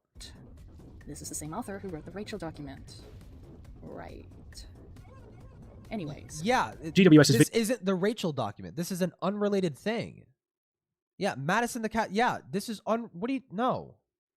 Video was at least morbidly funny. Chambers was at least wildly disliked and ousted from the community before she became a genuine scumbag. Your video was just pretentious, narcissistic, miserable, joyless, mean-spirited, contradictory in places, and bordered on gaslighting with how vague the accusations you vomited forth were. I'm so sorry my video was like that, Moshe. Next time I'll have a smile on my face and give a joyous and boastful voice when recounting the time people dragged my name through the dirt and openly said and did shit that triggered a PTSD episode for me. Ooh. My mistake. The parallels between you and Rachel and your departure are staggering, to say nothing of the abusive, controlling behavior I've been told you've exerted on several people in the Cloud Palace. Hey, Musha, I didn't call the SCC a cult. Rachel did.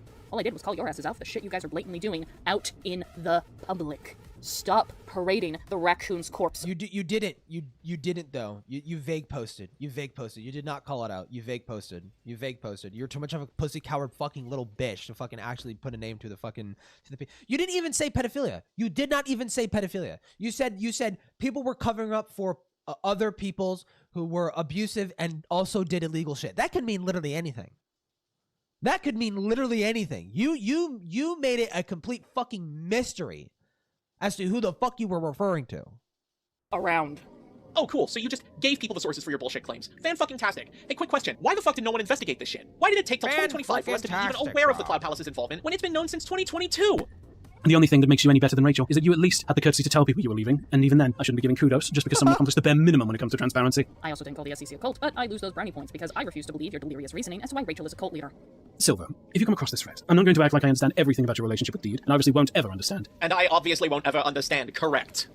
But please, for the love of God, stop letting her walk all over you for the sake of ripping you away from innocent people. She arbitrarily decided to hate over vague personal grudges, and even I can tell it cannot end well. Except it did end well.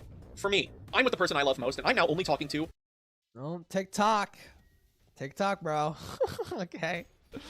Listen, we got a Deadpool. We got a Deadpool a brewing. All right. How long do you think this marriage is gonna last? You think? They've dated for 4 years. It sounds like they got married recently. I'm assuming on paper. They probably don't even have the money to do like a actual fucking straight up wedding. How long? They've only been together for 4 fucking years, man. And she has ruined this guy's friendships with many of the fucking people within the community. Now, granted, a lot of them were shitty fucking people, but she had sabotaged those relationships that he had with those people prior to them getting outed as shitty fucking individuals. Even prior to her fucking knowing, apparently. Except with George, apparently they were just fine with George being a pedophile and not doing anything about it. And even they weren't even friends. Silver wasn't even friends with George, so I'm not even gonna fucking count that. She's destroyed his reputation thoroughly with this video. Many people probably would have gone home, from the SCC thinking Silver was a cringe fucking weirdo, whatever. He participated in dumb fucking brigading that the Cloud Palace did, but hey, he's not an evil bad person, okay?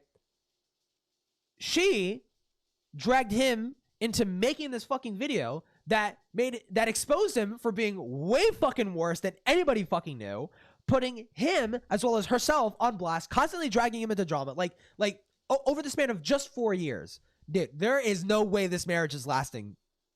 Let me think. How long do I actually want to put it? I want to say in 2 years. This marriage won't last another 2 years. No way. Well, no way. Certainly more innocent than you. You've been through shit like this before. Hell, you've been in at least one relationship on a foundation as rocky as this before. I know from our DMs that you don't entirely agree with everything she... I'll put $100 on it. I'll put $100 on it. All right. Someone clip it and remind me. I'll put $100 on it. Okay. No way this lasts more than 2 years. Does to handle situations like this. But even I'm still beyond unsettled with how many red flags you've still managed to overlook. If there is ever a time to put your foot down, surely a time like now would have been it. First off, shut up. You don't know what my past relationships were like, and you certainly don't know the first fucking thing I went through with the ex that cheated on me. Hell, we never talked about it privately. You just know what I went through given what I was willing to put out there publicly, which given this whole situation, makes me regret speaking about it more and more. Second, you don't know what I talked to Deed about. If I have a problem with something she does, I tell her, and it's our business because that's how relationships work. I talked to her about the Cloud Palace. Unless it's with Avi, you kept that secret from her. Yeah. Her update video before it released, and everything you fuckers have been doing, agreed, and left of my own accord. How you assume I'm being stepped over and having made decisions for me is a leap in logic I personally won't understand, nor give the time to entertain trying. Deed is, at best, just another unhinged conspiracy monger who aired out her personal baggage through an abysmal CC rant. Hey, I'm not the one who owns the CC Conspiracies account. That's all you, my guy. It's also not a conspiracy if it's true. You are literally walking, talking proof that the SCC harbored and protected groomers, like George. Like, you facilitated that. You facilitated that. You did not give a shit about the victims being smeared as liars until you learned that you could weaponize that for this fucking video. Just to be clear, make that clear every time that she brings it up. Shush. At worst, she's a self-centered, sociopathic ghoul, showing the warning signs of becoming the next potential Rachel Mills, with the only differences being a bare minimum in informing her audience of her departure. The specific words she decided to police in vain of considering context, intent, or demonstrable harm, and not ever reaching the same peak of public influence that Rachel did. I'm not going to argue with the cult shit anymore. Be an insensitive cunt. I don't care. You already are in many other regards, but Rachel is also a rapist, grooming, pedophile, and I have an inkling of a feeling Musha believes I am too, seeing as how he did an impression of me mocking molestation and implied I should be outed for being a supporter of it too. I fucking hate it here. Someone blow my brains out, please.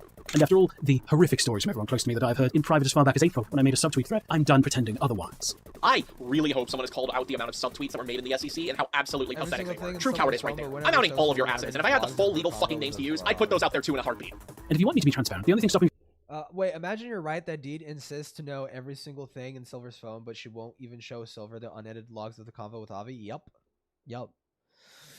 Think about that, Silver. Someone clip this and send it to Silver. Think about this. Ask yourself, did you see the logs? Did you see the logs? Did you see the whole fucking thing? Did she let you scroll through her DMs with Avi? If she didn't,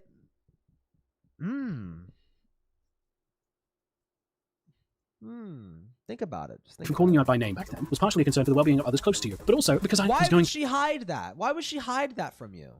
I mean, you know her triggers. You respect her and whatnot. Like she clearly and obviously could trust you to view her intimate messages with Avi, right?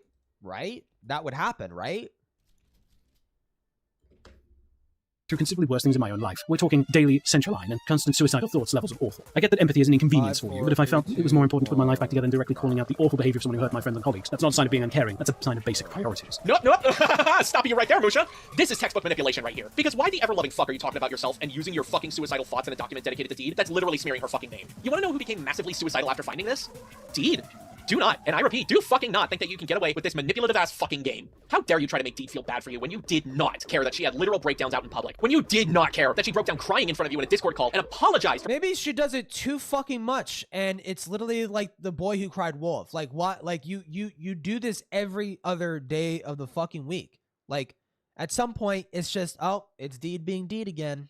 Bringing up the Avi ordeal. Do fucking not act like you don't prioritize yourself over other people's well-being, which is why you held off bringing this shit to the public. You literally sat in the thread talking about how you were gonna get food and watch a movie with your family whilst you were writing serious shit. You know what this reminds me of? Is he not allowed to? Yeah, get back to the computer, slave. Whoosh. Like, what do you think? He's not allowed to have a life outside of, like, writing a fucking Google Doc? Come on. Dude, what the fuck? Reminds me of your bitch-ass apology to Chuli that you wrote while, funny enough, you were out and about watching a fucking movie. Why? You better have a fucking apologize to Chili, Silver. You better, Deed and Silver. That call better contain a fucking apology to not just Chili, to Rin, to fucking Autumn, to Safi. I don't even know if Leo wants a part of your fucking dumb fuckery. I think Leo just wants to be left the fuck alone and actually live a normal life, and not get dragged into drama. So. Unless Leo is asking for it, silently apologize. Feel sorry about it. Exactly did you, for an apology document, spend 2/3 of it doing what I can only describe as a Dennis Miller routine about the SCC? Well, that was the leaving portion. Is that what you're referring to? I'm referring to that document you wrote that began with an apology to Chuli, and then you spent 2 pages talking about I didn't like the community anymore. Again, with an energy I've jokingly described as a Dennis Miller routine. Do you know who that is, Musha? Fine if you don't, I'll drop it if you don't. Oh, yeah, I know who it is. I know who it is. Okay. I was just trying to see if you're referring to the same thing that I'm thinking of, which, yeah, no, I do. Fuck, bitch. It's that, yeah. Okay. Like, why didn't you make those separate documents, for example? Pure efficiency at the time. I was when I was contacted about when someone was messaging me in the conversation that led to me making that document. I wasn't actually at home. Was that Ephraim? And waiting at the movie theater. Not the guy who's talking right now, but the guy's. So if you want a simple answer, who's just talking to. It was efficiency. Okay. I also want you first. The way, obviously now looking back on it now, the way that it's framed from your perspective, I get why it seems odd, but yeah, timing and efficiency are purely the reasons why. How fucking dare you bring up your own mental health and suicidal ideation when you disregarded all of that when it came to Deed? Don't even fucking try, my guy. It is taking every fiber of my being to not crush your fucking skull in. Well, you're not gonna. Well, the only way you'll crush his skull in is if you fucking sit on him, you fat fuck. But anyways, did he know that she was suicidal? Unfortunately, thousands of miles are stopping me, currently, from doing so anyways. Get wasted at a pub and fall into a sewer pipe, you piss rat. You hate the fact that the commentary community harbors those who engage in awful behavior, Deed? Okay, how about you start cleaning up that supposed issue by not tolerating immoral behavior like yours, you pompous, cowardly, parasitic wench. I'm so sorry, oh my god, what the fuck? Fuck you and your manifesto! And there you have it. Not only does Musha quadruple down on calling me Rachel 2.0, not only does he backseat diagnose me with narcissism and sociopathy, not only does he claim you unironically fit the definition of a fucking sociopath, like to a T. I am unempathetic. You should get that looked into. Not only does he state that I have done immoral things, which could imply a lot of things. Yeah. Not only does he slut-shame me by calling me a wench, but it's not like he have the gall to release this to the public. He sexually harassed me? Right. Right? I finally masked off, albeit with the pleading Silver taken out, and the thread updated a little with reference to awful goings on in my own life that stopped me from coming forward sooner, and with a connection to the Rachel doc dialed back even more. So you had 2 masks on, Musha. Also, bullshit on the dialing back, but regardless, if you, my dear viewer, compare the wording of the tweet to the document, yes, Musha publicized this document in a sense. That's not the only thing he publicized. I'm getting distracted by Twitter right now. One thing that I have yet to share that Musha has done. I've hidden a detail from the Rachel document update Cloud Palace thread made on me, but also here in this document. I refuse to let the voice actor read this, because even if it's not Musha himself, it is still his words. And it should be my voice, my words, who share this, not him. I will show the paragraphs in this document that I did not show on screen. Musha mocked my childhood trauma time and time again. Good. But not only that, he outright name dropped it. You apparently don't think your childhood trauma is that much of a big of a deal, considering you think the Avi stuff is worse. Exposing the public the trauma that I've kept private for all my life, essentially. It was only until 2020 that I learned about the horrors that was this event. What I learned What I found out, what I went through as a child, was more horrific than I could ever think could happen to me. I am a cult survivor. I was trapped in a cult for 4 years, but dealt with the cult overall for about a decade. Watch it be Christian. Watch it be. It's literally just a Christian household. Watch it be that. Musha outed to the world that I am a cult survivor. You can start to understand why the cult debacle affected me so heavily now. Because I know what it's genuinely like to be in a cult. And it's not like I was trying to gatekeep the word. No, what's the cult? It's not like that. I was simply trying. She's not gonna say. She's not gonna say. She grew up in a Christian household. She grew up in a Christian household. Trying to stop people and get them to truly understand what a cult actually is, so they can stop and maybe do more research before calling something an outright cult. But nobody listened to the cult survivor. Instead, I had people rub in my face that I had apparently hung around a cult leader and hung around a bunch of cult members. It's like telling a rape victim, how's it feel to once care for a rapist? It was hurtful, suffice to say. I just tried to explain to people that they got it all wrong, but they did not care to listen to me, and therefore continued to parade it around, therefore mocking my trauma. This is why I said earlier that I had multiple breakdowns, because I was constantly being triggered by these people nonstop. And when I begged, pleaded... She's not going to say the cult, bro. They wouldn't. This is why I had public outbursts online. I was pushed into having manic episodes, because I was being ignored, I was pushed into having manic episodes. Felt fucking laughed at. I'm a grown-ass woman, and I can't control Rachel my calling the SCC a emotions. cult wasn't the only time she disregarded this trauma of mine. In fact, the reason why I stayed inside all the time back in the day was because I was hiding from the cult. I changed my number due to them sending me extensive threats. No? No? Because you're fat? Because you're a bed blob? That's why you didn't go outside? In graphic detail. So when I heard small noises coming from outside my apartment, show proof. When they found my social media and sent Show threats proof. through there, or Show sent proof. anonymous emails, Show proof. I had very bad episodes. Show proof. And this is when Rachel said what she said. I censored it earlier, but here it is. This is what she said to me. Who knows what they want to do? Maybe they're waiting for the right opportunity to control my decisions. Maybe. Listen, girl, not everyone is your abusive cult fucker. I don't mean that in a critical way. There's some people have to... this is something people have had to tell me all the time. You don't know. You can never know. My childhood friend became abusive. My ex turned out to be abusive. Even my flippin' family doesn't care. Who's next? Whose mask is gonna fall next? I already abandoned and left friendships, dude. Oh my god. So mind you, I had escaped the cult less than 5 years at that point. As for Blaze and Chris, there is a detail I redacted in the retelling of the call. I didn't just explain to Caden why he was wrongfully calling Rachel a cult leader. Because I was forced into a call and I was already mentally drained, I said fuck it, and I went into the nitty-gritty details of the trauma I went through regarding the cult I was in. And you know what? I'm glad I did. we love a good, you know what? You give me no choice. Trauma dumps. Fucking epic strategy. Because it got Blaze and Chris to shut up for a goddamn minute. It was pure silence. And then he apologized to me. Probably because it's such a ridiculous I know he wasn't story. apologetic, given the cult labeling did not stop. But the second round of trauma dumping Chris did on me? Well, because I had brought up my child... Why is it okay for you to unpromptedly trauma dump on other people, except when they do it to you, or except when you do it to them, or the other way around? I fucked it up. Why is it okay when you do it, but not when other people do it? To trauma, he thought he would do the same and decided to play a little game called Who Had It Worse as a Child. He lost. Yeah. Ha, I am more raped than you, buddy. Being with me, and he should have remembered the last time we played it. Because he lost back then, too. As for Musha... No, she's literally doing trauma.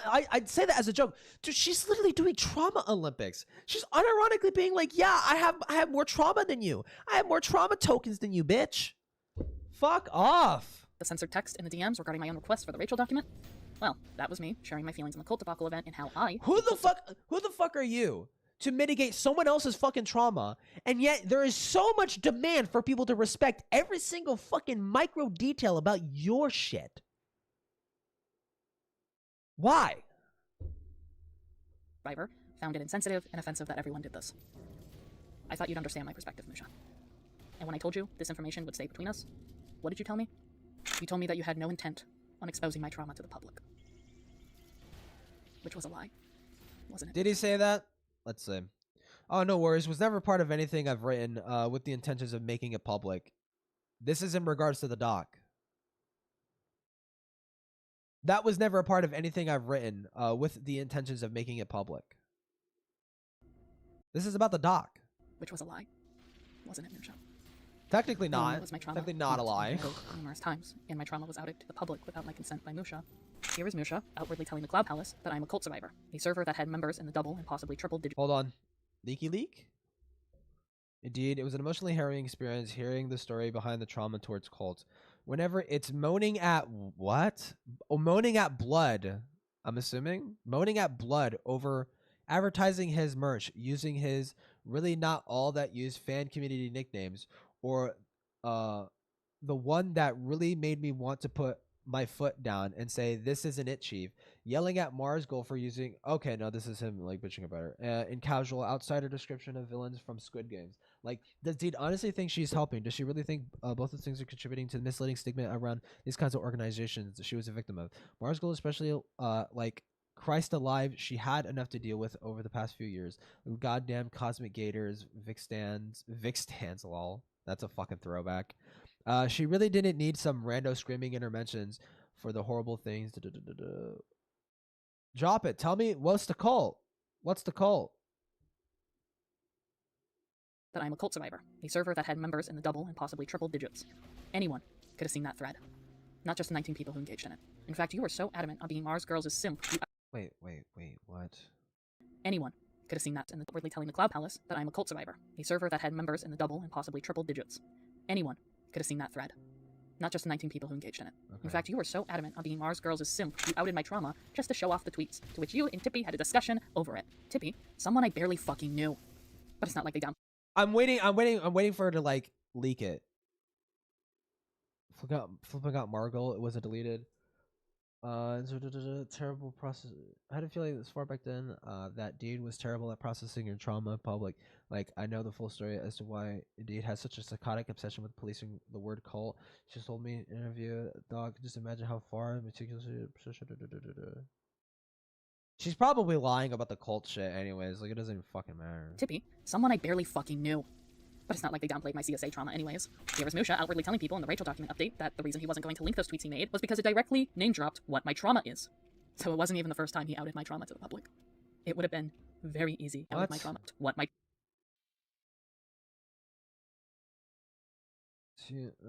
Special trigger itself is identifying aspect. Okay. Trauma is.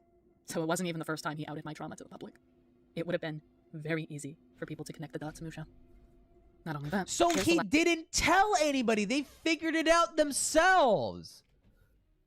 It's technically not his fault. You made your fucking story so painfully obvious. What the fuck? Also, that's sick. That's cool. It's a fucking hand. I didn't even notice that. Last fucking line of that damn MTC document. I mean, you know what they say, right? They who fight Jim Jones only end up producing their own knockoff brand of spiked flavor aid in the end. I'll give you this, Musha. You didn't call it Kool-Aid, but you're still a fucking moron. Because what fucking cult am I in? Yours?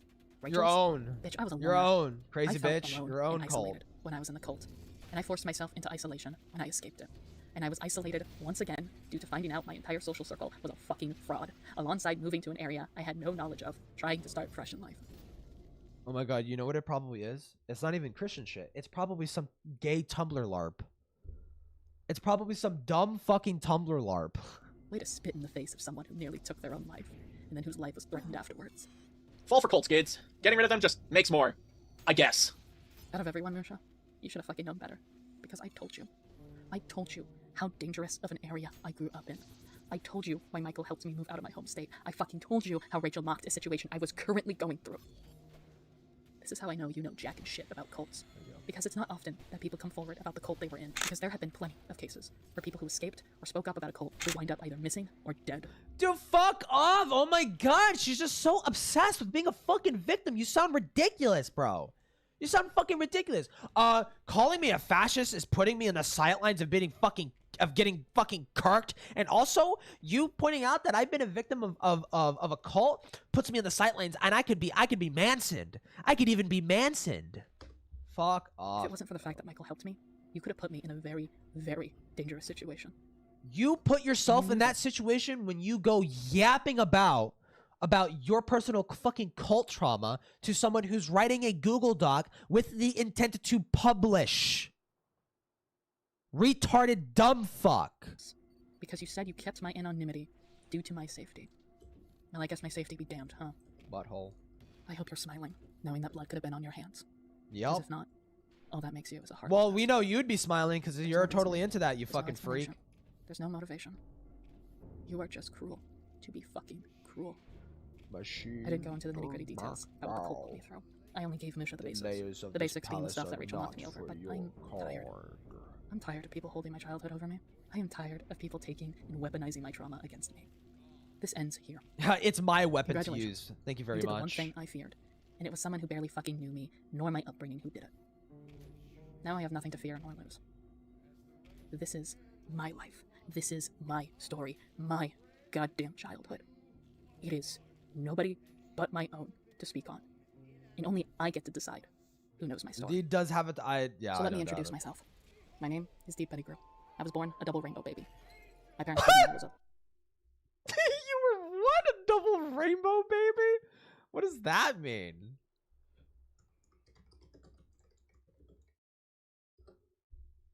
A healthy child born after 2 previous pregnancies or infant losses. Oh my god, you're so special, dude. Lucky child. I didn't feel so lucky given the childhood I had. I was the eldest out of the 3 kids in my family. I am 8 to 9 years apart from my siblings. The reason we have such a large age gap is due to an event that happened when I was 4 years old. My parents were scared of having more kids due to what happened.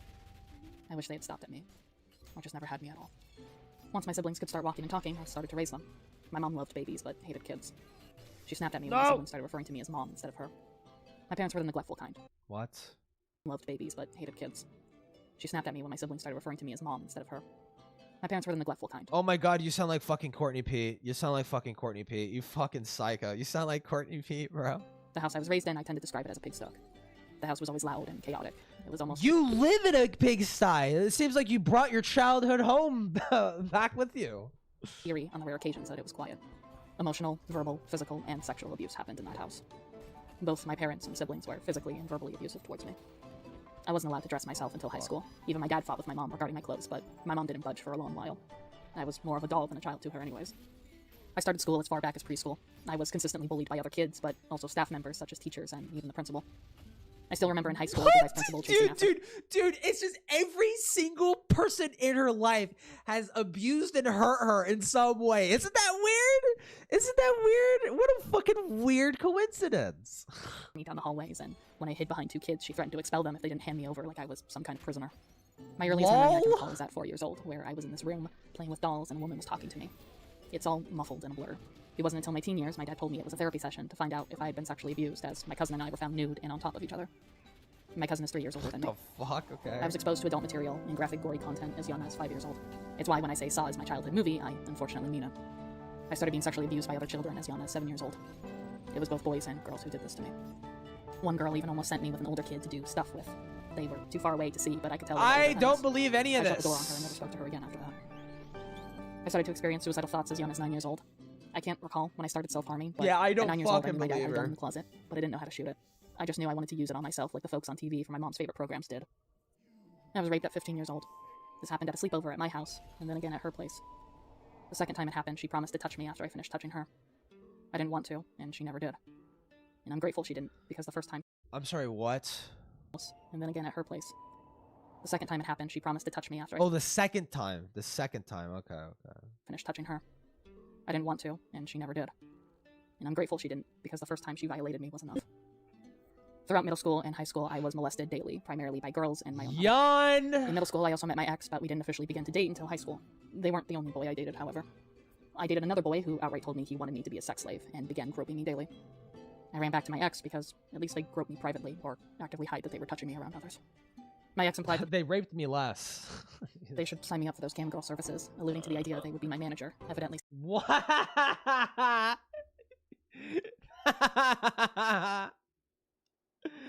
They made you sign up to cam girl services. Wait, so this would have been when you were an adult? Because you need an ID to just do that. What? You're gonna start this cup clean. Yes, yes, yes. Dude, that's what Deed's rapist said. Okay, Deed is the most touched. Okay. Hey, for the $2, dude. Fucking sex trafficking me. We were 16 years old. When I was involved in the cult, they hated the fact that I had a boyfriend. This eventually led to the cult making false rape accusations towards my ex, and I was the alleged victim. I tried to explain to them that... You accused him of raping, though. What? You said that he was fucking you. He was in a relationship with you just to fuck you, and you felt like that was a violation of your consent, and you did not consent to that. Did he or did he not? What? I wasn't raped by them, but rather I was raped by somebody else. They then proceeded to tell me that it was nothing but a mere experience. So he's not a rapist now? Wrong. Going as far as trying to convince me that I was just a lesbian. They threatened me in my ex's life if I were to ever... Oh, wait. What? Wasn't raped by them, but rather I was raped by somebody else. They then proceeded to tell me that it was nothing but a mere experience gone wrong. Going as far as trying to convince me that I was just a lesbian. They threatened me in my ex's life if I were to ever tell the police, school staff members, or any other students the truth. You would think there would be any evidence of any of this. So I was forced to stay silent. This led me to attempting to end my own life. I didn't attend school for the rest of that year.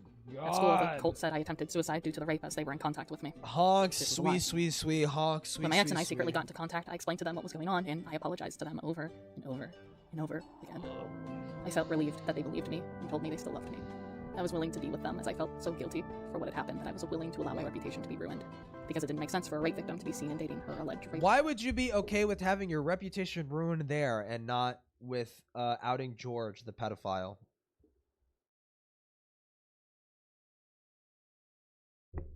That doesn't make any sense. My ex promised we'd be together. They promised me they'd protect me if I escaped the cult. Due to this, I felt safe enough to tell many of the cult members on social media to fuck off and to leave me alone. When the school year came back up, my ex dumped me. They started avoiding me at school to the point where I got in-school suspension if I came within 100 feet of them, because it was now deemed harassment due to What the fuck? No, you're leaving out a lot of context. What the fuck? You're acting like the entire... You're so delusional. You're saying that the entire school system just had it out for you, and they were actively trying to sabotage your relationships and to force you to stay away from your ex for seemingly no reason, because of a restraining order. Like, okay, whoa. That doesn't happen for no reason. No.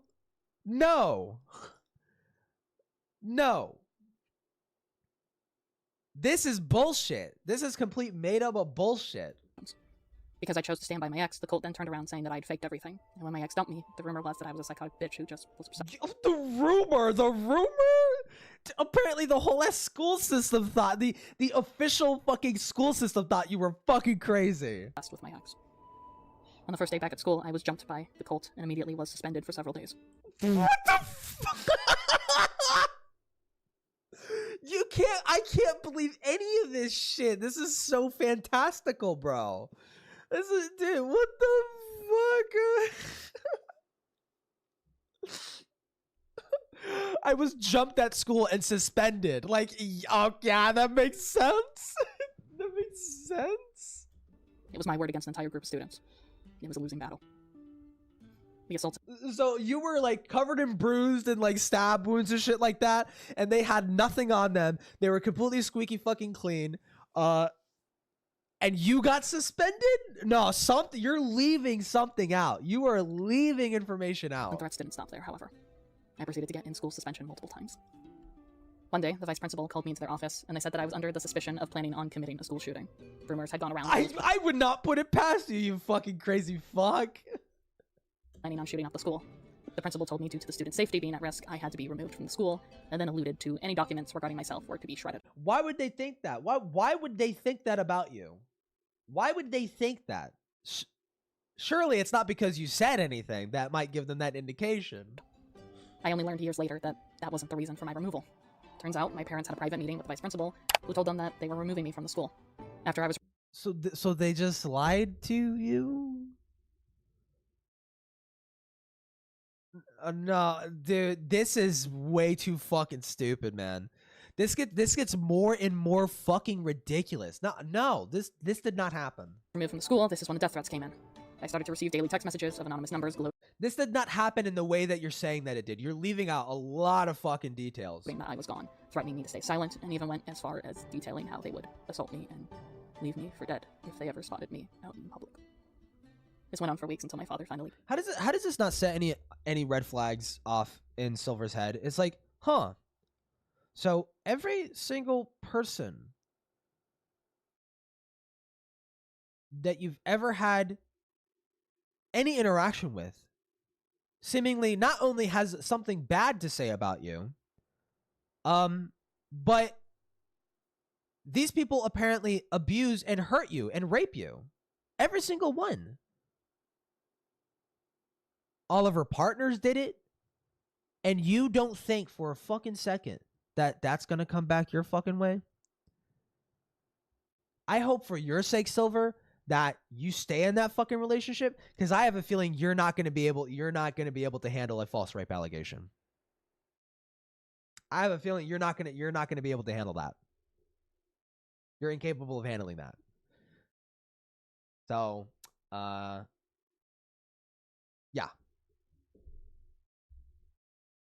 I would say anytime you fuck her, you should be getting recorded, documented verbal consent every single fucking time, dude.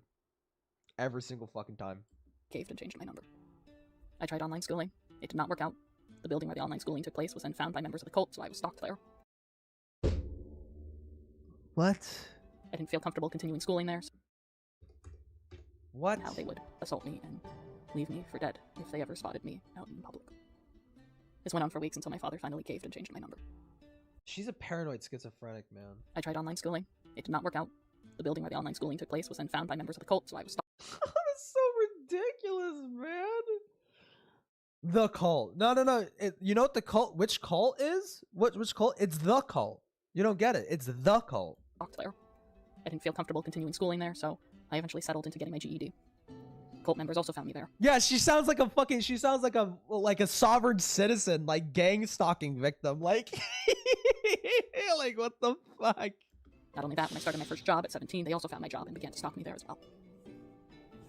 I started to wear sunglasses, a mask, anything to cover my identity when I went out and about. Oh my god, yeah, fucking like James Bond over here. Fucking like Jason Bourne. Just fucking has I went out in a disguise. I can't recall when, but at some point my ex reached out through social media. I wanted to rekindle our relationship. I allowed this because I was led to believe only they could love me, but it was also a way to make up for the horrors that happened at high school. Turns out, however, their life went back to normal the second I was removed from school. Mine didn't. Our relationship once again became on and off, and they only ever spoke to me if it was for sex and nothing else. Right, friends with and from what you said earlier, you consented to it. You agreed to it. You had said this earlier. You had said this towards the end of the last video. After all, that was their supposed love language. They loved my body and nothing else. This is why it wasn't until my 20s I realized. And you're forgetting to mention they were trans. They were a trans woman. Forgot to mention that part, didn't you? Why are you so like selective about that fucking detail? They were a trans woman. You had a friends with benefits relationship with a trans woman. I thought you were straight, dude. I thought you were straight. That I was raped by my ex. I felt like I owed my ex everything, and to atone for what to atone for that, I let them use me however they wanted. No matter how many times I said no, no matter how many times I cried, no matter how many times I consented or not, they got to do whatever they wanted to me. Because that was my punishment for letting what happened back in high school happen. The second I turned 18, notice how that notice how it just switches off. No matter how many times I consented or not, they got to do whatever they wanted to me. Because that was my punishment for letting what happened back in high school.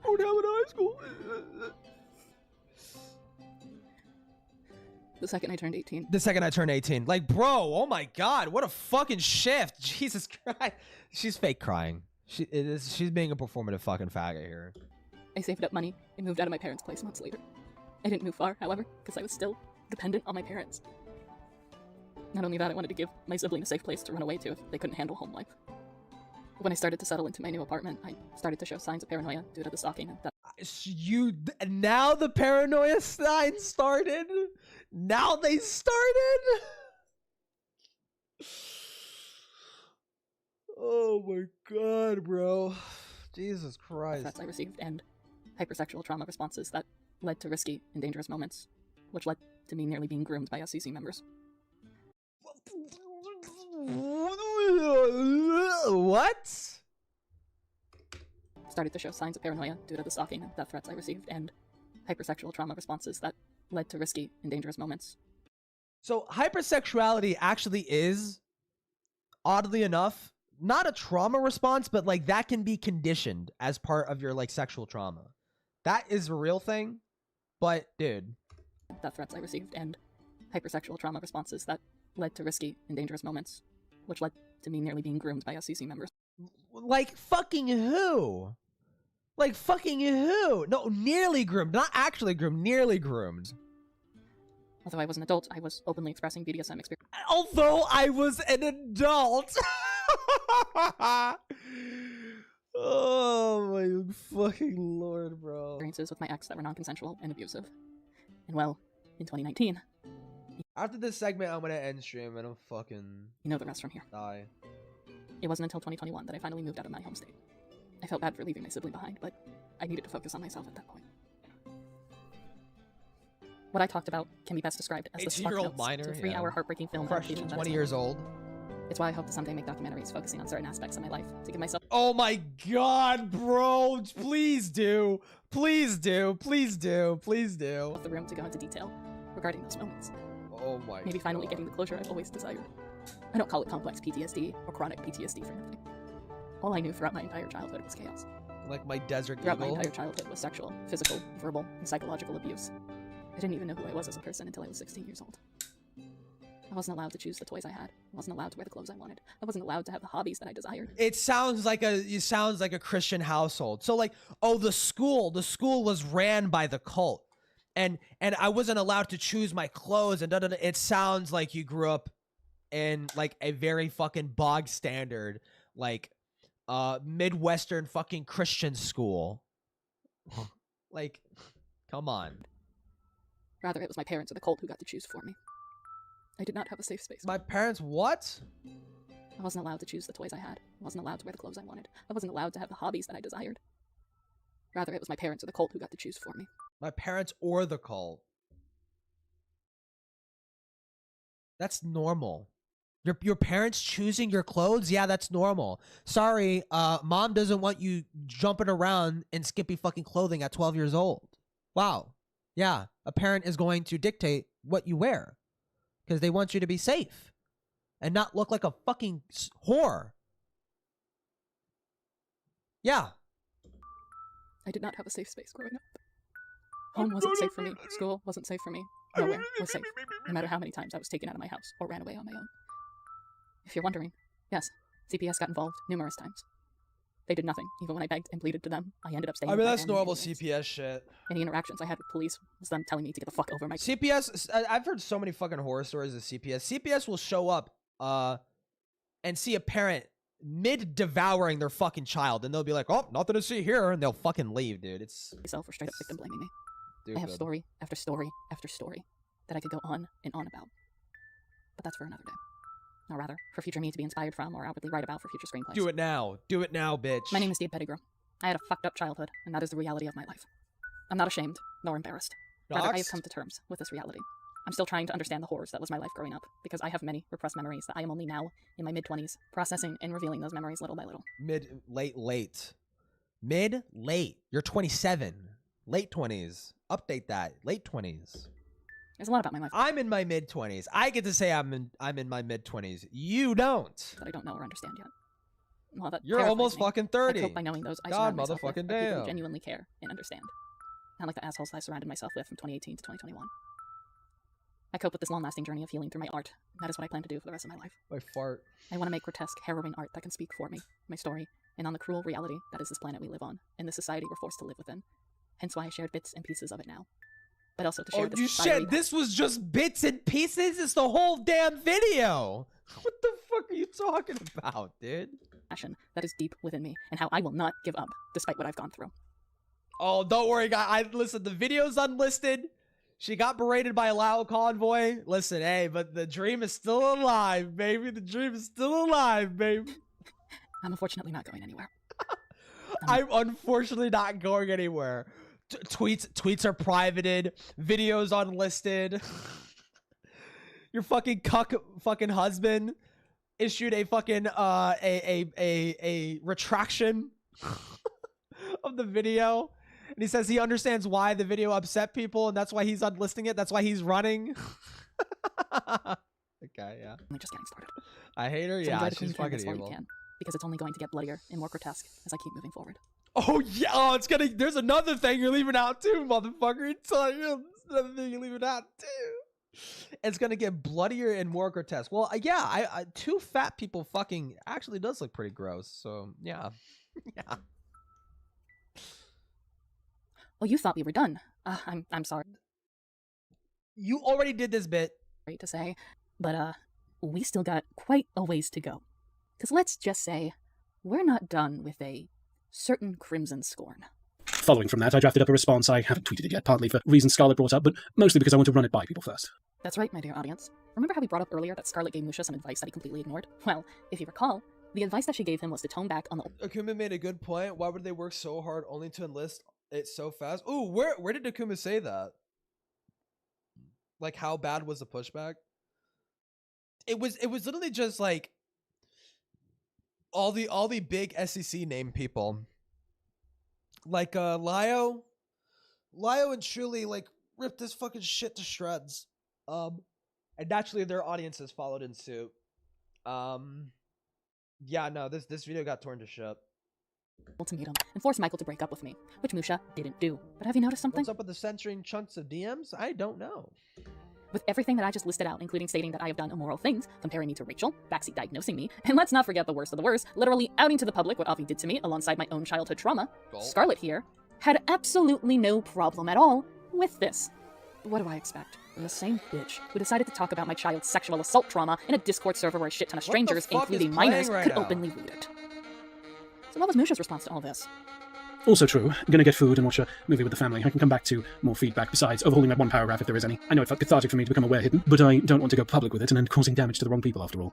Understandable. Ultimately, if we were to make any kind of address towards him, it'd be saying that we miss him and we want the best for him. Let it be known that Scarlet thought it was understandable for Musha to be this cruel and, quote, become a wereheaton. And Musha, you fucking did go public with it. Compare the tweet and the document once again. A Dude, I wereheaton. love my Desert Eagle. What does that mean? Calling yourself a wereheaton is wrong, Musha, because I personally can't recall a time Heaton did anything nearly as heinous as publicly outing someone's trauma. You can cry that your Twitter account is locked and that nobody can see it, but for a time, people could. So is yours.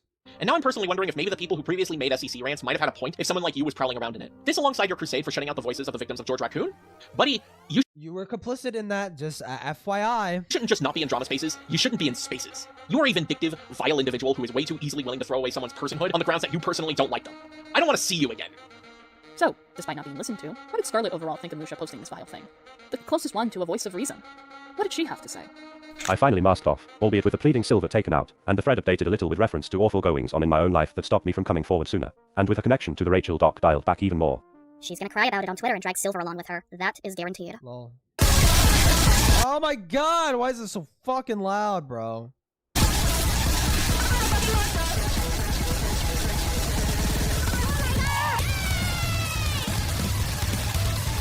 What the fuck is the point of this? No, Scarlet. I would have done more than just cried. I would have done more than just shown Michael the thread. I would have killed you. I would have fucking killed myself. Close enough. Fucking close enough, dude. Unironically speaking. 100%. Unironically. She would not the ironic killing myself. She wouldn't ironically kill herself. She would unironically kill herself. Legitimately. I would have ended my life, given my mental state back then. I know you don't care to hear this, but there was other shit. Nope, I do not. We do not care. We do not care. Both before and after I had stopped talking to you all. The truth of the matter is, I have been fairly private about my mental health this whole time. Part of it... You've been private? You've been dumping it on anybody with fucking ears. Is because I'm a private person. The other part of it was because I didn't... You are not a private person. You have this fucking knee-jerk desire to tell everybody how fucking raped you are. Want you getting the satisfaction that you were, in fact, affecting me. I don't like airing the fact that I have attempted suicide. I don't treat that subject matter lightly, unlike other game-over insensitive brats. But you know what? Blood would have definitely been on your fucking hands. Uh-oh. Go, Kato. I know now. You don't remember our talk, Scarlet. None of you do. But my deepest fear was this. Was my trauma being outed without my consent. My trauma being mocked behind my back, and my trauma overall being discussed by individuals who did not care about what I went through. It goes from 0 to 100. You're fake crying.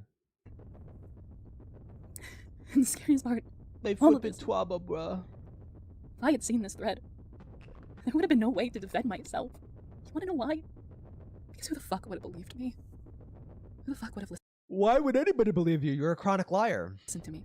You had a whole army of people willing to fight back. I have seen how you guys have reacted to criticism from other victims. Musha told Chuli to go kill themselves, for fuck's sakes. He would have told me the same thing. Yoon sicked Lyle onto Rin. Who's to say that wouldn't have happened to me? Do I even need to bring up how the victims of George Raccoon and Rachel were treated? I feel like I have enough to show that had I responded, it would have been a losing battle for me, regardless that these allegations— It's internet gossip, you fucking loser. Oh my fucking god. Dude, Morale has a video on his fucking live channel that has my little shark soda in the thumbnail, and it calls me a fucking pedophile. I do not fucking care, man. Are indeed oh my god, this is such overly sensitive fucking snowflake, whiny fucking bitch. Holy shit, dude. I honestly gotta believe I was no longer a person in your eyes. So it wouldn't have mattered if I killed myself or not. You guys would have brushed it off. Or maybe even paraded it around and watched my suicide live if I did what Vivian had done and live streamed it. Though, if you would have done— Wait, Vivian live streamed it? So it wouldn't have mattered if I killed myself or not. You guys would have brushed it off. Or maybe even paraded it around and watched my suicide live if I did what Vivian had done and live streamed it. What? I didn't know that. I didn't know that. She set herself on fire. What? Every time I hear the Vivian story, it gets more fucking insane. What the fuck? Holy shit. Flame on. Spider-Man pointing meme except George Raccoon. True. Thank you for the $2. Dude, she didn't mean to kill herself, okay? She just wanted to be Johnny. She wanted to be Johnny from Fantastic Four, dude. Though, if you would have done— okay. Well, I need to pass this information on. Jesus Christ, man. Because somebody was asking, bro. That, I would at least appreciate it if you submitted it to Live Leak or Best Score. At least someone would remember. Fucked up joke is obviously a fucked up joke. The fact of the matter is, nobody would have cared. At least the people who watched Death for Fun would have wanted to know my story. No, they would not. The people who watch Death for Fun could not give a fucking shit about your story. Nope. Look at Plague Moth. Ask Plague Moth if he gave a fuck about the story of the girl who got her head stomped in a fucking elevator. He did not give a fuck. He was sitting there smiling, counting along with the fucking stomps. Dude, they do not fucking give a shit. Me then. I fucking hate all of you. Especially you, Scarlet. Did you not read what Musha wrote? Because let me tell you what Musha wrote. He brought up Chris Taylor. And you didn't even fucking notice that. You literally made a commentary where you called someone out for bringing up Chris Taylor's name for no apparent reason. So why didn't you call Musha out on this too? Why does Musha get a pass for comparing the loss of Chris Taylor to goddamn sexual harassment? And you want to know what else, Scarlet? Your hypocrisy will not fucking stop. This is you in your video on Bork Productions, where in his video— Not Bork Productions, bro. You're commentated on. He showed a twitlonger that you made public. This was on your public Twitter account. And this is how you responded. Now, like I said, Scarlet is not a very social person, and for good reason. The following I'm about to show you is a twitlonger regarding Scarlet's personal struggles. This is for the whole world to read, so a link will be in the description. Okay, no, we're not gonna let anyone else see that. Not ever. That twitlonger I made was to open up about my anxiety and Asperger's syndrome, alongside my depression and how it was affecting me at the time. It is not for the whole world to read. There's a— Oh my fucking god, why is the SCC full of people like this, man? Why the fuck is the SCC? If you don't want the whole world to see it, do not fucking post it publicly online. You would, like, not incur that. The reason why I buried that in the first place, so that I could move the fuck on from the situation. You know, some people actually don't like opening up about their issues because they think it will burden those who they talk to. So tell me, Scarlet, why do you get to react that way to something that you chose to make public? But when Musha outs my trauma, mind you, that involves— Musha outs my trauma? Psychological, verbal, physical, and sexual abuse. Without my consent, you say nothing. She's just a covert narcissist, Except, she's going to cry about it. Oh, Is that not a fair assumption? Do you so desperately see me as this monster that you have manifested in your mind? That you just cannot see how vile of a fucking person you are for being okay with all this? The gaslighting is crazy. You know, you have something in common with Musha Scarlet. And I'm not saying that to play the rules of your damn comparison game. No, I'm saying this because well, you've already done that, but go on. Notice you two are the only ones brutally sodomized this document, and it's this. You both pretend to care. You both act like a savior to victims when you don't fucking care. Neither of you cared about Michael. It was all a ruse to paint me as this monster. Are one of these... No, the bit's coming up! The bit's coming up! It's coming up, dude! This is it right here, I'm pretty sure. This is it, I'm pretty sure. She's like laying on the bathroom floor. No, this isn't it. Fuck, when does it happen? People thought you were the most sane person in this thread, but I knew better. I trusted my gut feeling, and I was right. I wish you two would be honest with yourselves. I wish you'd tell people the truth. You don't care about victims of abuse, grooming, or what have you, no. You care about your self-image, because nobody sees beyond your outer layer, the layer you naturally show to others. You care to be seen as this good Samaritan who's only looking out for the defenseless, for the hurt, but you don't care what they've gone through. Because if people side with the perpetrator, then that's the side you'll gladly side with, whatever the crowd deems as the good side. You could care less, so long as people see you as good. So why the fuck should you care if bodies are piled up along the trail? Oh my god, bro. Just fucking wrap it up. Wrap it up. Come on, wrap it up. Down a sewer slide. And I Wrap hope it that up. the bottom end of it will be filled with your entrails dragged across the fucking floor like the pile of degraded flesh that you are. It's just so funny to me. Musha ends up trying to play hero so hard, being such an antagonistic figure in this thread, only to tuck his tail and be shaken scared by the courthouse. Scarlet claims Deed is going to just pout and cry and take me down with her, only for Scarlet to do the exact same thing the minute her claims regarding Chuli come out, with the only difference being there wasn't anyone stupid enough to follow along with her typical shit show of screaming and crying whenever things don't go her way. I'd call it ironic if it wasn't so Well, it is ironic, because that's literally what your wife does. damn predictable. The SCC reaps what they sowed, and now both of them are left with nothing of what they used to be. Not heroes, not friends, but cowards. Leave me and my wife alone. You're a coward. You're a coward. You forgot pathetic within the midst of that, darling. And they're pathetic because you want to know why all of this is happening? It's because I blocked them. I blocked Musha, I blocked Scarlet, I blocked everyone because I wanted to be left the fuck alone. I didn't fight Scarlet for hanging around Avi. I didn't fight with Musha disrespecting me. I didn't fight. Dude, here we're retreading the same fucking ground. This is like the 5th time. It's like the 5th time you've done this. Anything. I wanted to keep my peace, so I didn't confront any of them. I chose peace, and I blocked them all. And this is what I fucking get in return. You guys stalked me, harassed me, and created a defamation campaign against me. I am legitimately worried for anyone else who merely didn't want to speak to you, Musha, because who else did you attempt to ruin over something as weak as a goddamn block button? But your pettiness doesn't stop there. Oh no. Musha, you stated in the thread you wanted to stream record yourself playing Breakfast Cult to spite me. You actively wanted to trigger my chronic PTSD. You actually wanted to... Oh my god, dude. If I have to make it any clearer, imagine if this was any other trauma of mine. Imagine Musha stating he wanted to stream record himself playing Rape Play as a means to spite me, a rape survivor. That's illegal. That's illegal. I'm pretty sure this is like an illegal game.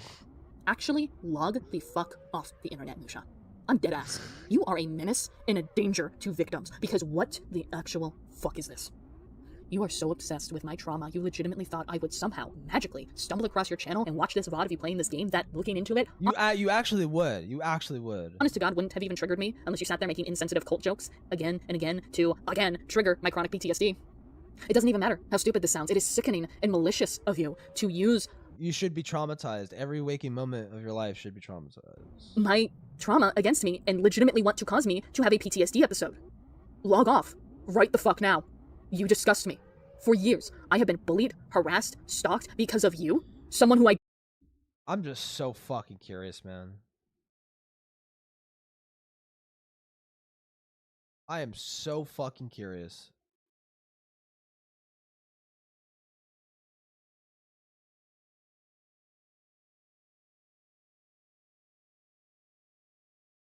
Well, hold on, let me do it with this video, because I don't want to risk, like, getting, like, fucking thrown off.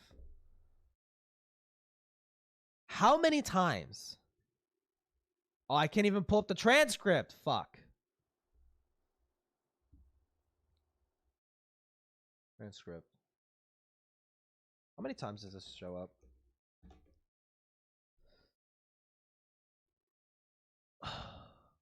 Shouldn't it tell me?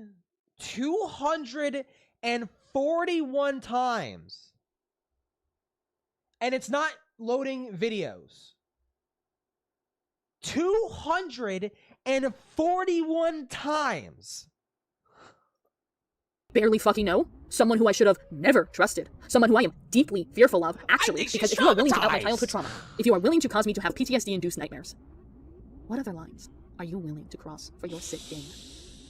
I titled your segment the way I did because you pretend, Musha. You pretend to be this hero, this savior of some kind, but it's a fucking ruse for your sick gain. I don't know what you gain for letting vulnerable people think that they can trust you, but I know. I think she has it's so you can easily paint them as insane. It's so you can easily portray them and give them no chances to defend themselves because you know how easy it is to weaponize someone's struggles.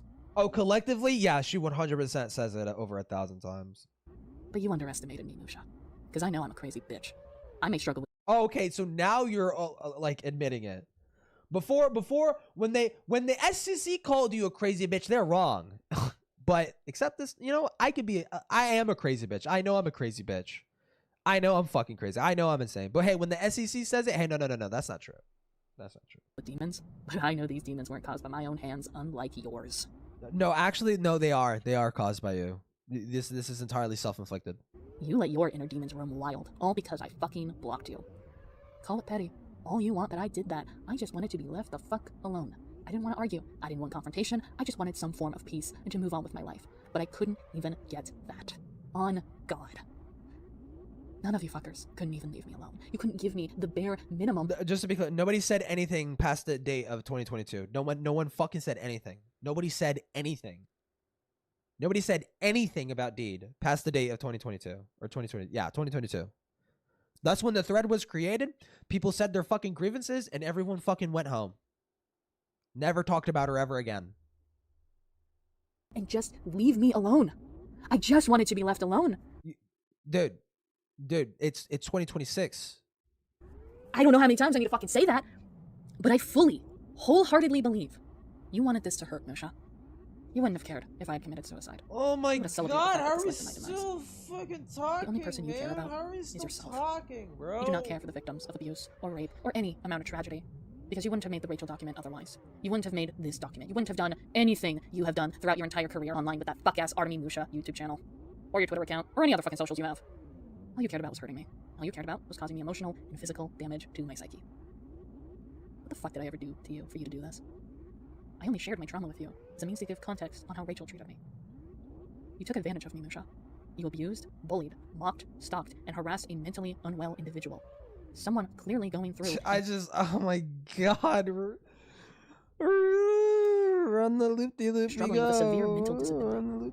If anyone is an abuser, if anyone is a narcissist, if anyone is a self-centered bloke who strokes his own ego at the hands of bullshit, mediocrity, quote-unquote justice, it's you.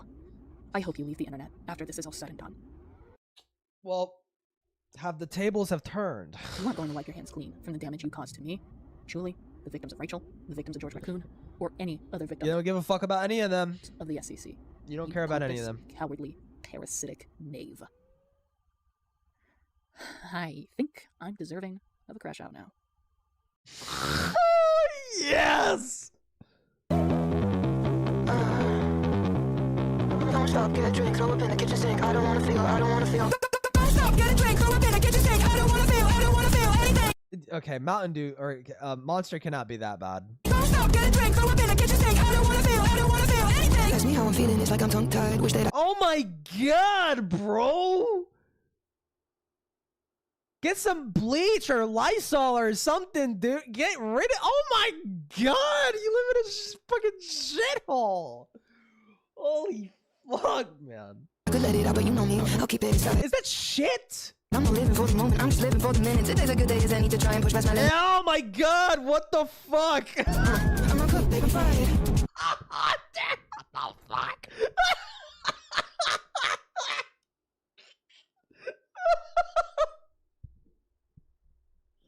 God, it's so fucking gross, dude.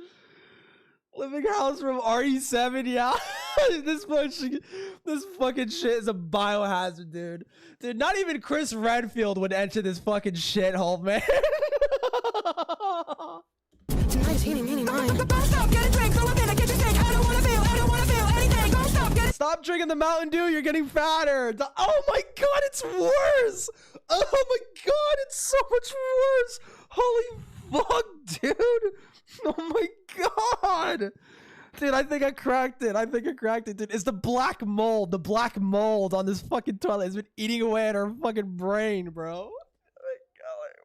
What the fuck?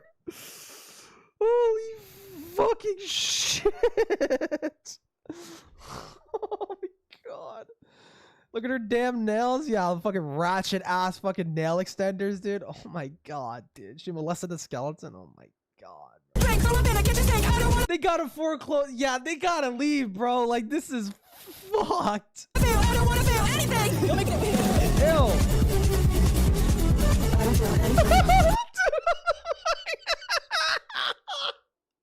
This fucking video, man, is the funniest shit in the world.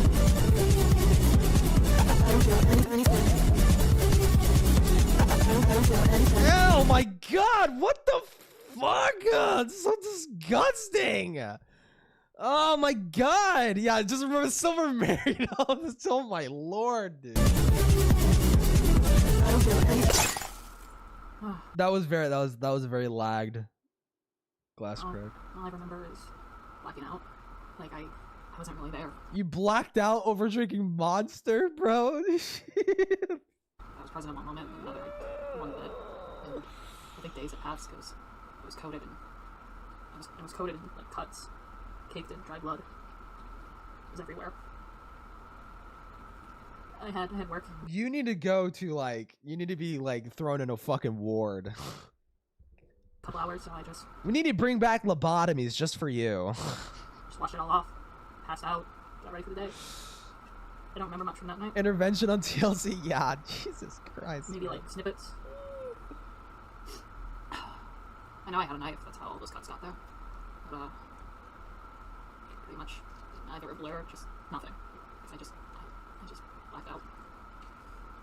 Forewarning for this part, we didn't want to hire strangers or any voice actors to read the lines for this video, as it is just too personal, and some of the things that have been said are quite vile given Musha's segment alone. So we gathered people close to us to do the voiceover work, and well, the person who did the voiceover for Musha, Vulcan, is a good British friend of ours, and he had quite a few choice words to say to Musha. We did not ask him to do this. He did this at his own accord whilst recording the lines for us. The only thing we did was ask for permission to place this into the video. He was perfectly fine with it, but we thought it'd be a good idea to really show just how sickening Musha is by hearing it from a third party's perspective who was never connected to the SCC.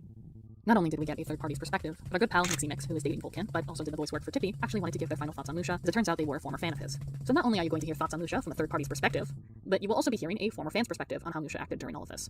A huge shout out, but also a deep-hearted thank you to these two individuals for providing voice work, but also just supporting us throughout the making of this response. You guys are the best. We love you like family.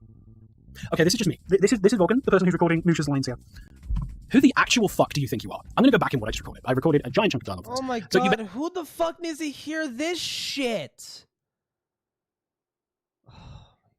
Basically say you are keeping this M or Anon one as anonymous, but you clearly reference the fact you've called them out on Twitter multiple times, meaning that anybody can then, by that assertion in the words you've just said, track down the identity of this individual. On top of that, going later down in the document, you say you want to keep them vague for their own safety, as well as the fact that their voice has a right to be heard. However, you've then basically threatened that you will uncensor their name in this document if they decide to openly stand out, or basically, hold on, let's get the right word here, because it'll be M explicitly reveal their connection to this document in public of their own volition. Thank you for understanding. So what you're basically saying is, even if M says that they're going to reference the document, bear in mind this is a document that even said has multiple anonymous sources. If M says in passing that they are connected to this document, that doesn't mean that gives you the right to reveal who M is in this document, by the way. Fuck you. That's actual fucking hostage taking of information. Also, you've even admitted earlier in earlier statements, that I've recorded for this video, that you have edited the testimony and the information to better cater to your fucking narrative. So you're not even taking the exact information in the way that it was communicated or in the way that M/Anon1 has explained it to you. So you've basically openly admitted that you are literally writing the story, whether that is the case or not. I swear to fucking God. But also, don't compare them to the abuser, because we all know who you're talking about. And if you are referring to the person who I'm recording this for, and referring to the person I've been recording audio for you this entire time, the only point of evidence in case against what you've been saying, and saying how they're an abusive, kidnapping piece of shit fascist, the only example you've given is for you to be rattled by them for them being annoyed at you for misusing the word cult. That is it. That is your entire case in evidence. If you have more, oh, okay, why don't you fucking say it? Second of all, you cannot turn around and call them out for basically calling you out by using a word inappropriately to them, which affects their trauma, and then turn around and call them, and I quote, call them out for doing, and I quote, a lengthy crusade of crass... You just couldn't have cut that out. No way. There's no way you could have cut that out. You had to keep the fucking stutter in. Exploitation of pushback against child predators within Western anime fandoms as an excuse to be a shallow confrontational xenophobe towards anyone with a passing interest in anything vaguely Asian. Just because someone doesn't like or is uncomfortable with or has an actual trauma reaction to anime does not mean they hate Asian culture. It is more racist for you to say that anime is all Asian culture than anything that they could hypothetically be saying. Because I'm fucking sorry, there are other things in Asian culture that are pumped out by everyone other than fucking anime. Like, Jesus Christ, you're calling them out for being over the top and overcritical of you using the word cult. And you say a statement like that towards them. Your personal filters are just off, because I can't even imagine somebody as disgusting as you to manipulate truth like this. This is absolutely ridiculous. I swear, and I would like to point out, this is everything I've just got from the words they've said. And if no one is that self-aware of the words they say in conjunction to a text thread that this is all taken from, that they can easily access, they can easily read, and they can easily refer to, get over yourself. This guy just keeps talking, bro. Because I can fucking tell you, before I recorded this, I never even heard of you. You didn't exist to me. You don't exist to thousands upon millions of people. So stop acting like the pariah and the paragon of virtue, because all you're acting like is a fucking waste of space and a parasite glomming to people that are in pain so that you can be their savior to fulfill some kind of hero complex. And if that's not the case, Musha, then fine. But don't be a fucking hypocrite with your own fucking words like this, because this is disgusting and vilification of people that don't fucking deserve it because you don't like them. Even then, right? Even then, this is literally just getting mad at N/Anon1. If this is about who we're recording these for, you're just mad at them for not being the victim you want them to be. And even if this isn't for who we recorded it for, where's your evidence for this? Where's your evidence and information to it for? And I do apologize if this is used in a video or if this is brought to light that we're being vague about this, but because this is vague in Moshe's own words, with very little evidence or very even little clarification on what they're talking about, the thing that they are critiquing D for, by the way, I would like to also point out earlier in this video, this is a big problem because all you're doing is throwing words out to sound really interesting and really dynamic and really like paragon-esque, but you're not actually saying what the problem is and how it needs to be fixed. Because all you're doing then is being a virtue paragon to try and get people's clout. And yet again, I'm going to repeat this, no one's fucking heard of you. I have. That's only because I've been engrossed in the fucking commentary community for ages now. Even then, I didn't realize you were Aperlof. Fuck off. Do you know what's funny, Musha? I just heard another name for you. I've never ever heard, I didn't even know you existed. You're being critiqued by a guy who doesn't even know you existed with your own fucking words. And I'm British, so if you want to find me, I will gladly converse with you. Because I really would like to know where you got this fucking information from. Oh my god. See you in the next recording, buddy. Wow, okay, Musha. I did not think I would be recording a second. Why is there a second clip? Why is there a second clip? One of these immediately. What the fuck is actually wrong with you? You are complaining about them calling shit out and throwing shit at people on Twitter, and you've literally said in the last 3 bits of audio I've recorded, you've directly tagged Silver, you've then do a direct Twitter thread asking people to spread it around to make sure it doesn't fall, unquote, on deaf ears. What the actual fuck? It reads so much like you have a thing for him. Yes, but even then at the bare minimum, I didn't realize that you, as the paragon of virtue you desperately want to be, were taking the tools of the abuser. Because it seems like instead of, I don't know, actually having a good critique of Anon/Anon1, you're instead just projecting everything that you're insecure about yourself doing to other people onto them. Because every critique I've read so far that you've given them on this entire recording space has literally been every behavior and choice you've ever fucking made here. Because you are trying to weaponize public opinion against them to create a hostile Twitter environment. And you're apparently trying to help Silver. That is more abusive than anything I've heard people complain about Anon1/M. And I know Anon1/M, and I know it's all bollocks. But nah, fuck it, you're right. You, the paragon of virtue, who threatened fucking information. Like, releasing. Like, I swear to God, dude. Never meet me in the UK. I will fucking deck you, bro. Like, Jesus Christ. Okay, these are the last one of these I'm gonna do because you finally actually outed how fucking piece of shit you actually are. You, Jesus Christ. Everything I just recorded a line where you call her a wench, right? So first of all, even though you've clearly admitted in your little paragon persona that you want to keep people anonymous to protect not only that, I'm getting ready to raid, dude. I'm just so anonymity. Their anonymity from the rest of the internet, as well as the anonymity of people connected to them. You just remove that for Deed then, because now we can safely say in my previous recording that that Anon-M and Anon-1 is Deed, who, by the way, you have no actual fucking evidence for, and you have not produced any evidence. I don't care if you say you have personal chat logs of twisted, toxic behavior. Again, from an echo chamber with this taken from a thread specifically to hate on Deed. You literally have no fucking evidence to support anything you're saying. Also, I'm going to read certain things you've copy and pasted from previous statements I've recorded. I know you've copied and pasted because I've read these out verbatim. I made about 8 or 9 minutes into Deed's video before shutting it off. Yeah, you said that previously before. So what you're also telling me there is, first of all, you didn't even watch the whole video. You also said in the previous bit of dialogue that you established, you disliked it immediately without listening to the entire fucking thing. But if you did listen to the entire fucking thing, then why don't you say that?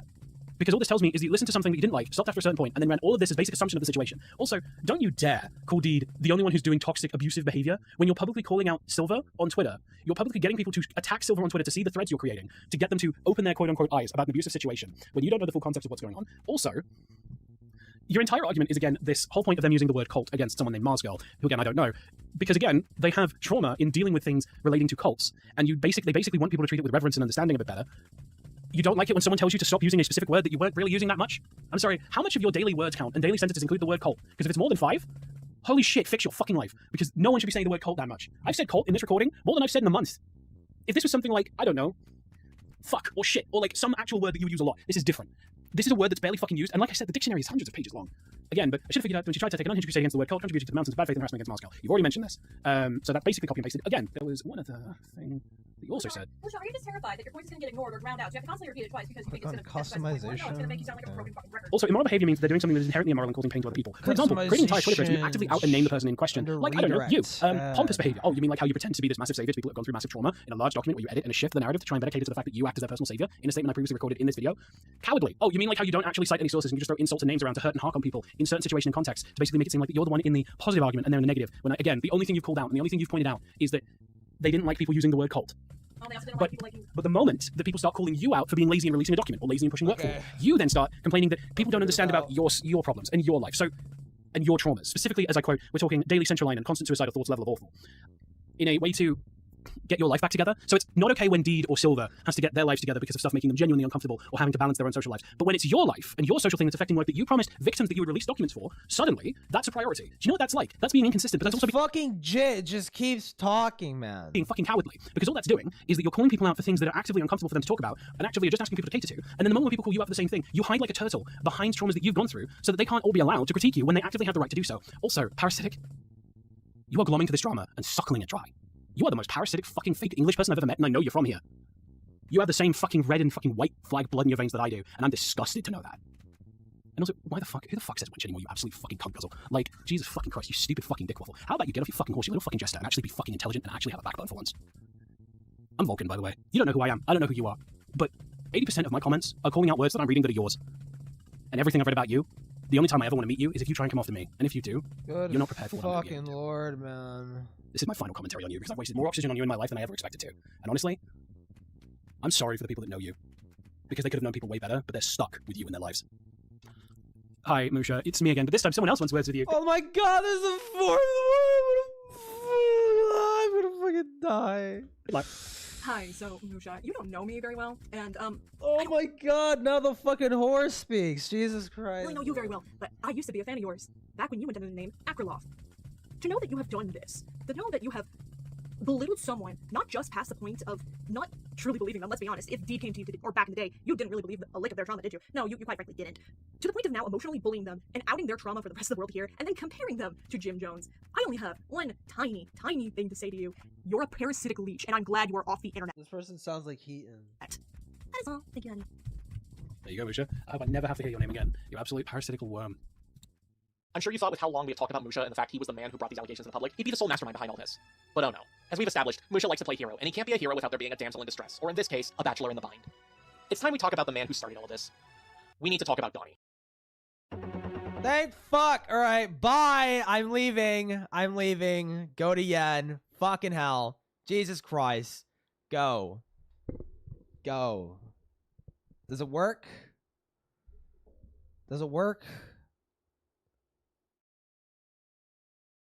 Is it popping up? It doesn't look like it's popping up. Too bad.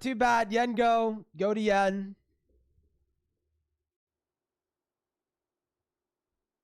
Go to flippin' Yen, bruh.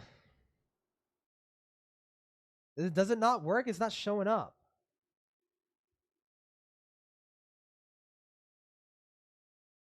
Bye, dude. Fucking.